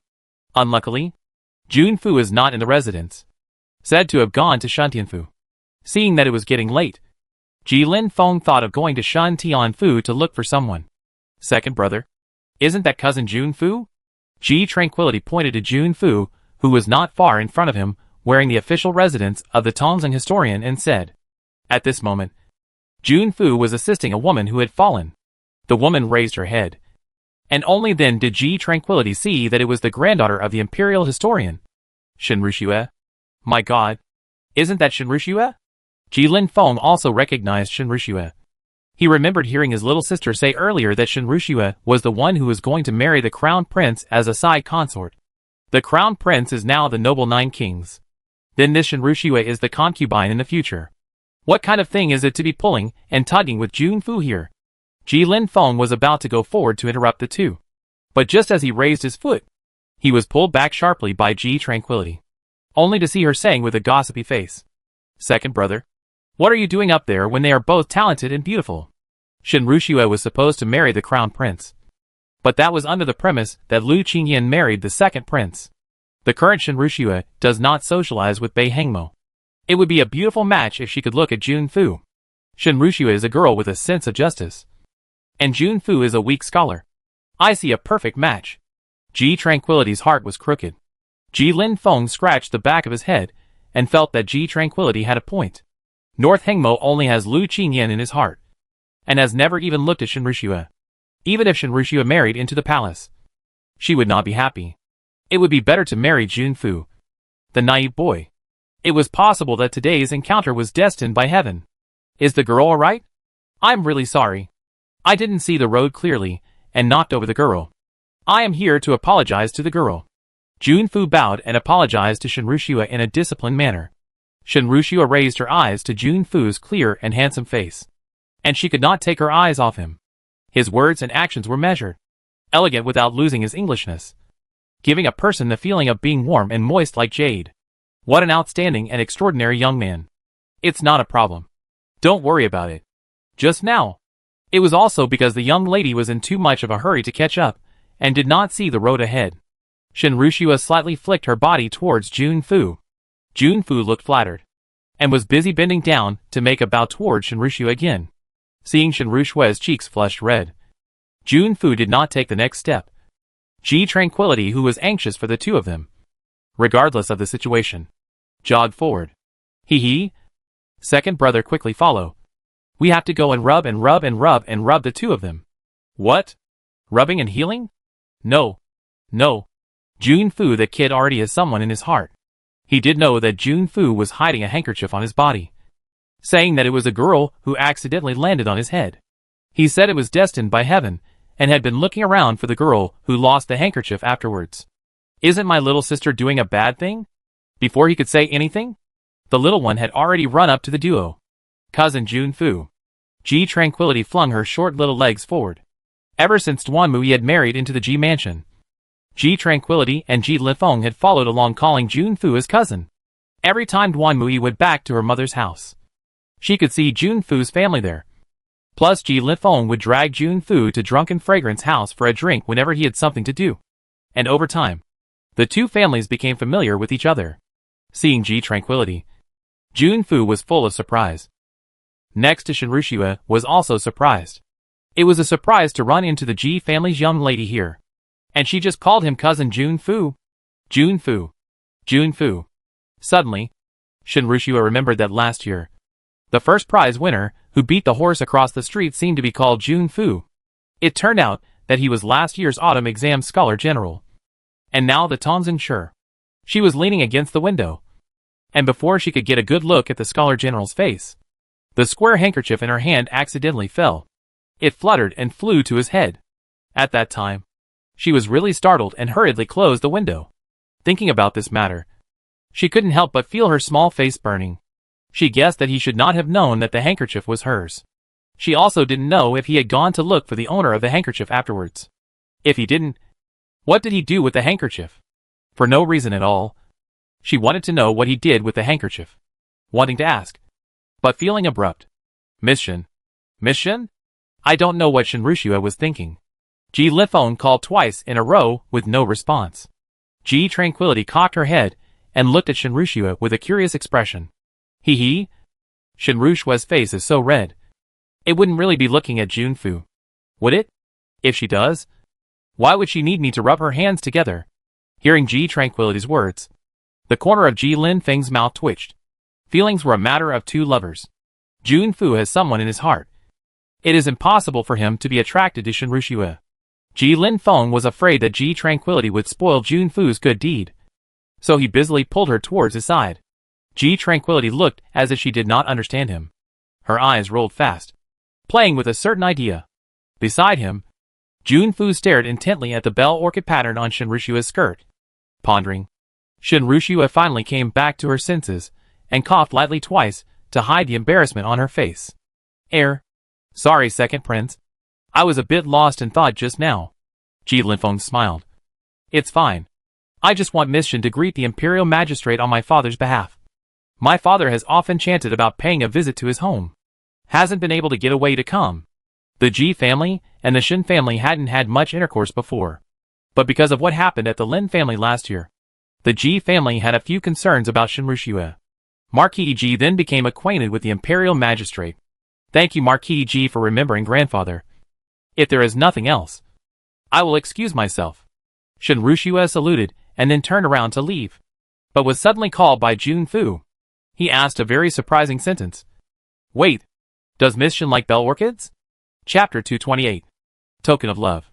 That square handkerchief that Jun Fu regarded as a treasure was embroidered with a bell orchid flower. Today, Jun Fu saw that the embroidery on Shinrushua's skirt was also a bell orchid. He did not believe that there could be such a coincidence. The bell orchid was a symbol of happiness. And the moment the handkerchief floated towards him, he knew his happiness was coming. Could the happiness he had been searching for a whole year be the Shin girl in front of him? For no reason, Jun Fu's heart fluttered a little. She looked at Shinrushua fixedly, waiting for her to give an answer. Shinrushua remembered that the flower patterns on the handkerchiefs she used were all Lily of the Valley. All Lily of the Valley embroidered by herself. The Lily of the Valley flower represents happiness and beauty. So, she likes Lily of the Valley. Shinrushua said. I like it. Her eyebrows curved and a sweet smile appeared at the corner of her mouth. Upon seeing the smile on Shinrushua's face, Jun Fu instantly missed half a beat. There was an impulse screaming at the bottom of his heart, making him take out the handkerchief that he had treasured for a long time. Is it Miss Shin's? Jun Fu asked cautiously. The fingers holding the handkerchief slowly clenched. He was excited and nervous at this moment. Shinrushua noticed that his hands were trembling a little, and her heart tightened. Thousands of emotions rolled over in his mind. It couldn't be that he had been searching for the owner of the handkerchief. Right? Yes. Shinrushua's red lips slightly opened. Jun Fu Din felt as if the blood around his body was burning up. He felt that his face was burning hot at this time, and his heart felt as if it was burning and boiling. Once, twice, 3 times. Finally more and more intensive. Next to him, Ji Linfeng's mouth was wide open, his face full of incredulity. This could be the destiny that Jun Fu had spoken of that day. Ji Tranquility also arched her eyebrows in joy. This handkerchief belongs to Sister Shin. Why is it in cousin Jun Fu's hand? Ji Tranquility said in a seemingly innocent manner, without waiting for anyone to answer. Ji Tran smiles and adds, could it be a token of love? When these words came out, not only did Jun Fu blush, but Shinrushua's pretty face also blushed. Ji Linfeng was busy picking Ji Tranquility up, covering her small mouth and pretending to be angry. Little sister. How old are you? Do you know what a love token is? Of course I know. Silk handkerchief. Meaning love. Square. Should be that horizontal also think of vertical also think.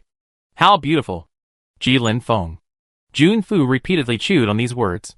The more he tasted, the more interested he became. The gaze he looked at Shen Rushua became affectionate. Broker Tranquility reminded him that there was really such a meaning. Shen Rushua's face was dyed red. Seeing that Jun Fu froze without making a move, Ji Tranquility cursed an elm brain, madly blinking his eyes towards Ji Lin Feng. Ji Lin Feng understood in a second and bowed with Ji Tran on the spot. Little sister, don't talk nonsense. Miss Shen lost her handkerchief and did. Ji Tranquility had an angry face and interrupted Ji Lin Feng very disapprovingly. Second brother, you are wrong. Some destinies are predestined by heaven. That is to say that there will be a moon old man in the underworld to pull the strings. Sister Shen is 16 this year, and she's a beautiful woman. Cousin Jun Fu is 18 years old and has a good appearance. This is a pair that even the Moon Elder has blessed. Jun Fu already believed in the destiny of heaven, and now he was even more certain that it was the Moon Elder who had pulled the strings. So what?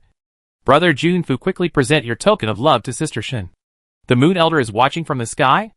Ji Tranquility pointed upwards to the heavens and winked towards Jun Fu.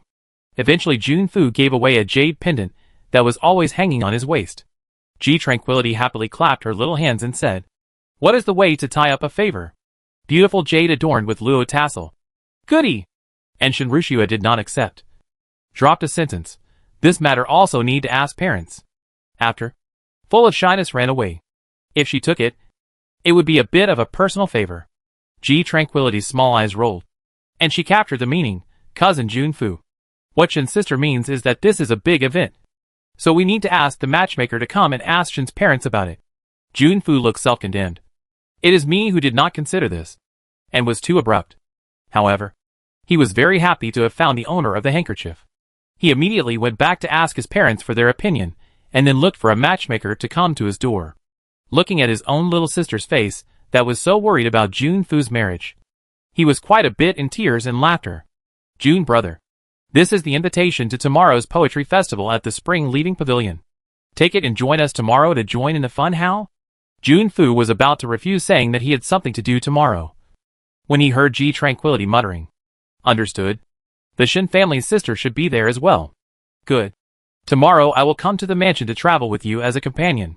With those words, he arched his hand and left. When the two of them left, Ji Tran stretched out her palm to exchange palms with Ji Lin Feng. He. Second brother behaved well just now. Ji Lin Feng favorably scraped Ji Tranquility's nose and picked her up, reminding, "Tomorrow, you don't want to be in the limelight again. Otherwise, the onlookers will treat you like a monster." Ji Tranquility heatedly smiled. How could they? It's too late for them to envy me. It's because I'm the heaven's favorite. Ah. Ha ha ha. Ji Lin Feng was unable to take Ji Tranquility for more than a day or two, except for shaking his head and sighing. There was nothing else he could do. A small group of people returned to the Ji mansion at the end of the day. Once in the Wutong courtyard, Ji Tranquility and Ji Madam and Duanmu Yi talk about Jun Fu and Shen Rushua. The two listened with great interest. Sister Tranquil. At the doorway, Yu runs towards Ji Tranquility in the house. Ah! Don't come over! Ji Tranquil screamed in fear. There was no other way around it. It was really because the two snotty noses on Muyu's mouth felt too long. Seeing this, Lady Ji busily got up and carried the person over, picking up a handkerchief to help him wipe. This child, his constitution is too poor, catching wind chill every other day. Lady Ji sighed in her heart. Elder Mu returned to Jizhou to retire, leaving the child completely in Mrs. Ji's care. Ji Tranquility had a disgusted look on her face, and after hearing Lady Ji's words, she turned her back and rummaged through the Golden Finger Mall to see if there were any of those pills to increase resistance. It turned out that there really was one, but it was a bit expensive. But it didn't matter. She now had more points than she could use. Forget it. I'll help you out since you're grandfather's own grandson. Ji Tranquility spent 2,000 points to redeem the pill, cupping it in her hand as she walked over towards Muyu. Muyu loved playing with Ji Tranquility, and when he saw her come over, his face was filled with joy. Tranquil sister, I left you a sugar bean. Saying this, he spread out his palm. The red and yellow sugar beans were all melted by his pinching. "I left you a sugar bean too. Here." G Tranquility didn't take Muyu's, but the latter was quick to take the sugar beans from her hand. A mouthful of it was found to be bitter, but it didn't matter. The sugar beans given to him by Tranquil's sister had to be eaten even if they were bitter. Seeing Muyu's frown, G Tranquility guessed that the pill must be very bitter. "Good boy." Still smiling as he finishes eating, Muyu, who finishes the pill, smiles stupidly at G Tranquility. "Let's go. I'll take you to wash your hands. After that, I'll allow you to ride the wooden horse." G Tranquility tugs on his sleeve and heads out. Muyu laughed even more foolishly. Under his breath, he kept chanting about riding the wooden horse. Riding the wooden horse. Somehow, G Tranquility's heart choked. Chapter 229. Louis opens around E Hall. Early in the morning of the second day, Beiheng Jin came to the G family, bringing quite a bit of news to G Tranquility. "Sister Tranquil, the initiator of this poetry meeting is Mr. E of the Celluloid Academy. It is said that this person knows astronomy from above and geography from below, and is a very famous great scholar." Beiheng Jin spoke with great interest. As G Tranquility listened, she suddenly felt that this Mr. E was somewhat familiar. After thinking for a long time, she had a slight impression. "I remember. Beiheng Yuan greatly admires this Mr. E. He went out of his way to spend a lot of money to invite him to join the civil service, promising to appoint him as a first-rank official. But Mr. Yi's wish in life is not to pursue merit and fame. Therefore, he refused him. Later, I don't know what happened. Something happened. Died." Suddenly, G Tranquility's face changed. Mr. E died in the spring leaving pavilion at the exact time of today. She was somewhat unable to remember exactly what the reason was, but today was indeed the day of Mr. Yi's accident. This Mr. E, full name Yi Qixiao, was one of the few true great scholars of Shengyu. There were people who admired him, people who worshipped him, and people who wanted to draw him in. But she just hadn't heard of him having any enemies. Could it be just an accident? Whether it was an accident or not, she had to save him today. Thinking about this, G Tranquility impatiently wanted to go to Chuanli Pavilion. Beiheng Jin heard G Tranquil's words and squared his shoulders for a few moments. However, at this time, the spring leaving pavilion had not yet opened its doors, so he could only wait a little longer. He added, "Sister Tranquil, today's poetry meeting should be very lively. Many of the children of the world's families will be there, and sister, you will also be there. All of them want to go and have a look at Mr. Yi's style and literary bones." G Tranquility nodded her head. The more people there were, the more likely something would happen. "Then we have to go early. I just like to get together." G Tranquility smiled sweetly. Seeing G Tranquil's smile, Beiheng Jin instantly felt like he had eaten dents in his heart. The two of them then played in the G family's flower courtyard. Not long after, Muyu also ran over. From afar, he opened his arms and called out, "Tranquil sister." Beiheng Jin felt offended, as Tranquil sister was only exclusive to him. He used his eyes to warn Muyu, who was so engrossed in the joy of seeing G Tranquility that he signaled that he noticed him. Muyu, who has taken a resistance-boosting pill, doesn't hang too long. Clean noodles today like he did yesterday. G Tran allows him to run over and pounce on her. But Beiheng Jin on the side won't be happy about it. When Muyu was about to touch G Tran, he dodged forward to block it. Muyu can't stop in a hurry and hugs him directly. Muyu didn't get angry and looked at Beiheng Jin's cool face and giggled. Beiheng Jin frowned and uncomfortably pushed him away. The latter didn't know when he started to call him after G Tranquility. "Sheetsy brother." Beiheng Jin clenched his fists and glared at him in silent warning. "Don't call me Sheetsy brother. I'm not familiar with you." Muyu was only a little over 2 years old, where he could see that he was warning him and only thought that he was teasing him. He only thought he was teasing him and laughed even more. Beiheng Jin was helpless and only felt that he had punched cotton. G Tranquility of course knew that the two were not dealing with each other. And more than that, Beiheng Jin hated Muyu. However, this didn't affect the three playing. Every time Beiheng Jin came, she would be dragged by Ji Tran to the amusement park in the backyard to play. Today, however, she had things hanging over her mind, so she was not in the mood to play. The three little ones sat in rows on the steps of the Wutong courtyard, with Ji Tran's two little hands propped up by the flesh of her chin. "Sheetsy brother, tell me about Mr. E." Where could Beiheng Jin tell? However, He knew that Bei Hengmo knew mystery very well. So he proposed, "Why don't we go into the palace now and look for the emperor's brother?" Ji Tranquility shook her head. "Time is running out. This round trip will take at least an hour. If we delay some more hours in the palace, the poetry fair will have already started." She didn't know when Qingyao had an accident. If she went earlier, she could check around a bit, in case she found a clue. "Why don't we go and ask the Grand Duke?" Bei Hengjin suggested. Ji Tranquility's eyes brightened slightly. And then she remembered that Ji Yushu had paid visits to Qingyao many times. Perhaps some clues could be obtained. Ji Tranquility got up and flew towards Ji Yushu's courtyard. Only when he arrived did he learn from Zuotong's mouth that the person was not there, and had gone to the Hall of Supreme Goodness. Unable to do so, Ji Tranquility only had to beg Ji Linfeng to take her to the Hall of Supreme Goodness. The poetry fair will start soon. By then Big Brother will naturally go. There's no rush for this moment. Ji Linfeng is holding Ji Hanqi and teasing him, not wanting to take a step away. Heavenly matters are not as happy as him coaxing his son. Seeing Ji Tranquility's puffed up appearance, Duan Muyi, who was making small clothes next to him, pushed Ji Linfeng's shoulder. Only then did Ji Linfeng straighten up a few points and asked Ji Tranquility, "Did you encounter something tricky?" In the eyes of the Ji family, no one looked at Ji Tranquility with the eyes of a normal child. It was thought that there really was something important. "I just want to find Big Brother to ask something about mystery before I go to Chuanli Pavilion." "Hurry up, second brother. What if you go late and something happens to mystery? Then it would be hard for the gods to save him. It's rare to meet a truly great power. I don't want anything to happen to him." Ji Linfeng's complexion changed slightly when he heard this. He was busy handing Ji Hanqi to Duan Muyi. "Here, take it first. I'll take my sister to find Big Brother." From Ji Linfeng's grave expression, he knew that he had heard something bad again. Duan Muyi hurriedly said, "Go. Be careful with everything."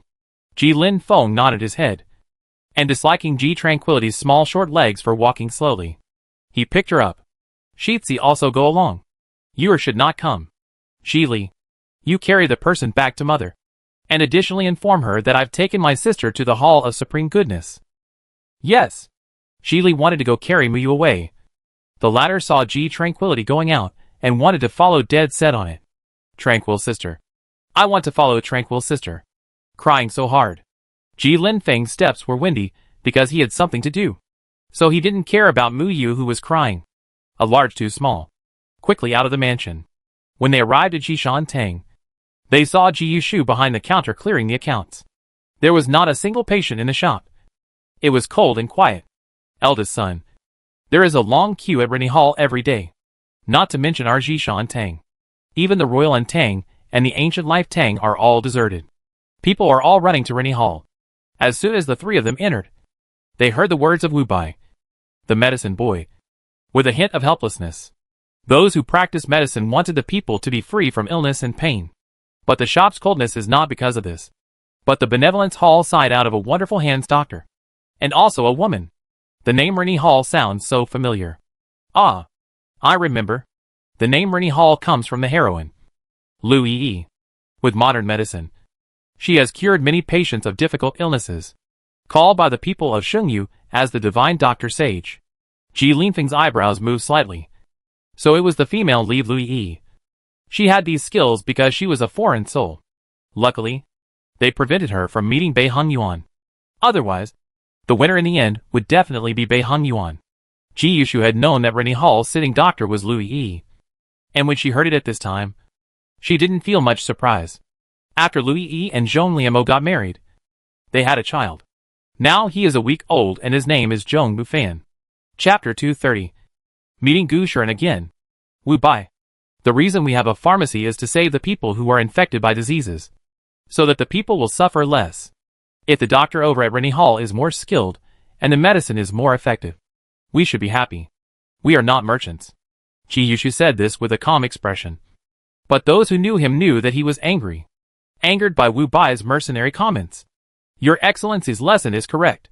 Wu Bai knows his mistake. Deeply righteous. Heart for the living is still Big Brother. Ah. I love Big Brother to death. Big Brother hug. Ji Tranquility thumps and runs behind the counter, spreading her arms towards Ji Yushu to ask for a hug.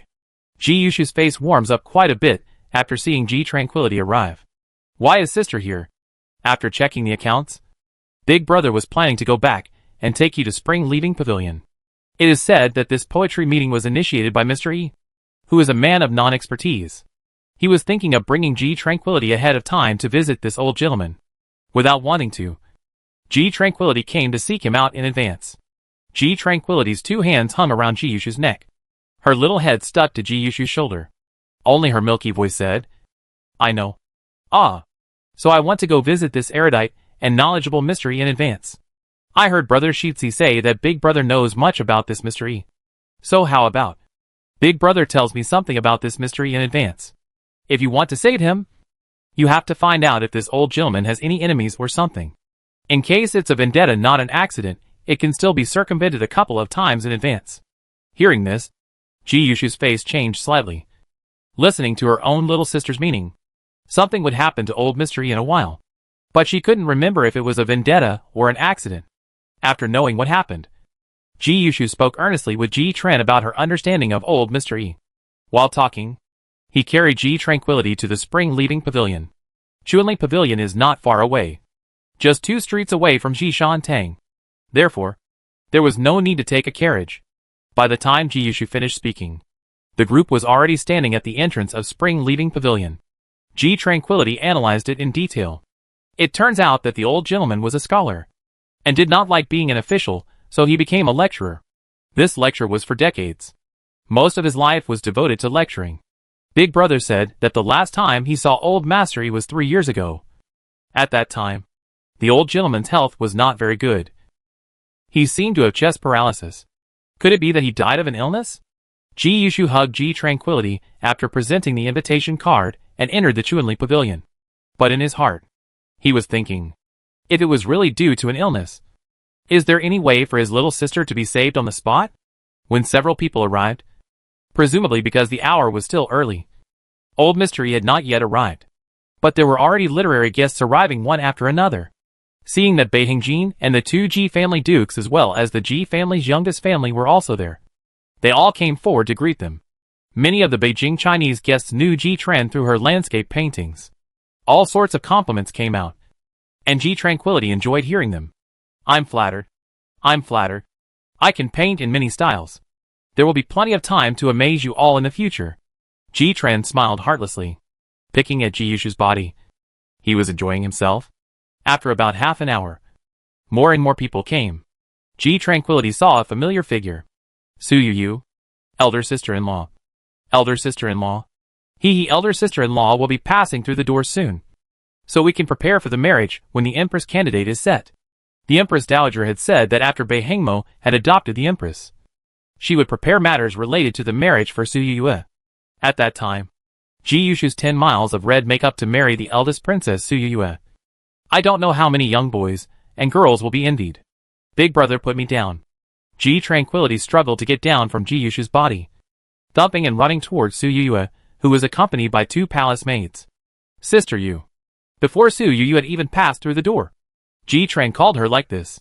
Seeing Ji Tranquility running over from afar, Su Yu's heart was overjoyed, and she jogged 2 steps forward to embrace the little one in her arms. How light. Is it because your big brother shorted you food?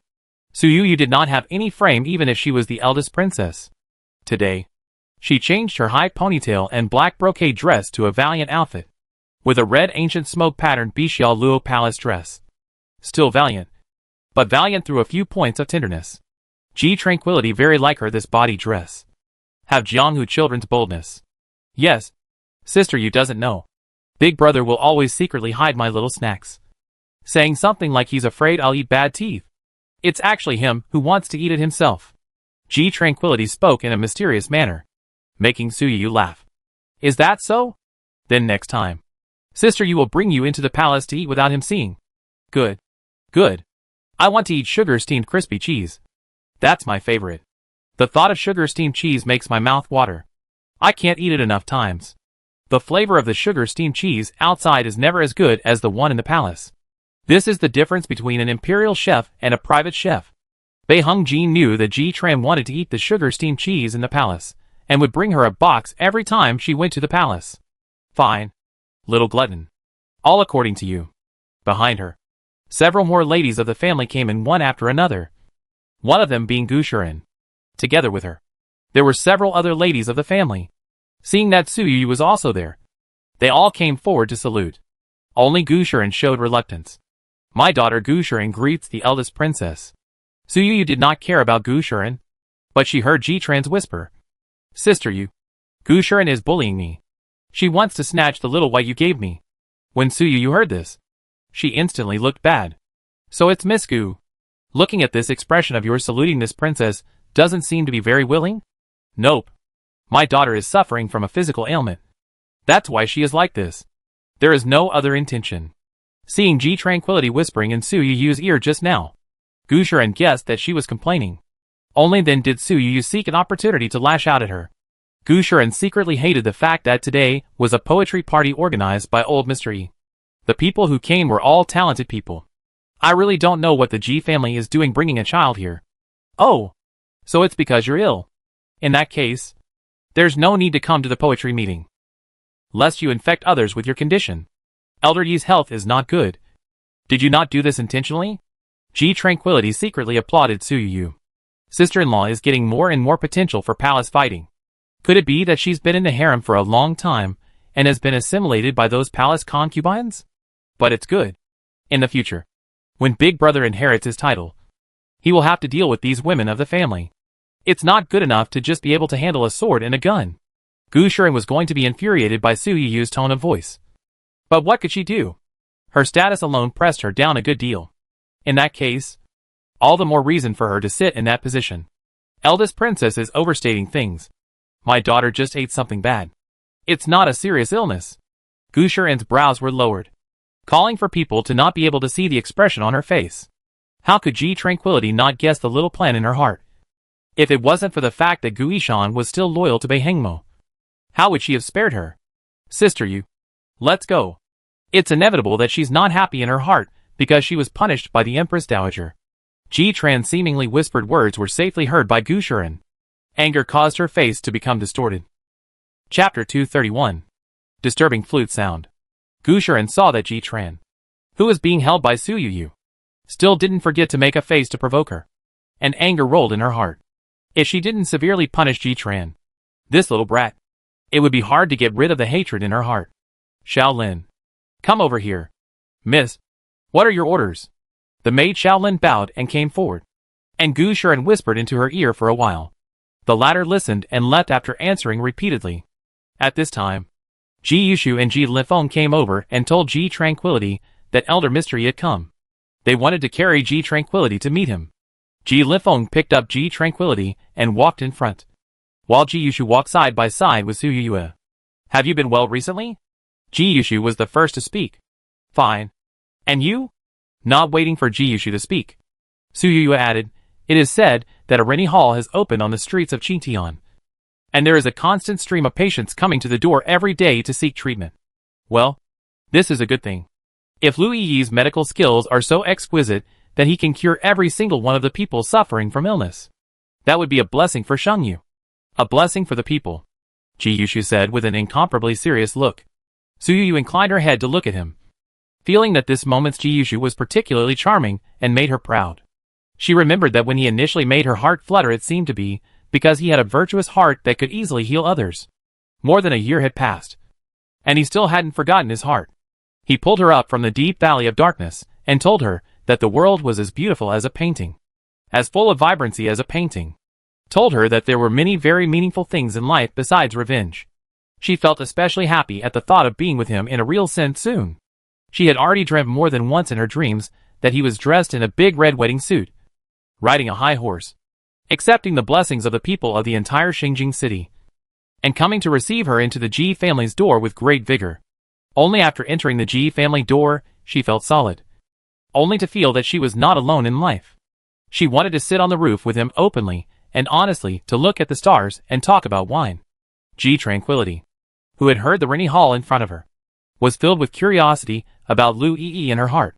The third prince was ambushed, and Lu Yi didn't even show up. He died? Yet she opened this Rennie Hall. Suddenly, Ji Tranquility's face changed slightly. Lu Yi in the book opened a medical hall half a year after she met Bei Hongyuan. The name was also called Ren Hall. The word Ren came from Bei Hongyuan's mouth. But now, when Bei Hongyuan died, Lu Yi likewise opened a Ren Hall. Is it a coincidence? Or does she have some kind of extra memory? I really want to meet this third miss of the Lu family. Ji Linfeng raised his eyebrows slightly. Isn't this easy? After the poetry meeting was over in a while, they would go to Ren Hall for a walk. When the Ji family's group arrived, Elder Yi was giving a lecture to some junior school children. He also composed a poem on the spot. He drew a round of applause. Elder Mr. Yi was one of the rare people in Shengyu who knew everything about astronomy and geography. While he lectured, he also continued to study and learn. He could be said to be truly knowledgeable. Ji Yushu did not disturb Mr. Yi's lecture. He sat on the side and listened with the talented people. Bei Hongjin, who had just left for a short while, was also there, and he first smiled at Ji Tranquility before secretly stuffing her with a sugar bean. Heh heh. Bei Hongjin really knows how to throw his weight around. At the top, Mr. Yi was in the middle of his speech when suddenly, a melodious flute sound came into everyone's ears. The sound of the flute was melodious and melodious, from far away and very close, gradually drifting through people's hearts and ears. Like a wisp of soulful wind, it aroused everyone's thoughts, drifting across the wheat field, across the valley, to the grassland. For a while, everyone was lost in this beautiful and melodious notes. There were even some who closed their eyes and slowly savored this mood that made one's thoughts become ethereal. Ji Tranquility has no musical cells. Cannot hear these flute zither She only knew that she was a little sleepy at the moment because of the flute sound. She yawned with her small mouth open, and turned her head to see Bei Hongjin sitting up as if he had learnt something from it. Laughing. Did he think that this was the Xianling continent, and that he could ascend to heaven through the sound of a flute? Ji Tranquility was very bored and prepared to close her eyes for a while. When she looked up, she saw a flower snake as thick as an adult's arm hanging above Mr. Yi's head. It was hissing and spitting out snake letters. Ji Tranquility stared wide-eyed in horror. My God! Isn't that a king brocade snake? It's too big, isn't it? If it were to fall, it would definitely fall on old Mr. Yi's head. It can't be that old Mr. Yi was scared to death by this poisonous snake. Right? Ji Tranquility felt it was very possible. The flute sound is not heard. The group of people are still immersed in the music, completely unaware that there is a snake on the beams of the room. Ji Tranquility's small face was white with fear, as she was also afraid of this thing. But she still had to save old Mr. Yi. Ji Tranquility trembled her little hand and patted Ji Linfeng. Fortunately, Ji Linfeng was a martial artist and was not interested in the sound of the flute and did not immerse himself in the sound of the flute.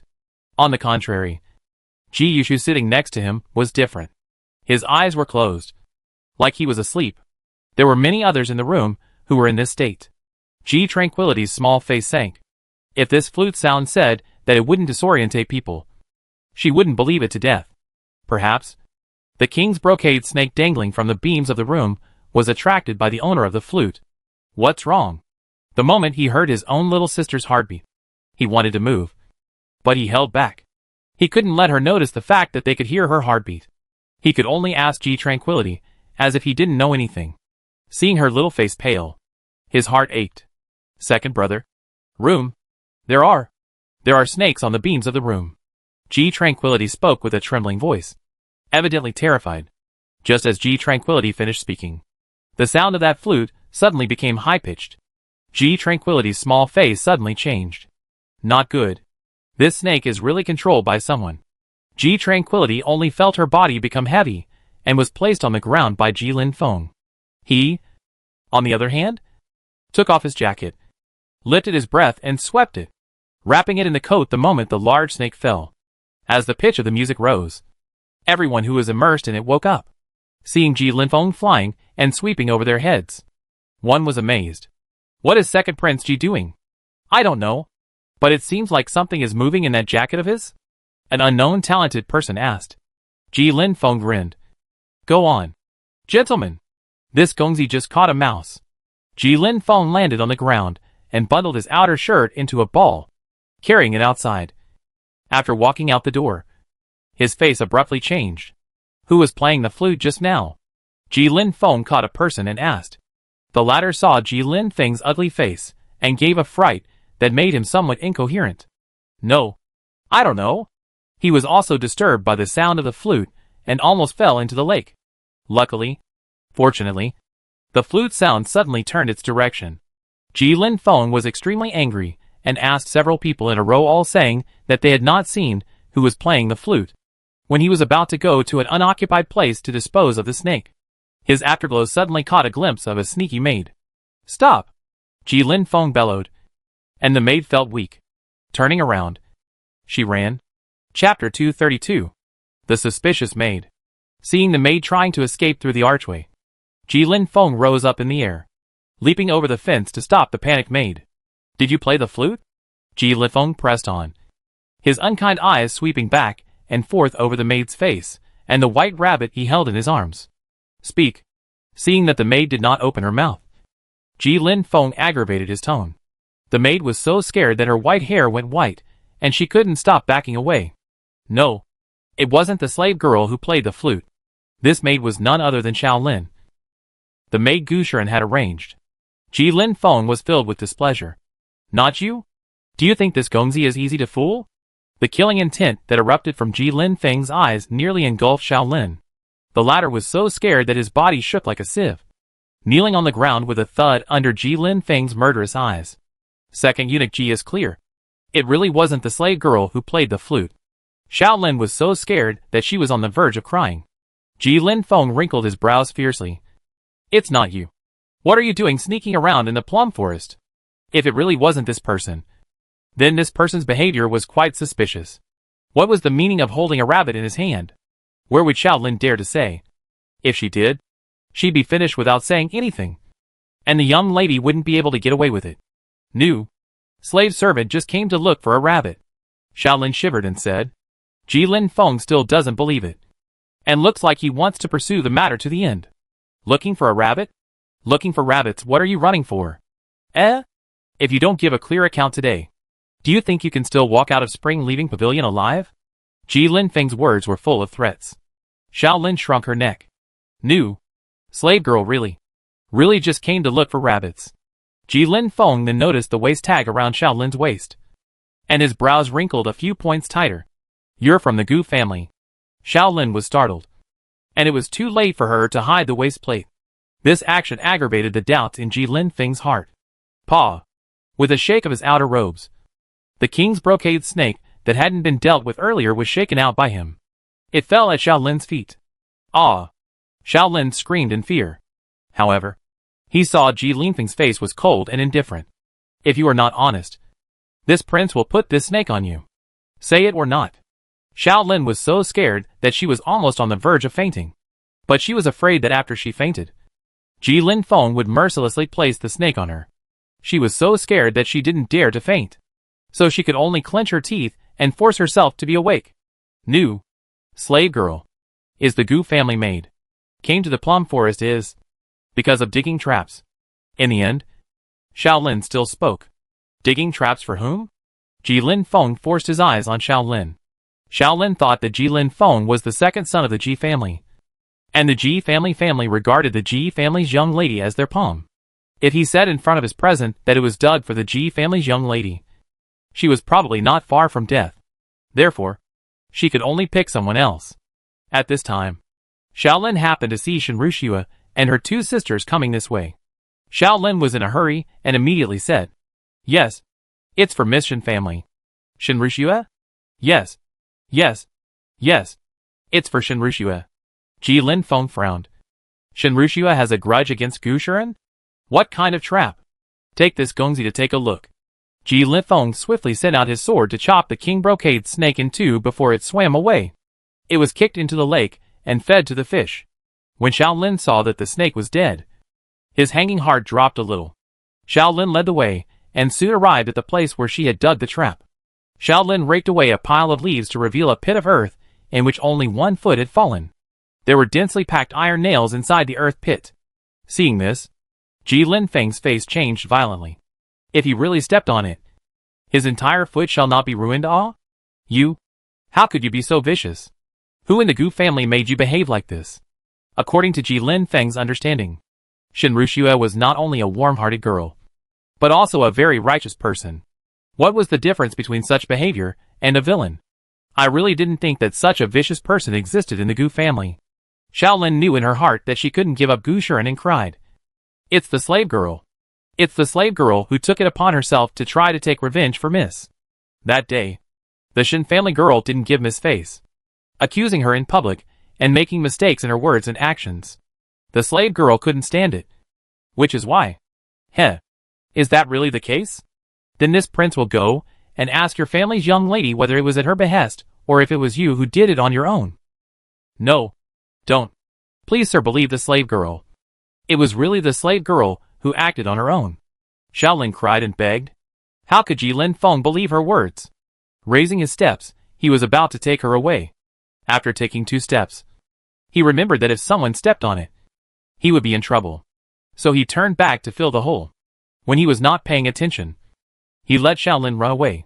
Xiaolin was trying to run to find Gu Shiren and get a confession in advance. Ji Linfeng laughed coldly in his heart. Heh. Little sister has as many true speech talismans on her. You think you can run away? Sensing that Ji Linfeng was not chasing after him, Xiaolin's heart rejoiced, and he was busy speeding up his steps. In the front courtyard, he soon found Gu Shiren, who was talking with a group of noblewomen. Gu Shiren knew that the plan had failed when she saw Xiaolin looking flustered. Miss, come here for a moment. Xiaolin knew in her heart that this matter could not be said in front of the others. So she called Gu Shiren aside. Let's forget about the failure. We can find another opportunity. Gu Shiren's expression was calm. Xiaolin, however, waved her hand in panic. No, miss. The slave girl was caught by second Prince Ji. He took a snake and forced the slave girl to tell the truth. You said it? Gu Shiren's face changed, and there was a flash of killing intent in his eyes, scaring Xiaolin to death. No. The slave girl precisely ran to tell Miss that what the slave girl said was that the trap was prepared for Shen Ruxue. It was also said that the slave girl had acted on her own. Xiaolin was so scared that it was rare for her to still be able to get her words out in full. Gu Shiren was not a fool, and instantly understood that Xiaolin was pushing the spearhead towards Shen Ruxue. It was better to offend the Shen family than the Ji family. I see. Well done. Gu Shiren had already seen Ji Linfeng, who was looking towards her. She was expressionless, while Ji Linfeng was making a neck-wiping motion towards Gu Shiren. Her heart missed half a beat for no reason. She suddenly had the feeling that Ji Linfeng knew everything. No. This matter must not be admitted that it was prepared for Ji Tran. She had to bite the bullet and accuse Shen Ruxue. It just so happened that Shen Ruxue had some verbal grudges with her before.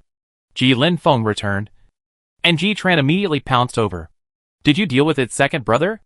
That snake isn't poisonous, but it's ferocious, turning to eat rodents. Fledglings. However, I'm most afraid of snakes. Ji Linfeng held Ji Tranquility's hand, silently giving him comfort. He also told her what he saw in the plum forest. Handled. But second brother, I just found a suspicious maid on the way to the plum forest. Ah. Suspicious maid? Ji Tranquility instantly came to be interested. Beside him, Ji Yushu and Su Yuyue also looked at him, waiting for him to elaborate. She wouldn't be the flute player, would she? Just now, old Mr. E had been praising the beauty of the sound of that flute. Yet he didn't know that the sound of the flute almost killed him. The sound of the flute comes and goes strangely. It must have been premeditated. Chapter 233. Who is the flute player? Ji Linfeng did not sell a few people short, and said bluntly, that maid admitted to herself that she was Gu Xian's maid. And because she was dissatisfied with Shen Ruxue's righteousness and straightforwardness, she set up a trap in the plum forest, saying that it was self-inflicted. It had nothing to do with Gu Shiren. Ji Linfeng did not say that it was because he suspected that the maid Xiaolin was a flute player that he chased after her. If it wasn't for Ji Tranquility's reminder, how would he have known that the sound of the flute in the party had the effect of disorientating people's minds? Right now, it seemed that the flute player was someone else. Who could it be? Was this person deliberately targeting old Mr. E? Or was he targeting someone else? This was something that several people could not figure out. However, Ji Linfeng deliberately brought the maid into this matter in order to bring the matter out into the open. Big brother, after that flute sounded just now, it attracted the great snake. I suspect that the purpose of that flute player is to use this snake for evil. It's just that I don't know who was targeted. Whether Gu Xian's maid is connected to this person, I'm not sure for now. Ji Yushu had already learned about the strangeness of the flute sound from Ji Tranquility. At this moment, hearing Ji Linfeng say as much, he knew that he was trying to tell Ji Tranquility about this matter. Ji Tranquility's eyes lit up. The heart marveled. Wow! Second brother is getting smarter and smarter, quickly associating this matter to that flute player. As for whether or not it was an accomplice, it should be unlikely. Gu Shiren's maid did not have the ability to know such a powerful figure. Her purpose might be to simply deal with Shinrushua. For this matter, I think it's best to inform Shinrushua and give her a heads up. This time it happened to be seen by second brother. Next time it won't necessarily be the case. Just as Ji Tranquil's heartbeat fell, Suyuya spoke up. The two things shouldn't be the same thing. That flute player has probably run away. But this matter of Gu Shiren's maid has to be a wake-up call for Shinrushua. The two Ji Yushu brothers had just finished nodding when they saw Shinrushua and her sisters come in and walk over. Behind them, not far behind, were also two eunuchs. One being Jun Fu, the other being Che Chen, the third-ranked scout from last year. The humble servant greets the eldest princess. As soon as the two came in, they first paid their respects to Suyuyu. Before that, Shinrushua had already saluted Suyuyu first. There is no need to be formal when going out.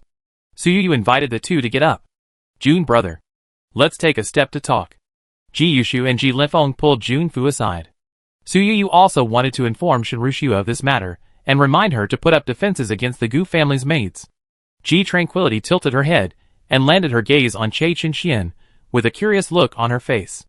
The latter noticed Ji Tran's gaze and squatted down to smile as he leveled with Ji Tran. I think that such a pretty and lovely little girl is Miss Ji family.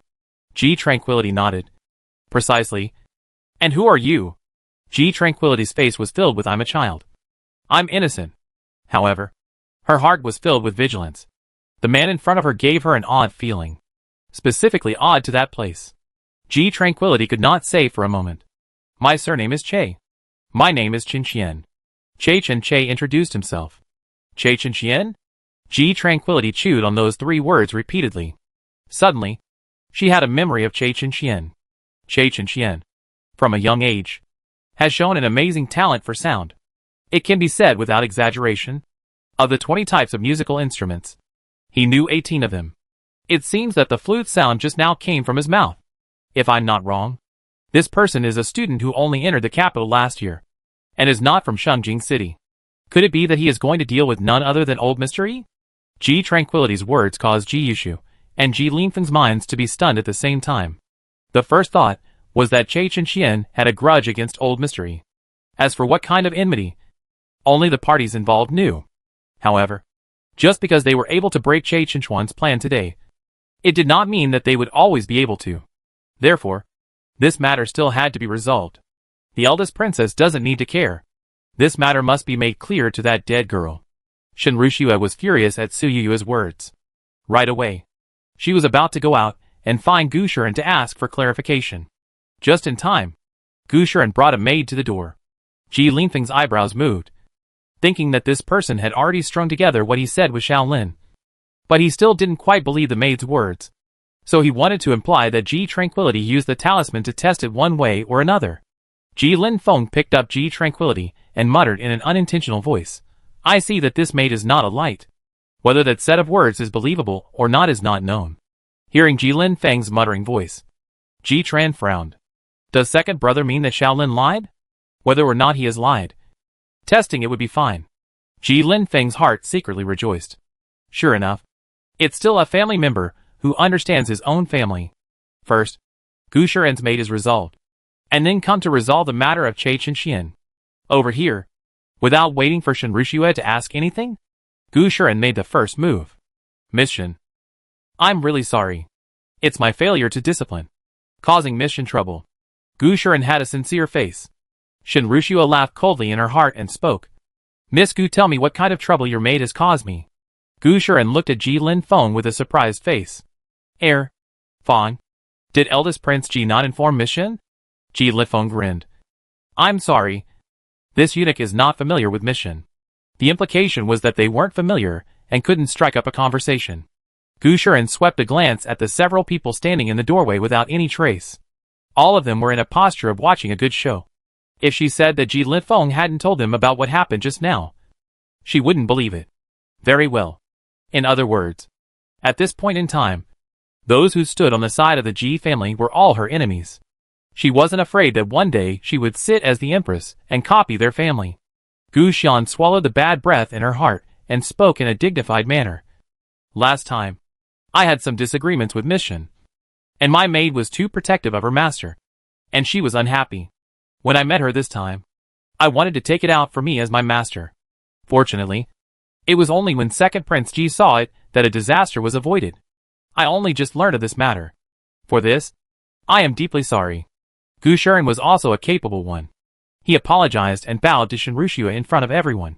The commotion over here was too great, and it was hard not to attract old Mr. Yi's attention. He only heard him say in a loud voice, "The few scholars at the door should find a seat first. Don't block the doorway." Che Chen looked towards old Mr. Yi at the top, his eyes dark and uncertain. From the time he came in just now, he saw him sitting peacefully. There was no presence of Ashur above the beams of the room overhead. He did not know where he had climbed to. He had followed Jun Fu in to seek justice in this matter. Now it seems that his plan has failed, and he has lost Shur. No. He must find Shur. That is the little pet he has raised for many years. Has become his best companion. Over here, Shen Rushua did not accept Gu Shuren's apology. Listening to her, she said, "If you want this young lady to receive love's apology is not impossible. Unless she steps on that trap. Otherwise today's matter is not over." Shen Rushua spoke as she sought a seat. The others sat down one after another. After all, old Mr. Yi's face still had to be given. Ji Lifeng holding Ji Tranquility had to return to his original position, so that he was far away from Gu Shuren. He was unable to find an opportunity to lay his hands on him.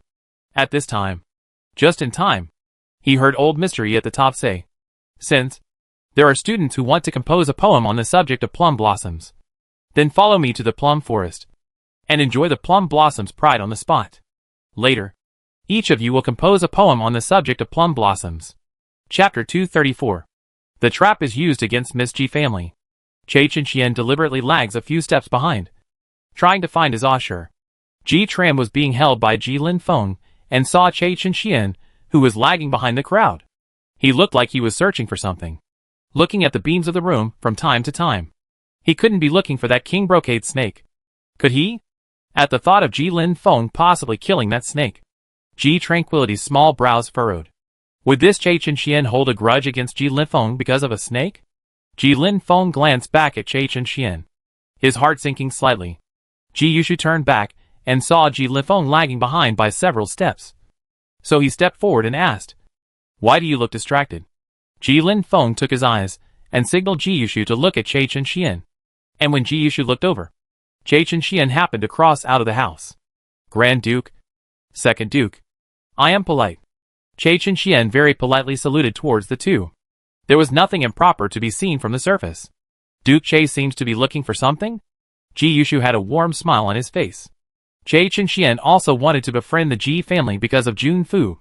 If it was a normal matter, he would have said so. But for this matter, he had to conceal it. Oh, not really. Just got carried away thinking about things. After Che Chen spoke, he made a gesture of invitation and said, "Two gentlemen, please. I think Elder Mystery has already arrived." The plum forest, as the name suggests, is a plum blossom garden filled with plum trees.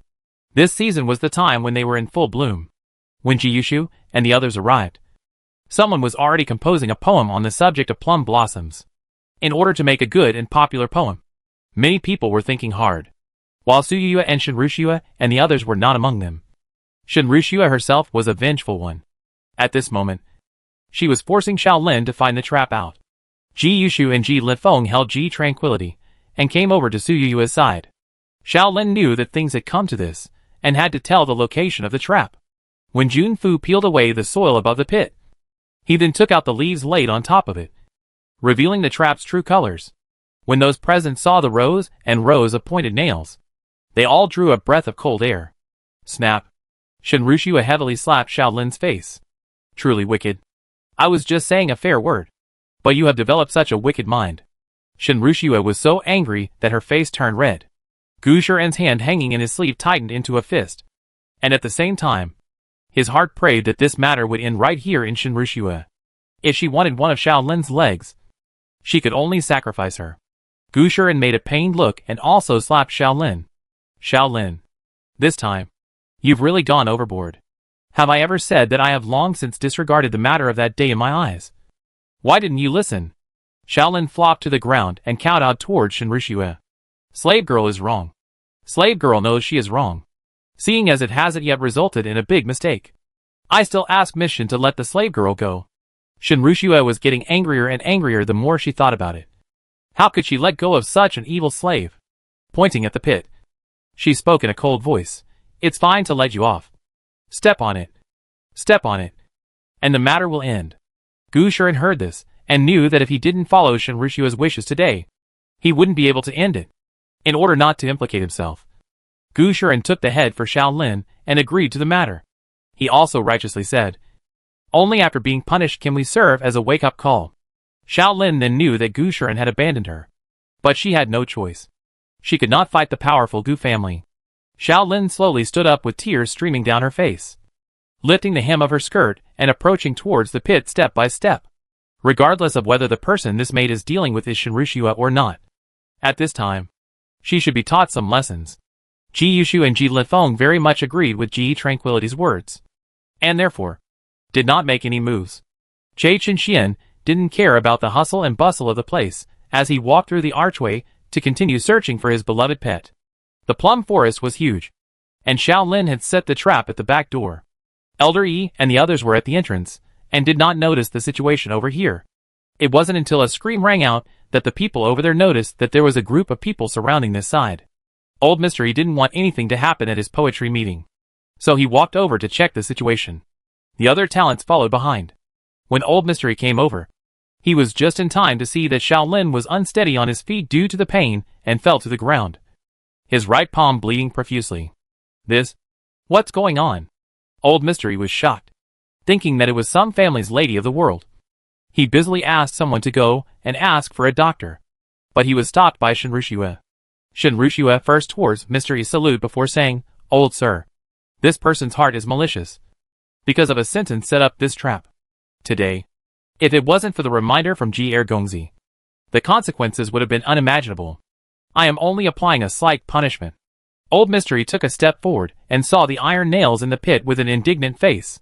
Truly wicked. Hurting people's lives should be reported to the officials for treatment. Come on, people. When Gu Shiren heard this, he panicked.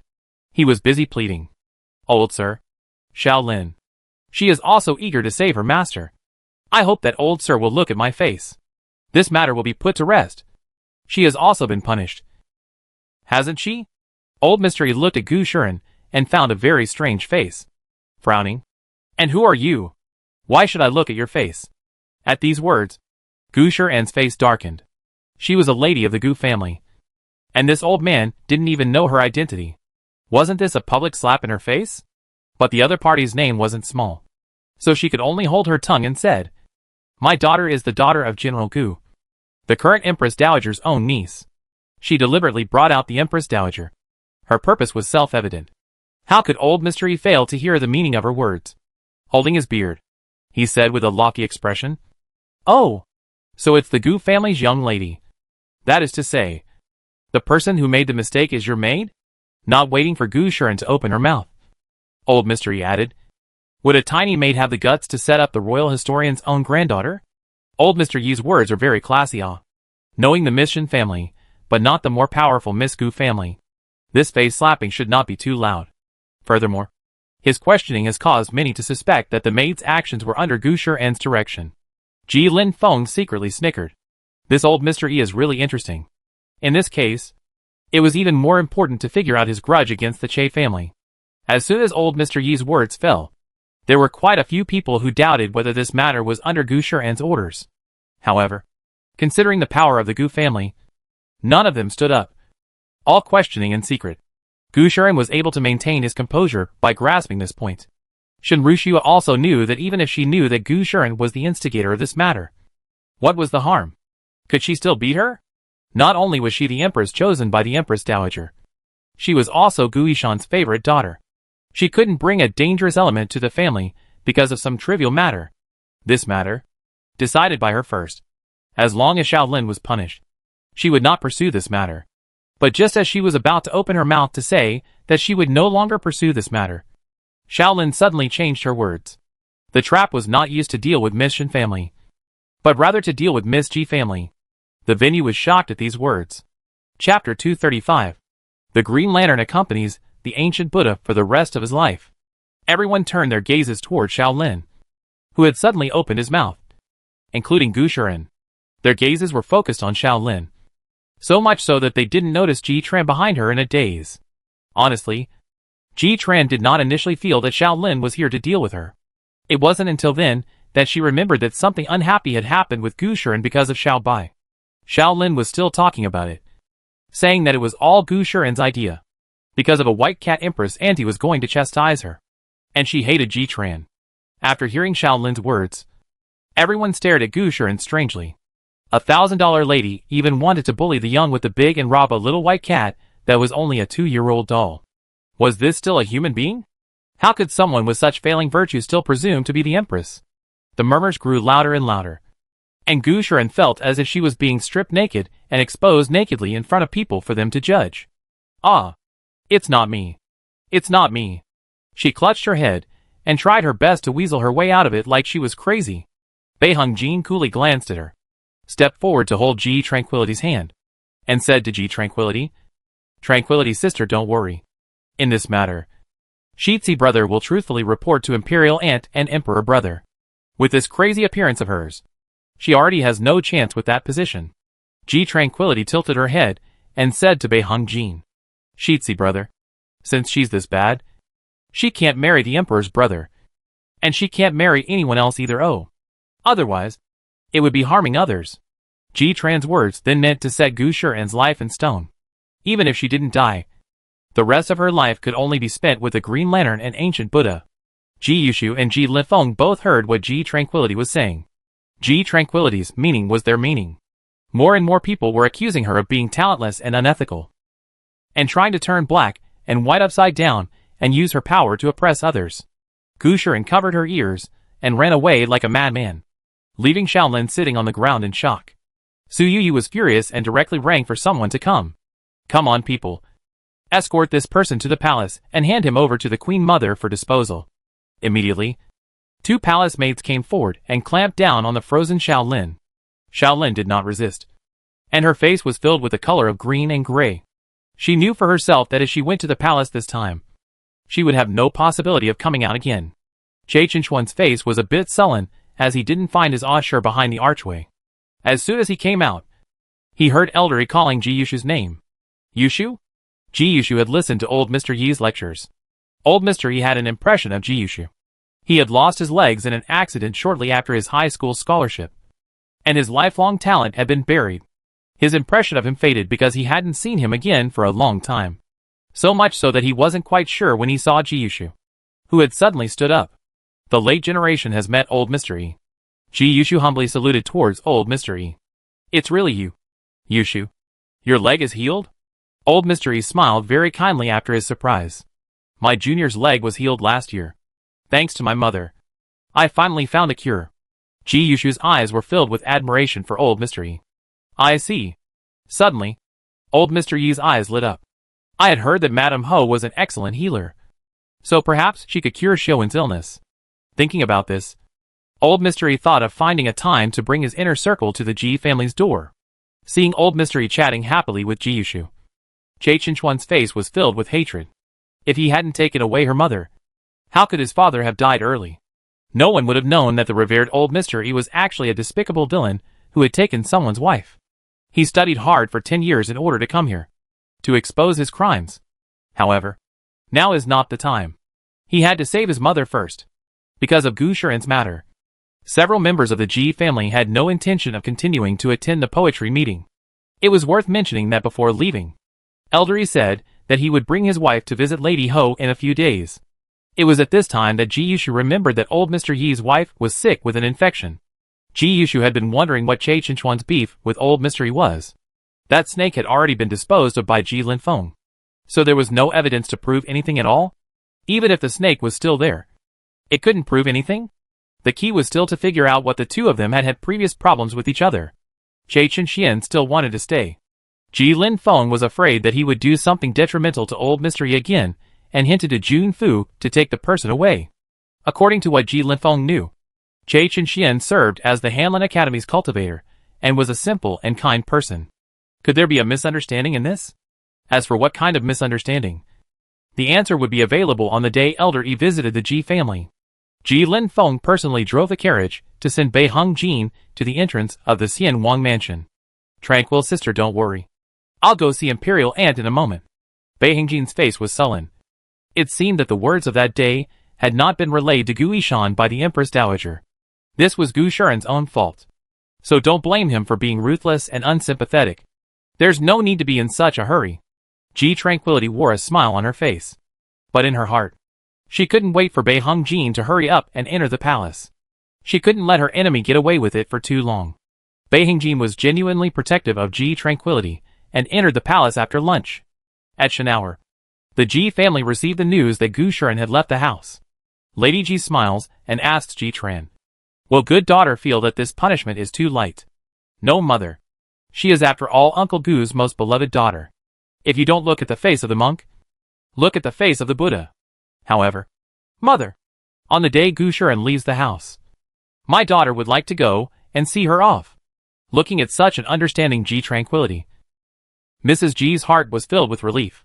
But most of all, she was grateful. "Good. Mother will accompany you." Lady Ji held Ji Tran's hand as she slowly strolled through the garden. Meanwhile, Gu Shuren, who had received the news, screamed like mad with anger. She smashed everything everyone in the house could. Outside stood 3 people. One was Eunuch Li, who had declared the decree. One was Gu Yishan. And one was Lady Gu. Eunuch Li looked at the closed door of the room, and the words that came out of his mouth caused Gu Yishan and Lady Gu to be stunned at the same time. He said, "Empress Dowager has asked my slave to convey to General Gu that the Ji family is not only kind to the people of Shengyu, but also to the Beihing family, and even more so to the Gu family. If the Ji family wants this throne, she won't even stop it. Therefore, General Gu must not hold a grudge against the Ji family because of this matter. Furthermore, Miss Gu has come to this point, and it's all her own fault." That day, she lied in front of the Empress Dowager. She even said outright that she hated the Ji family's young lady, and said that she would deal with the Ji family after sitting as Empress. Gu Yishan was already trembling with anger. Even he didn't dare to say that he would deal with the Ji family. But his good daughter was trying to deal with the Ji family in front of the Empress Dowager? Oh! Well, his lifetime of brilliance was almost about to be buried on his own daughter. She really can't see how much the Empress Dowager, or the Empress, liked the Ji family's youngest at that time? She really can't see that Bei Hongjin will marry Ji's youngest in the future. He guaranteed that if not in the face of the Empress Dowager, he Gu Yishan this general position cannot sit for long. Gu mother cried. She both heartbroken daughter, but also hate her mouth. Chapter 236. It was me who saved the Gu family, and you were gracious enough to return the favor. 3 days later, Lady Ji carried Ji Tran to Ling'an Temple because today was the day Gu Shuren became a monk. It is not an honorable thing to leave home. So Gu Shuren was secretly sent out by a small sedan chair. Gu Shuren cried and choked, unwilling to go. Seeing Gu Yishan's face cold and hard, there is not a little room for moderation. She realized she was wrong.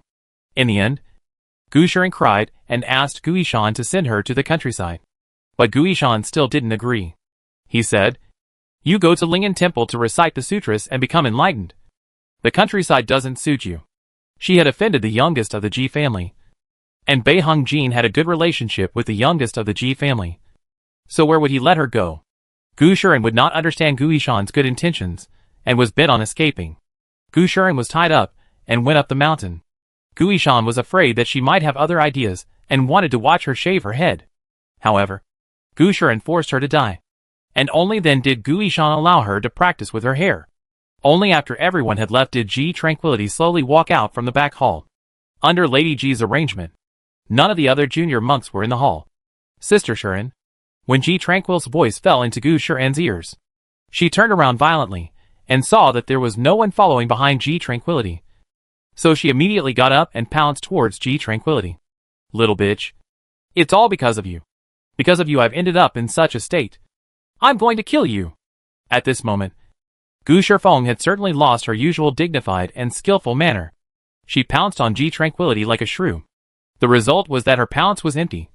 And Ji Tranquility used the instantaneous transmission talisman to come behind her. Gu Shifeng's eyes widened as if she had seen a ghost. However, she quickly pounced again, and Ji Tranquility dodged again. After repeating this several times, Gu Shifeng broke down, screaming, "There's a ghost! There's a ghost! Someone! Someone!" Her hair was scattered, like a female lunatic. Gu Shifeng screamed for a long time, but no one came. She was scared and shrank in the corner, not daring to move a muscle. And Ji Tranquility still had a smile on her face. A cute and cuddly, harmless smile. She said, "Shifeng's sister, don't be afraid. I'm not a ghost. I just know how to draw some talismans. Do you know why I came to find you?" Without waiting for Gu Shifeng to ask her, she sat herself cross-legged on the futon, tilting her innocent face up. She looked at the goddess of mercy at the top. The color of reminiscence was in her eyes. "The Gu family will be copied and exterminated in half a year. And you died when the Gu family was copied. What are you talking about? What are you saying? You're going to encourage Marquis Ji to punish the Gu family because of this, right? You're going to force Imperial Ant to turn on the Gu family, right? I'll kill you.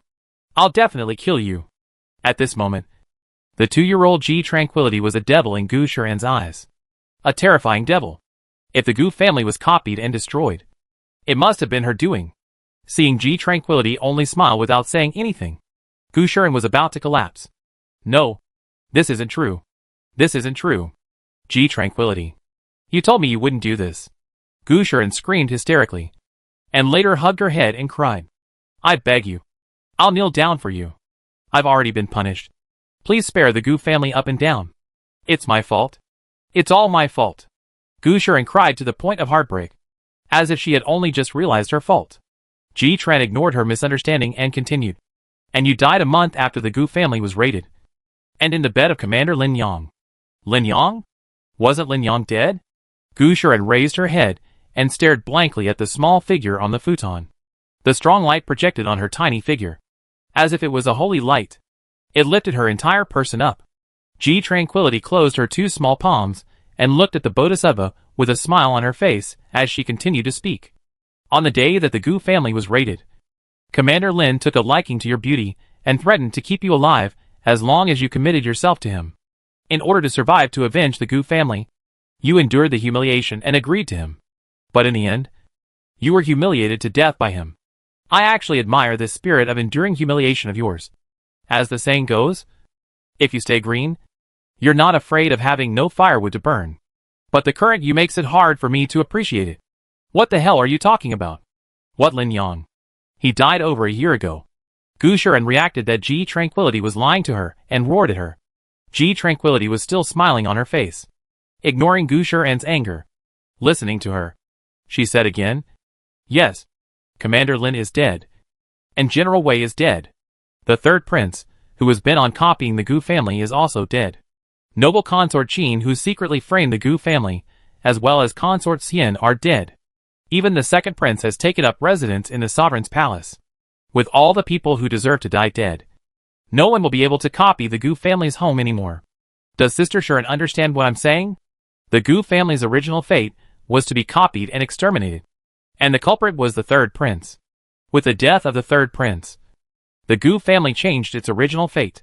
Gu Shifeng fell to the ground dumbfounded. She felt that Ji Tranquility was lying and making up stories for her. But was a 2-year-old child this good at making up stories? It wasn't something a 2-year-old could do at all. Perhaps guessing Gu Shifeng's thoughts, Ji Tran smiled faintly at her, as if she was solving her confusion. She said, "I can draw talismans. Oh, I've been able to since I was born. That's why the 3rd prince was able to lose. It was only then that Brother Bei Hengmo was able to ascend to the throne. Even more so, I relied on the art of drawing talismans to save the fate of more than 100 people up and down the Gu family. You should be thanking me instead of going against me. In the future, you should stay here and cultivate yourself. You'll be relieved the day you truly figure it out." Ha ha ha. Gu Shifeng suddenly laughed. "I admit that you're different from other children your age. But you're only 2 years old after all. How did you know in advance that the third prince would make a move against the Gu family. Who are you to say that you helped the emperor's brother? Ji-Tran didn't care if she believed her or not. She had said what she needed to say. For the rest, let her be alone in this huge Ling and Temple of Enlightenment. Tranquility was not afraid of her telling this matter. Even she herself did not believe it. Who could she say it to? Even if she did, others would only think she was crazy. She just wanted her to know that she wasn't targeting the Gu family. Much less her.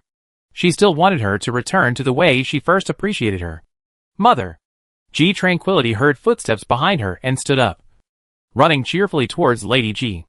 Lady Ji picked her up smoothly as she glanced at the dumbfounded Gu Shiren, said, "Miss Gu, take care," and left. Mother! Aren't you going to ask your daughter what she said to Sister Shiren? Tranquility was carried outside by Lady Ji. Tranquility's grandmother's sticky voice was heard intermittently in the air. Mother has always known that our good daughter has her own opinions. So whatever the good daughter says is in her own mind. Mother does not pry. Hee. Mother is so good. Barf. Tranquility fiercely kissed Lady Ji on the cheek. Joyfully, Lady Ji laughed heartily. This is a reward from the good little girl to Mother. Oh! You can't let Father know. Tranquilized quietly. Lady Ji dotingly scraped Tranquility's nose and snapped. Naughty girl. Chapter 237. Che Chen Xian. What are you running for? The Xian Wang mansion at night was silent. Bei Heng Jin's courtyard was guarded by several secret guards, and 2 maids on night duty. But even so, no one noticed the pair of weird eyes in the dark. At the dawn of the second day, Bei Hengjin hurriedly took 2 meat buns and 2 guards and went out. The string of bracelets he had ordered for Ji-Tran the day before was today's delivery. He had to go ahead and pick it up before going to the Ji family to personally put the bracelet on Ji-Tran.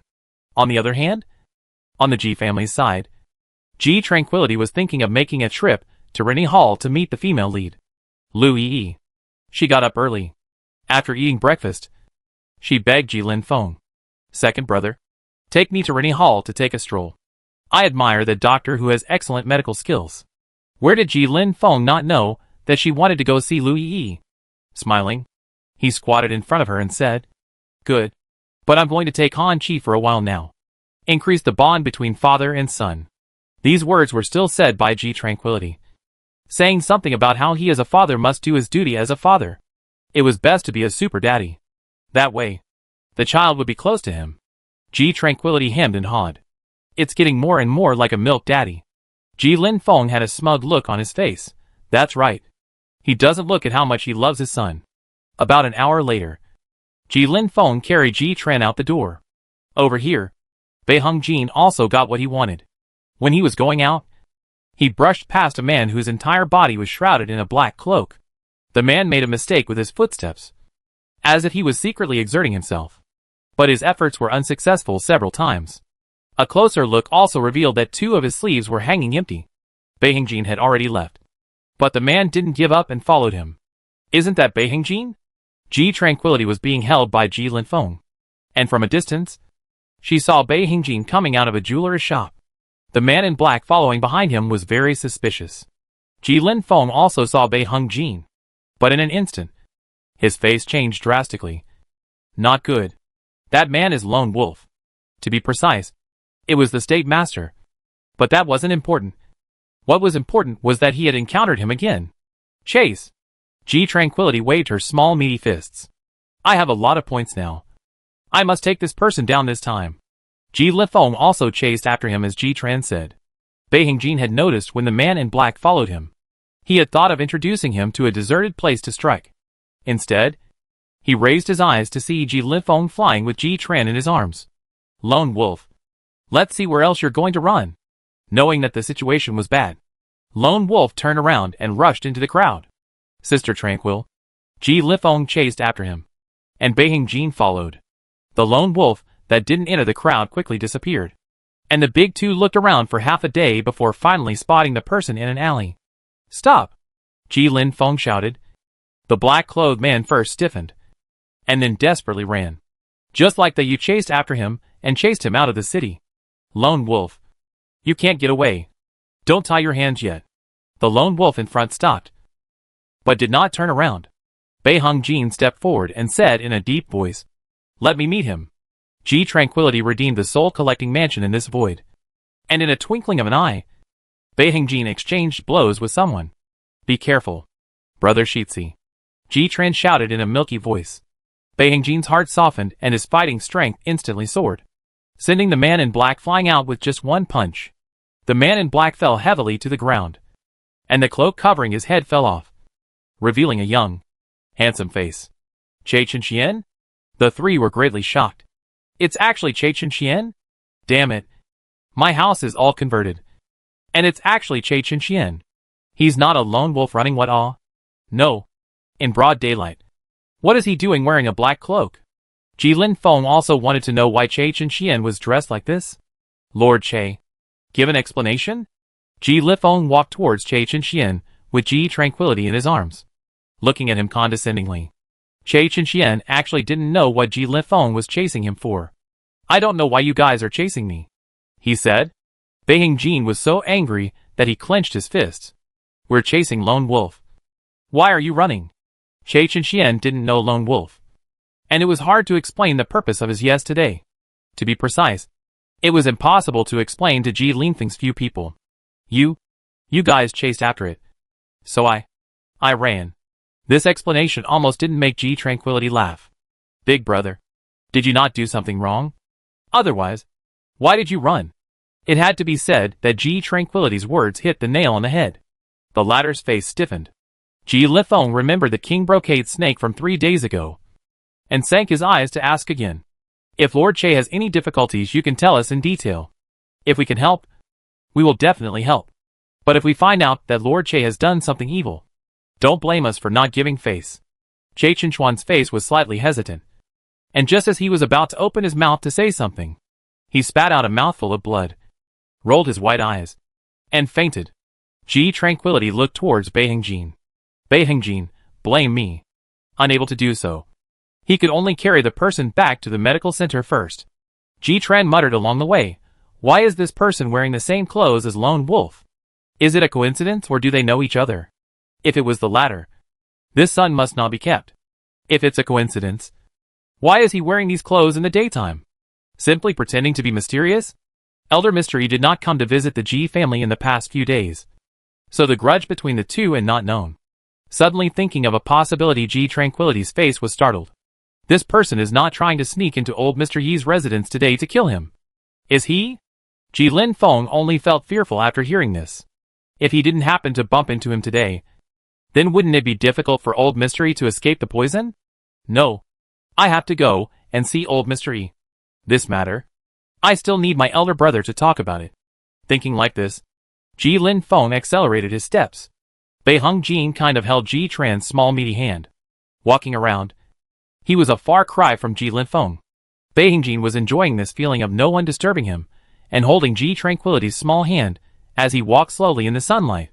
Ji Tranquility was thinking about things, and didn't feel that there was anything wrong between the two of them, until she looked up and saw that Ji Linfeng was almost walking into the city. What is second brother doing walking so fast? Let's go quickly as well. Ji Tranquility pulled Beiheng and tried to run. The latter, however, did not move at all. What for Ashitsi brother? Ji Tranquility looked at him in puzzlement. The corners of Beiheng's mouth were filled with a sweet smile. I have a gift for you. Ji Tranquility's eyes lit up. Is it gold? The corners of Beiheng's mouth twitched as he said. What a little fortune hunter. Thinking of gold all the time. No. Just give me your hand and you'll know. Gold? He had already stored several boxes for her in the treasury, just waiting for her to give it to her when she entered the Xianwang mansion as an adult. Ji Tranquility obediently stretched out her hand and pouted, seeing Beiheng take out a delicate little box. Ji Tran's little face was filled with curiosity when she saw a string of beautiful bracelets lying inside. Her little eyes lit up. It's quite pretty. Quickly put it on for me to try. Ji Tranquility lifted her sleeves and revealed her white and tender little hand bowl without avoiding defiance. Seeing that the hand bowl was already wearing 2 strings of gold bracelets, her heart was sweet, because this is all sent by him all. Chapter 238. Little Kid Zhong Bufan. Beiheng puts the bracelet on Ji Tran's right wrist, and then reveals his left wrist as if offering a treasure. Wow! You have a string of the same. It's so pretty. Ji-Tran's milky little face was filled with joy before revealing his 2 little meaty hand bowls.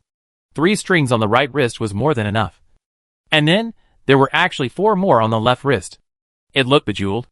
Beihong-jin dotingly rubbed her head, not feeling that it was tacky for her to wear these strings on her wrists. But on the contrary, it could highlight her naivety.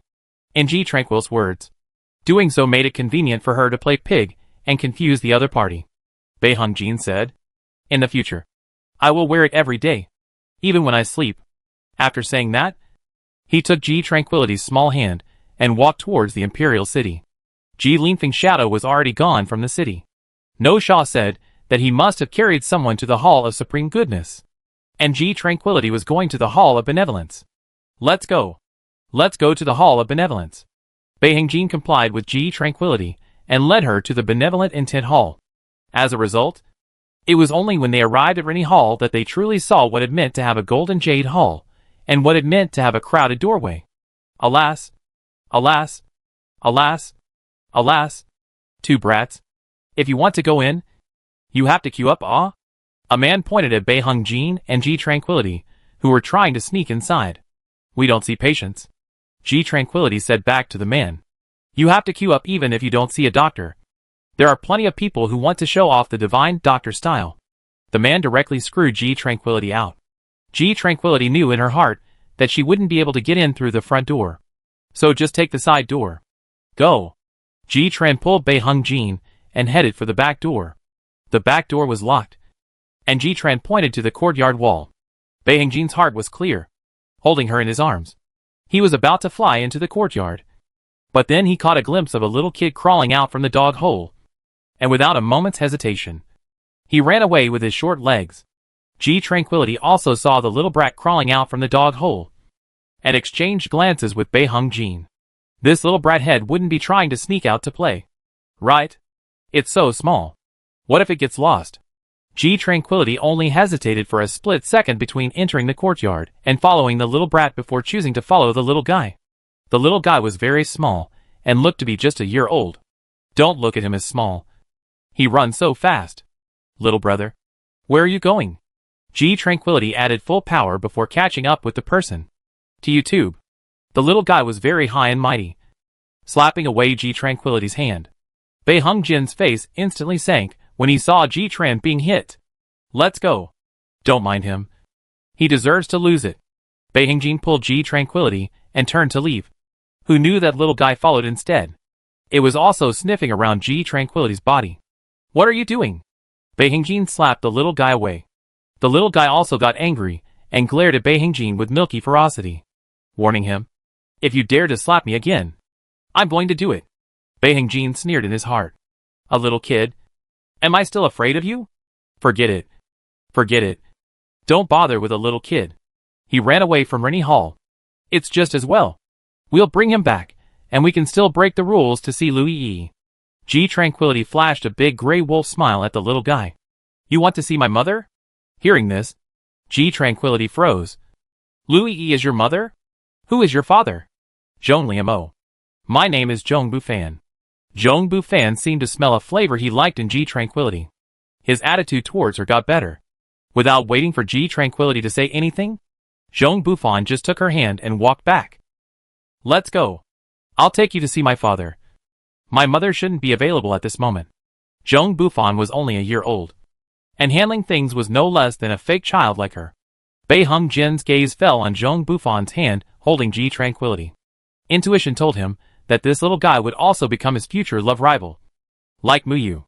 Beihong-jin followed behind with an unkind gaze as Zhong Bufan gushed about how rich and wealthy his family was.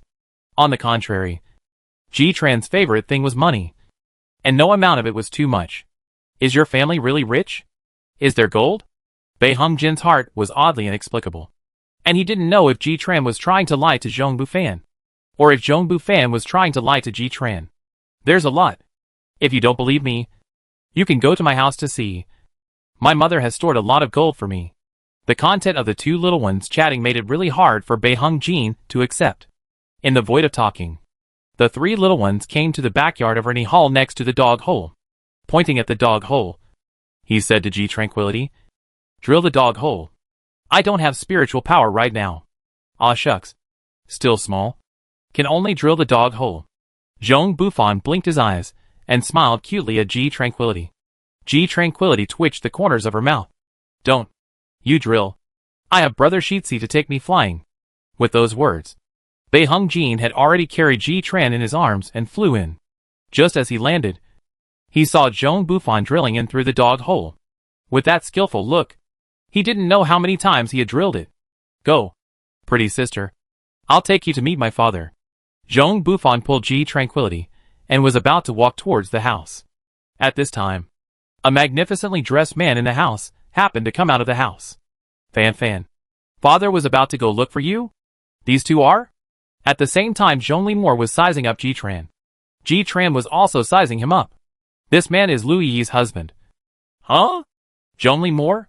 There's no such character in the original story? How did Lu Yi know this man? And when did they become married? Ji Tranquility was lost in thought for a while. It was only when Bei Hingjin pulled her that she woke up. Once she looked up, she saw Zhong Liamo looking at her with an apologetic face. So it's a doctor's appointment. I'm sorry. There was an emergency patient just now, and called Dr. Lu out the door.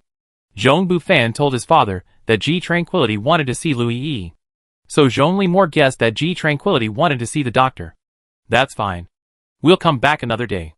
Ji Tranquility pulled Bei Hung Jin to leave after saying that. But Zhong Bufan didn't let her go. Pretty sister. You haven't looked at the gold I saved and haven't told me the name yet.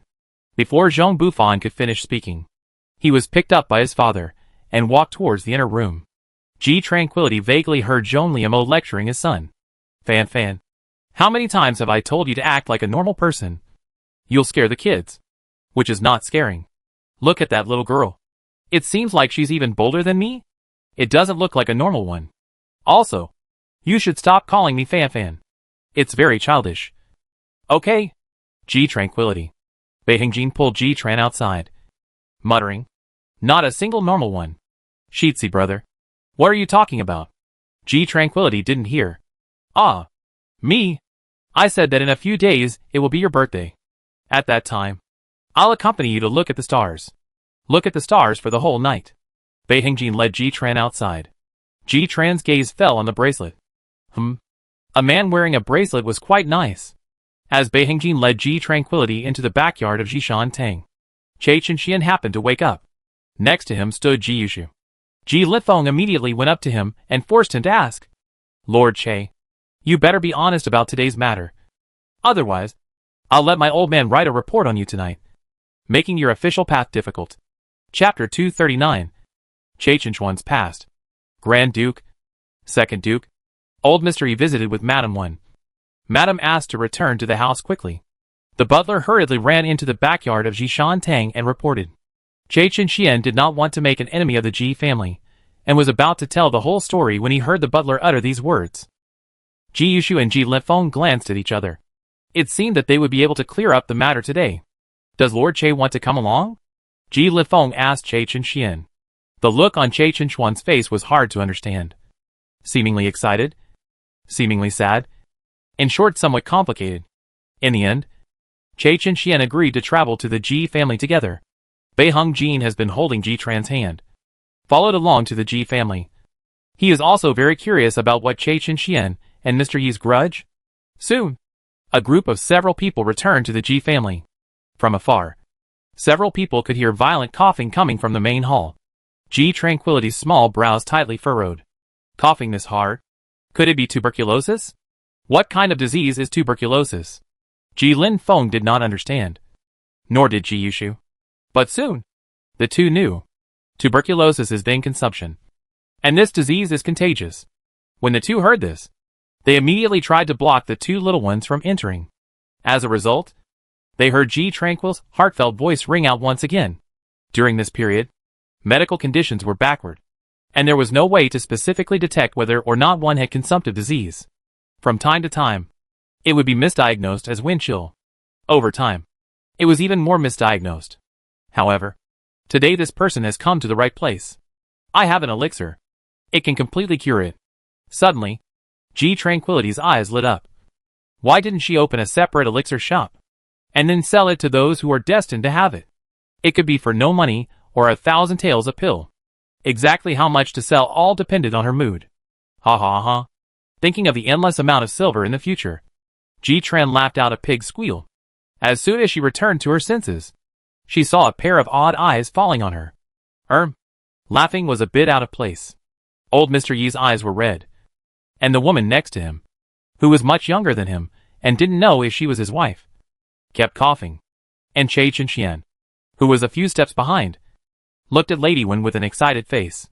Finally, he couldn't help but go forward and call out the voice of his mother that had been suppressed in his heart for many years. Mother! The sudden cry of mother shocked everyone present, including Mrs. Wen herself. Cha Chen-Xian knelt on the ground like a child, tears streaming down his face. Mrs. Wen's shock was followed by excitement. She carefully sized up Che Chen-Xian. The more she looked, the more she resembled him.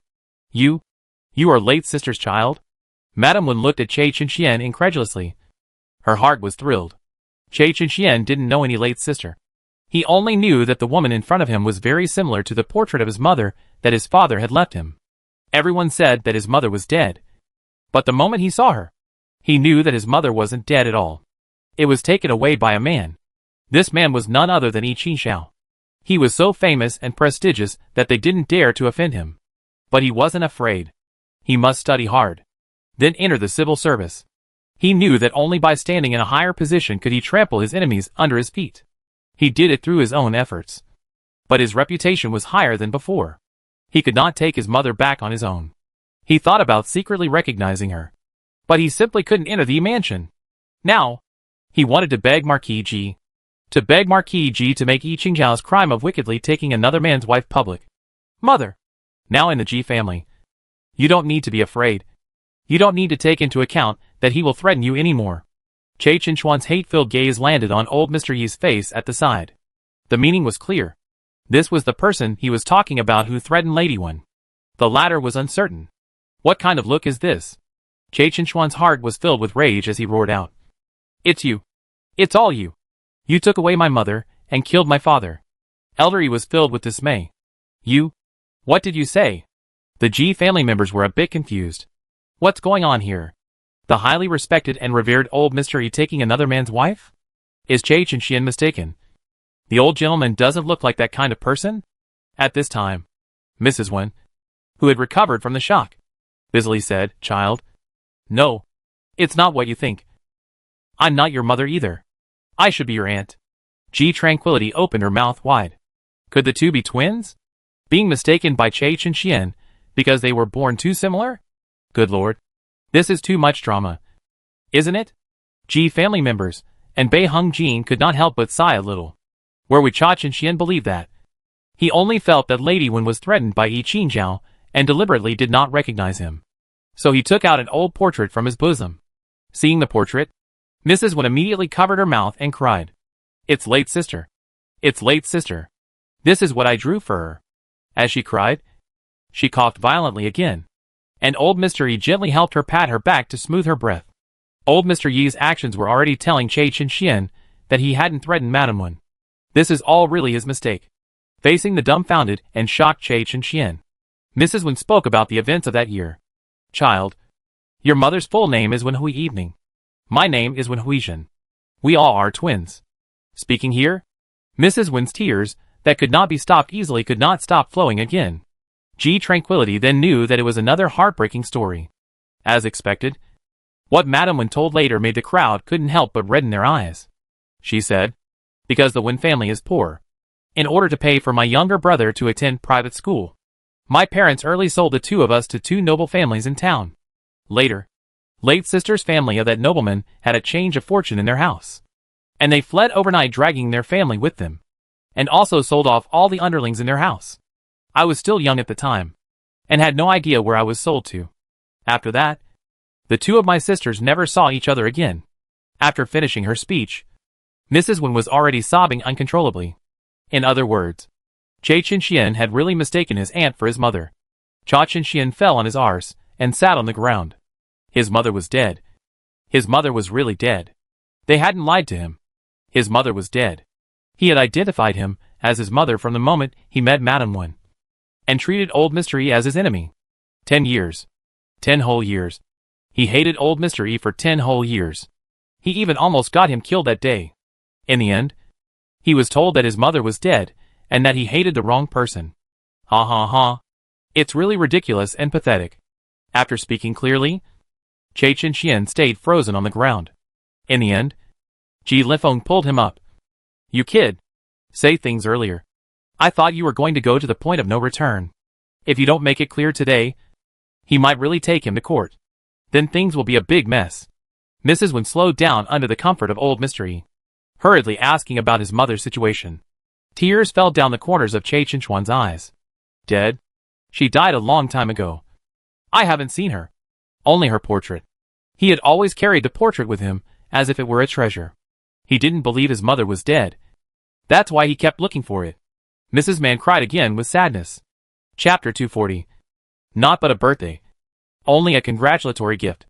Mrs. Wen, who has eased her mind, tearfully discusses with old Mr. E whether it is possible for Che Chen to live in the E mansion in the future. Because of the illness, the couple never had any children. It's just as well. From now on, they will treat Che Chen as their own child. How could old Mr. E not agree? Che Chen felt deeply remorseful for what he had done before. Fortunately, that snake did not really hurt old Mr. E. Otherwise, he could not absolve himself of the blame. Losing that snake was fine.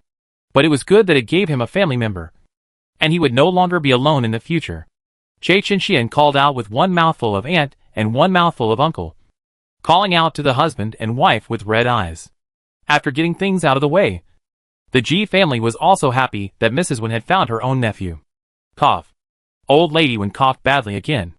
Ji Tranquility was really afraid that she would pass on the bystanders if she coughed like this. She was busy handing her the redeemed pills to eat. Grandma, eat. Eat it, and you won't cough anymore. Mrs. Wen thought that what Ji Tranquility gave her was sugar beans, and was busy waving her hand. Thank you, child. Grandma won't eat it. No way, oh. This is what I specially prepared for you. Ji Tranquil insisted on letting Mrs. Wen eat it. The Ji family all understood what she meant, and busily stepped forward to take the initiative to take the sugar beans from Ji Tranquility's hands. Mrs. Ji immediately put it in her mouth and said with a smile, Mrs. Wen, eat it. This is my daughter. She loves to treat people to sugar beans. Not eating sad for a whole day. Hearing this, Mrs. Wen could not refuse any longer, knowing that this is the little girl's way of hospitality. So she ate it. As soon as she put it in her mouth, she frowned. The sugar beans did not taste sweet, but instead tasted bitter. Mrs. Wen wrinkled her face, wanting to vomit, but saw Ji family members and Bei Hung Jin eating with a satisfied face, froze, and didn't dare to spit it out. Elder E also ate a grain, but he didn't taste it, and swallowed it straight away. Che Chen also shared one, and just wanted to put it in his sleeve and throw it away when he left. He saw Ji Lin Feng staring at him with a smirk, with an air of if you don't eat it, he'll feed it to you right away. Che Chen really hated eating sweets. Turning his eyes to see Ji Tranquility also staring at him with an impish face. This is not eat also have to eat. With a bitter face. Like old Mr. E. Che Chen tilted his head and threw the sugar beans into his mouth before taking a large gulp of water. Old Mr. E had already explained his intentions and was waiting for Madame Ji to help Madame Wen check her pulse. Mrs. Ji didn't push back and carefully checked Mrs. Wen's pulse. Only after a long time did she say, Your body is so deficient that you need to make up for it. In this case, how about I give you a prescription to make up for your body? Upon hearing this, old Mr. E and Mrs. Wen's faces stiffened a little. Coughing like that just now. Was it just because of the deficiency of the body? If it was really a deficiency in the body, why would they cough for years at a time? Old Mr. Yi's brows were furrowed. He had long heard of Mrs. G's reputation as a miracle doctor, but had never had the chance to visit. He heard that Mrs. G had cured Ji Yushu's leg problem, so he thought that the name of a miracle doctor was not an empty claim. Today, he came to pay a special visit, but he was told that it was just a deficiency in his body. Can't that be right? Could he have diagnosed the wrong pulse? Lady Ji knew what Elder E was worried about, but she couldn't explain. The name Divine Doctor was earned by her daughter, and her medical skills had not reached that level. However, that Dr. Liu of the Rennie Hall was probably capable of a few things. So, relying on medical skills to benefit the people is not bad. North Hung Yuan died. The fate changed. Louis E would not be able to threaten the Ji family. Lady Wen felt that Lady Ji's medical skills were somewhat exaggerated. But she wasn't stupid. Lowering her face to her face, she said, "Then, thank you, Madam Ho." Old Mystery could only accept the results. The big deal was to go to Rennie Hall for another consultation. Enough disappointment had been saved up over the years. And it wasn't too bad. What Madam Wen didn't notice was that she didn't cough again after eating the sugar beans given by Ji Tranquility. And her face looked a lot better. Took the prescription of Mr. E and Mrs. Wen said goodbye. At the same time, they took Che Chen with them. After walking out of the Ji family, Mr. E couldn't help but say, "I've heard that Madam Ho has excellent medical skills. Not only cured the people of Jizhou of the plague, but also cured Ji Yushu's leg disease. Why did you only say today that you, Madam, are suffering from a deficiency in your body?" Lady Wen also shook her head. "I am also puzzled," Che Chen, however, said. "Auntie, Lady Ho has a high status among the powerful people in the dynasty. Since people call her a divine doctor, naturally he has his reasons." As they spoke, several people arrived outside the Rennie Hall, and it happened that no one was inside the hall at the moment. Che Chen then said, "I heard that this Rennie Hall's Dr. Liu is the daughter of Prime Minister Liu, and also has the reputation of being a divine doctor. Auntie, if you don't believe Mrs. Ji, why don't we go in and take a look?" The heart of the two had no bottom. Listening to Che Chen said, "Really want to go in to take a look." They had also heard about the long queue outside Rennie Hall in the past few days. Since they have come here, they will go and have a look. Che Chen helped Mrs. Wen into the lobby. Louis E had just finished looking at the last patient and wanted to rest with a tired face. However, she saw another person sitting down in front of her. "Where is this lady uncomfortable?" Louis E gently looked at Mrs. Wen. The first thing Che Chen felt when he saw Louis was that there was an appealing charm in her dignity and beauty. Before a woman in Shengyu got married, her father was her father. And after she got married, her husband was her husband. There were very few women like her who showed their faces. But he had to admit that he admired Louis E. Not caring about the world's eyes. Doing what she wanted to do. Living the life she wanted. Living more freely than any woman. In the middle of the discussion, Louis E has already diagnosed his aunt's pulse, and came to the same conclusion as Mrs. Ji. The conclusion was that her body was in great deficit, and she could be adjusted slowly at a later stage. Old Mr. E and Mrs. Wen were full of suspicion. A doctor diagnosed wrong. 2 doctors will still pulse wrong? And all of them have the reputation of a miracle doctor. Suddenly, the old Mr. E who was lost in thought heard Mrs. Wen let out a cry of surprise. I seem to have not coughed since I came out of the Ji family. And my chest has not felt wheezy. If it was in the past, she would have already wheezed and coughed after walking this much. Elder E thought it was true. Why was that? Could it be that Miss Ji gave pills, not sugar beans? Mrs. Wen made a bold guess. Because the sugar beans in the square were really bitter. Neither old Mr. E nor Che Chen had tasted it. However, at this moment, old Mr. E also felt an abnormality in his body. Because he had a heart disease. Uncontrollable pain appeared in his chest from time to time. But today, none of them seemed to have hurt. Mrs. Wen felt that her guess was right. But why it got better after eating it? She didn't know. Anyway, the heart was very grateful to Miss Ji. Time passes quickly. Turned to Ji Tranquility 2 years old birthday. But because it is not easy to hold a big banquet during the mourning period. Therefore, the Ji family did not invite guests. This day, send congratulatory gifts to a lot. There are Liu family, Guanmu family, North Hung family, Yi family, Jun family, and so on. Ji Tranquility received the congratulatory gifts with soft hands. Mine. All mine. None of you are allowed to grab it. The Ji family looked at her like she was a small fortune hunter. Who would dare to rob her?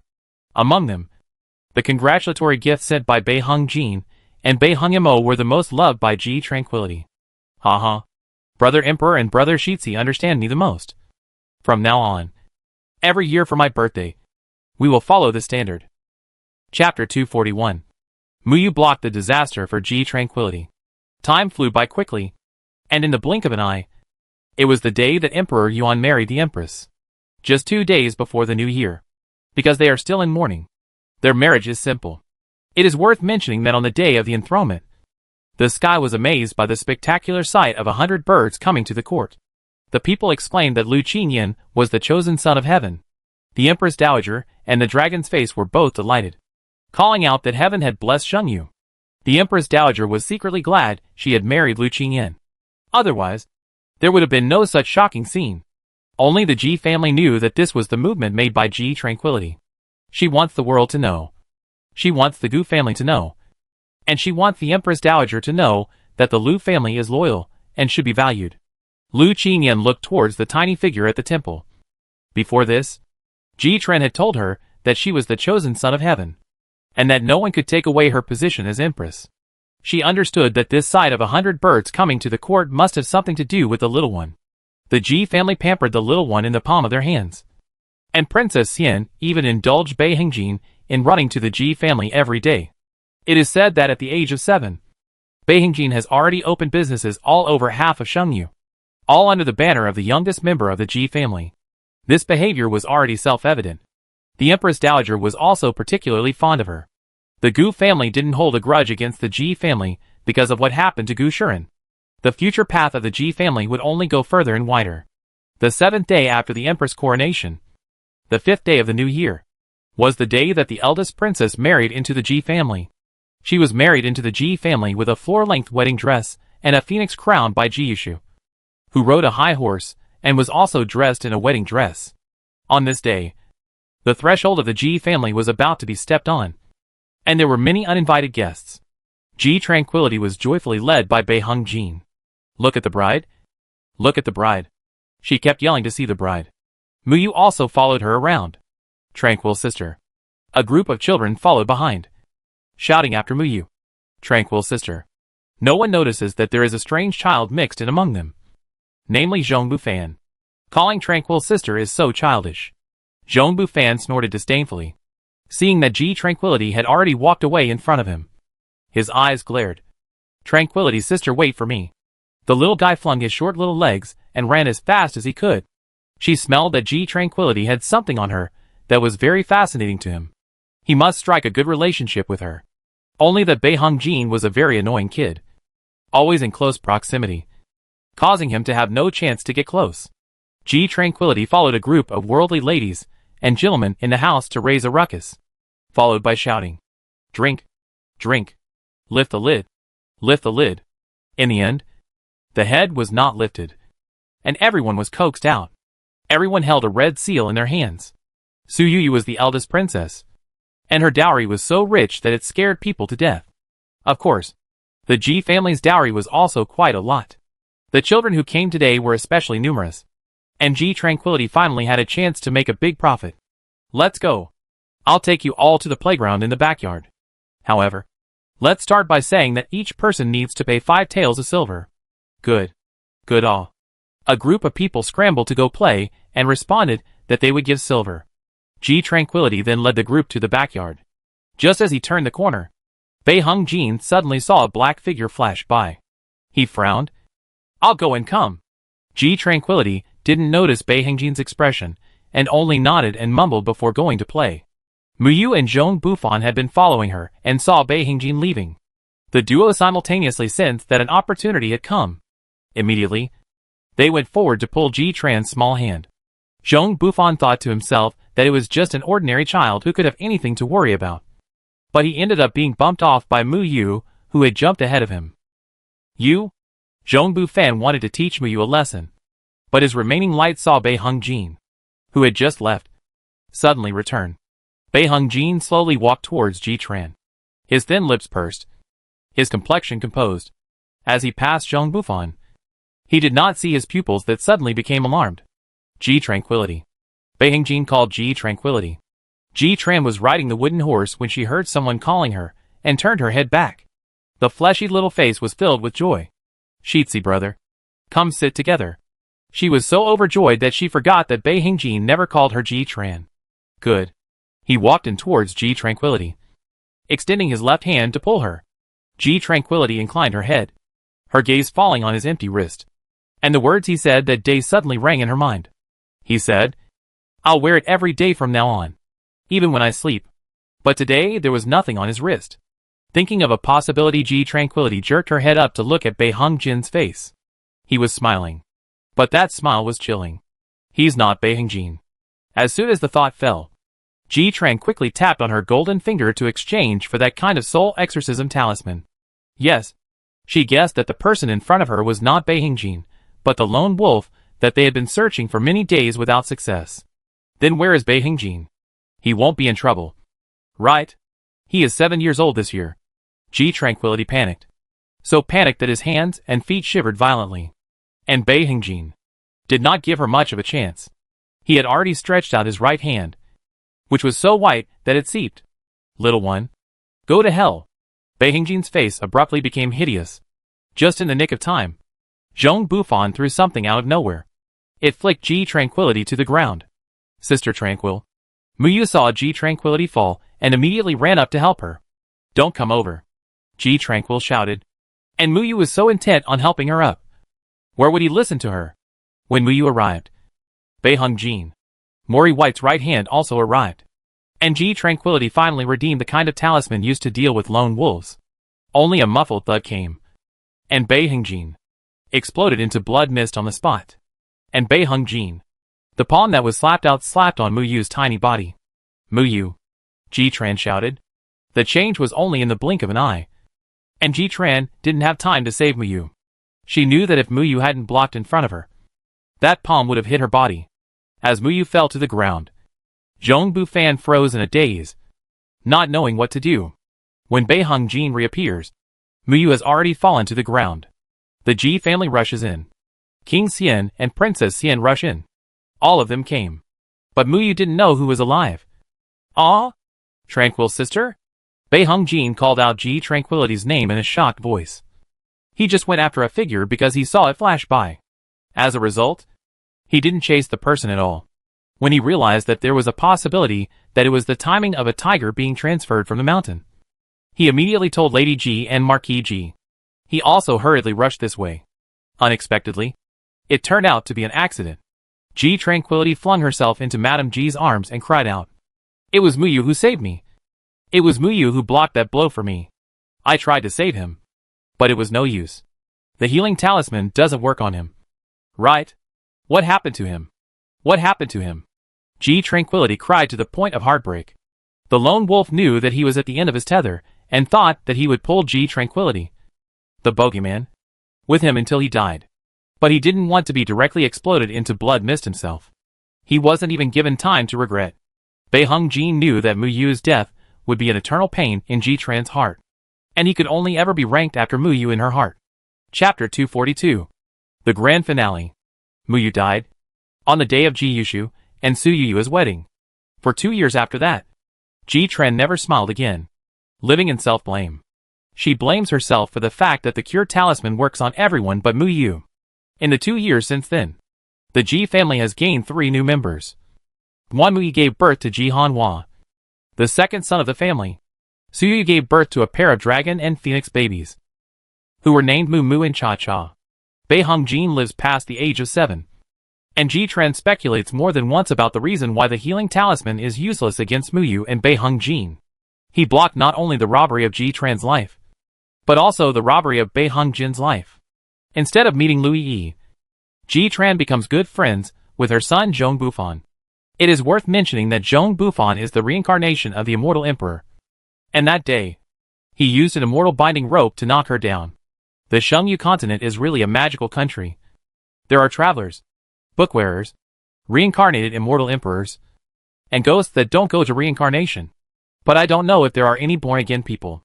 Lu Qingyan and Bei Hengmo also had children, similar in age to Ji Yushu's twins. The 2 older brothers became super milk dads, bringing up their babies in the house as soon as they could. Bei Hengmo learned the duo's behavior thoroughly. Jun Fu and Shen Rushua got married, and the couple lived in harmony. The construction of water conservancy along Jiangyu came to an end a few days ago. The people upstream have water to drink, and the people downstream have land to plant and fields to plow. Shengyu is becoming more and more prosperous every year. The people became richer and richer every year. That year, Ji Tranquility was 5 years old. It was also the year that the North and South countries started a war together at the border, which came swiftly, taking 2 cities in just 1 month. North Hingmo, in a fit of anger, will be the second prince of the northern country out of the noon gate in front of the face of the whole city beheading. Marquis Ji and Ji Lifeng have taken command of the army. And Gu Yishan is also listed. King Xian knew that swords had no eyes. But he knew better that Bei Hengjin needed to grow up. So he asked for an order for Bei Hengjin to follow as well. This time, Marquis Ji and Ji Lifeng's fighting spirit is high. And they are determined to flatten the north and south of the country before returning to Kyoto. This time, there was no telling when they would return. Bei Hengjin, you will come back safely. Right? A large and a small. Two figures sitting on the top of the highest place in the imperial city. The star-picking pavilion. Ji Tranquility, who was already 5 years old, inclined her head towards him. Bei Hengjin also looked back at her and said firmly, Sister Tranquil will wait for me, right? He looked at the bustling night scenery of the imperial city, and spoke the words that had been hidden in his heart for a long time. Ji Tranquility did not reply. But instead, another soft voice rang out. It's been too long. Who would wait for you? Seeing the person who came, a thick wariness surfaced in Bei Hengjin's eyes. The person who came was none other than Zhong Bufan. In the past 3 years, this brat had been running to the Ji family every day.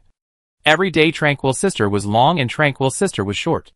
Zhong Bufan met Bei Hengjin's eyes that were full of wariness.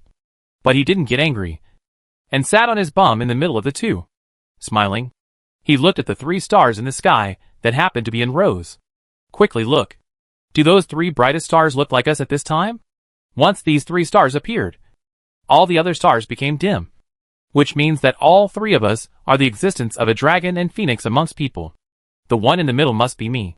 Zhong Bufan looked at the 3 brightest stars and laughed heartlessly. Bei Hengjin rolled his eyes like Ji Tran. That one is you undoubtedly. Because you always like to cross the line. Say where? What do you mean I'm cutting across? If the 2 of you were close, would I be able to cut in? It only means that the 2 of you are not. Brother Shitzi, I've decided. I'm going to follow you guys on your journey. I'm going to fight. Ji Tranquility suddenly stood up and stretched out her right hand, which was clenched into a fist, to point to the sky. Zhong Bufan was only surprised for a split second, and instantly said with a smile, I'll go too. Wherever Sister Tranquil goes, I'll go. And in this life, I'll follow Sister Tranquil to eat fragrant food and drink spicy food. Zhong Bufan, you seek death? Bei Hengjin was furious. And right away, he moved towards Zhong Bufan. The latter hemmed and hawed.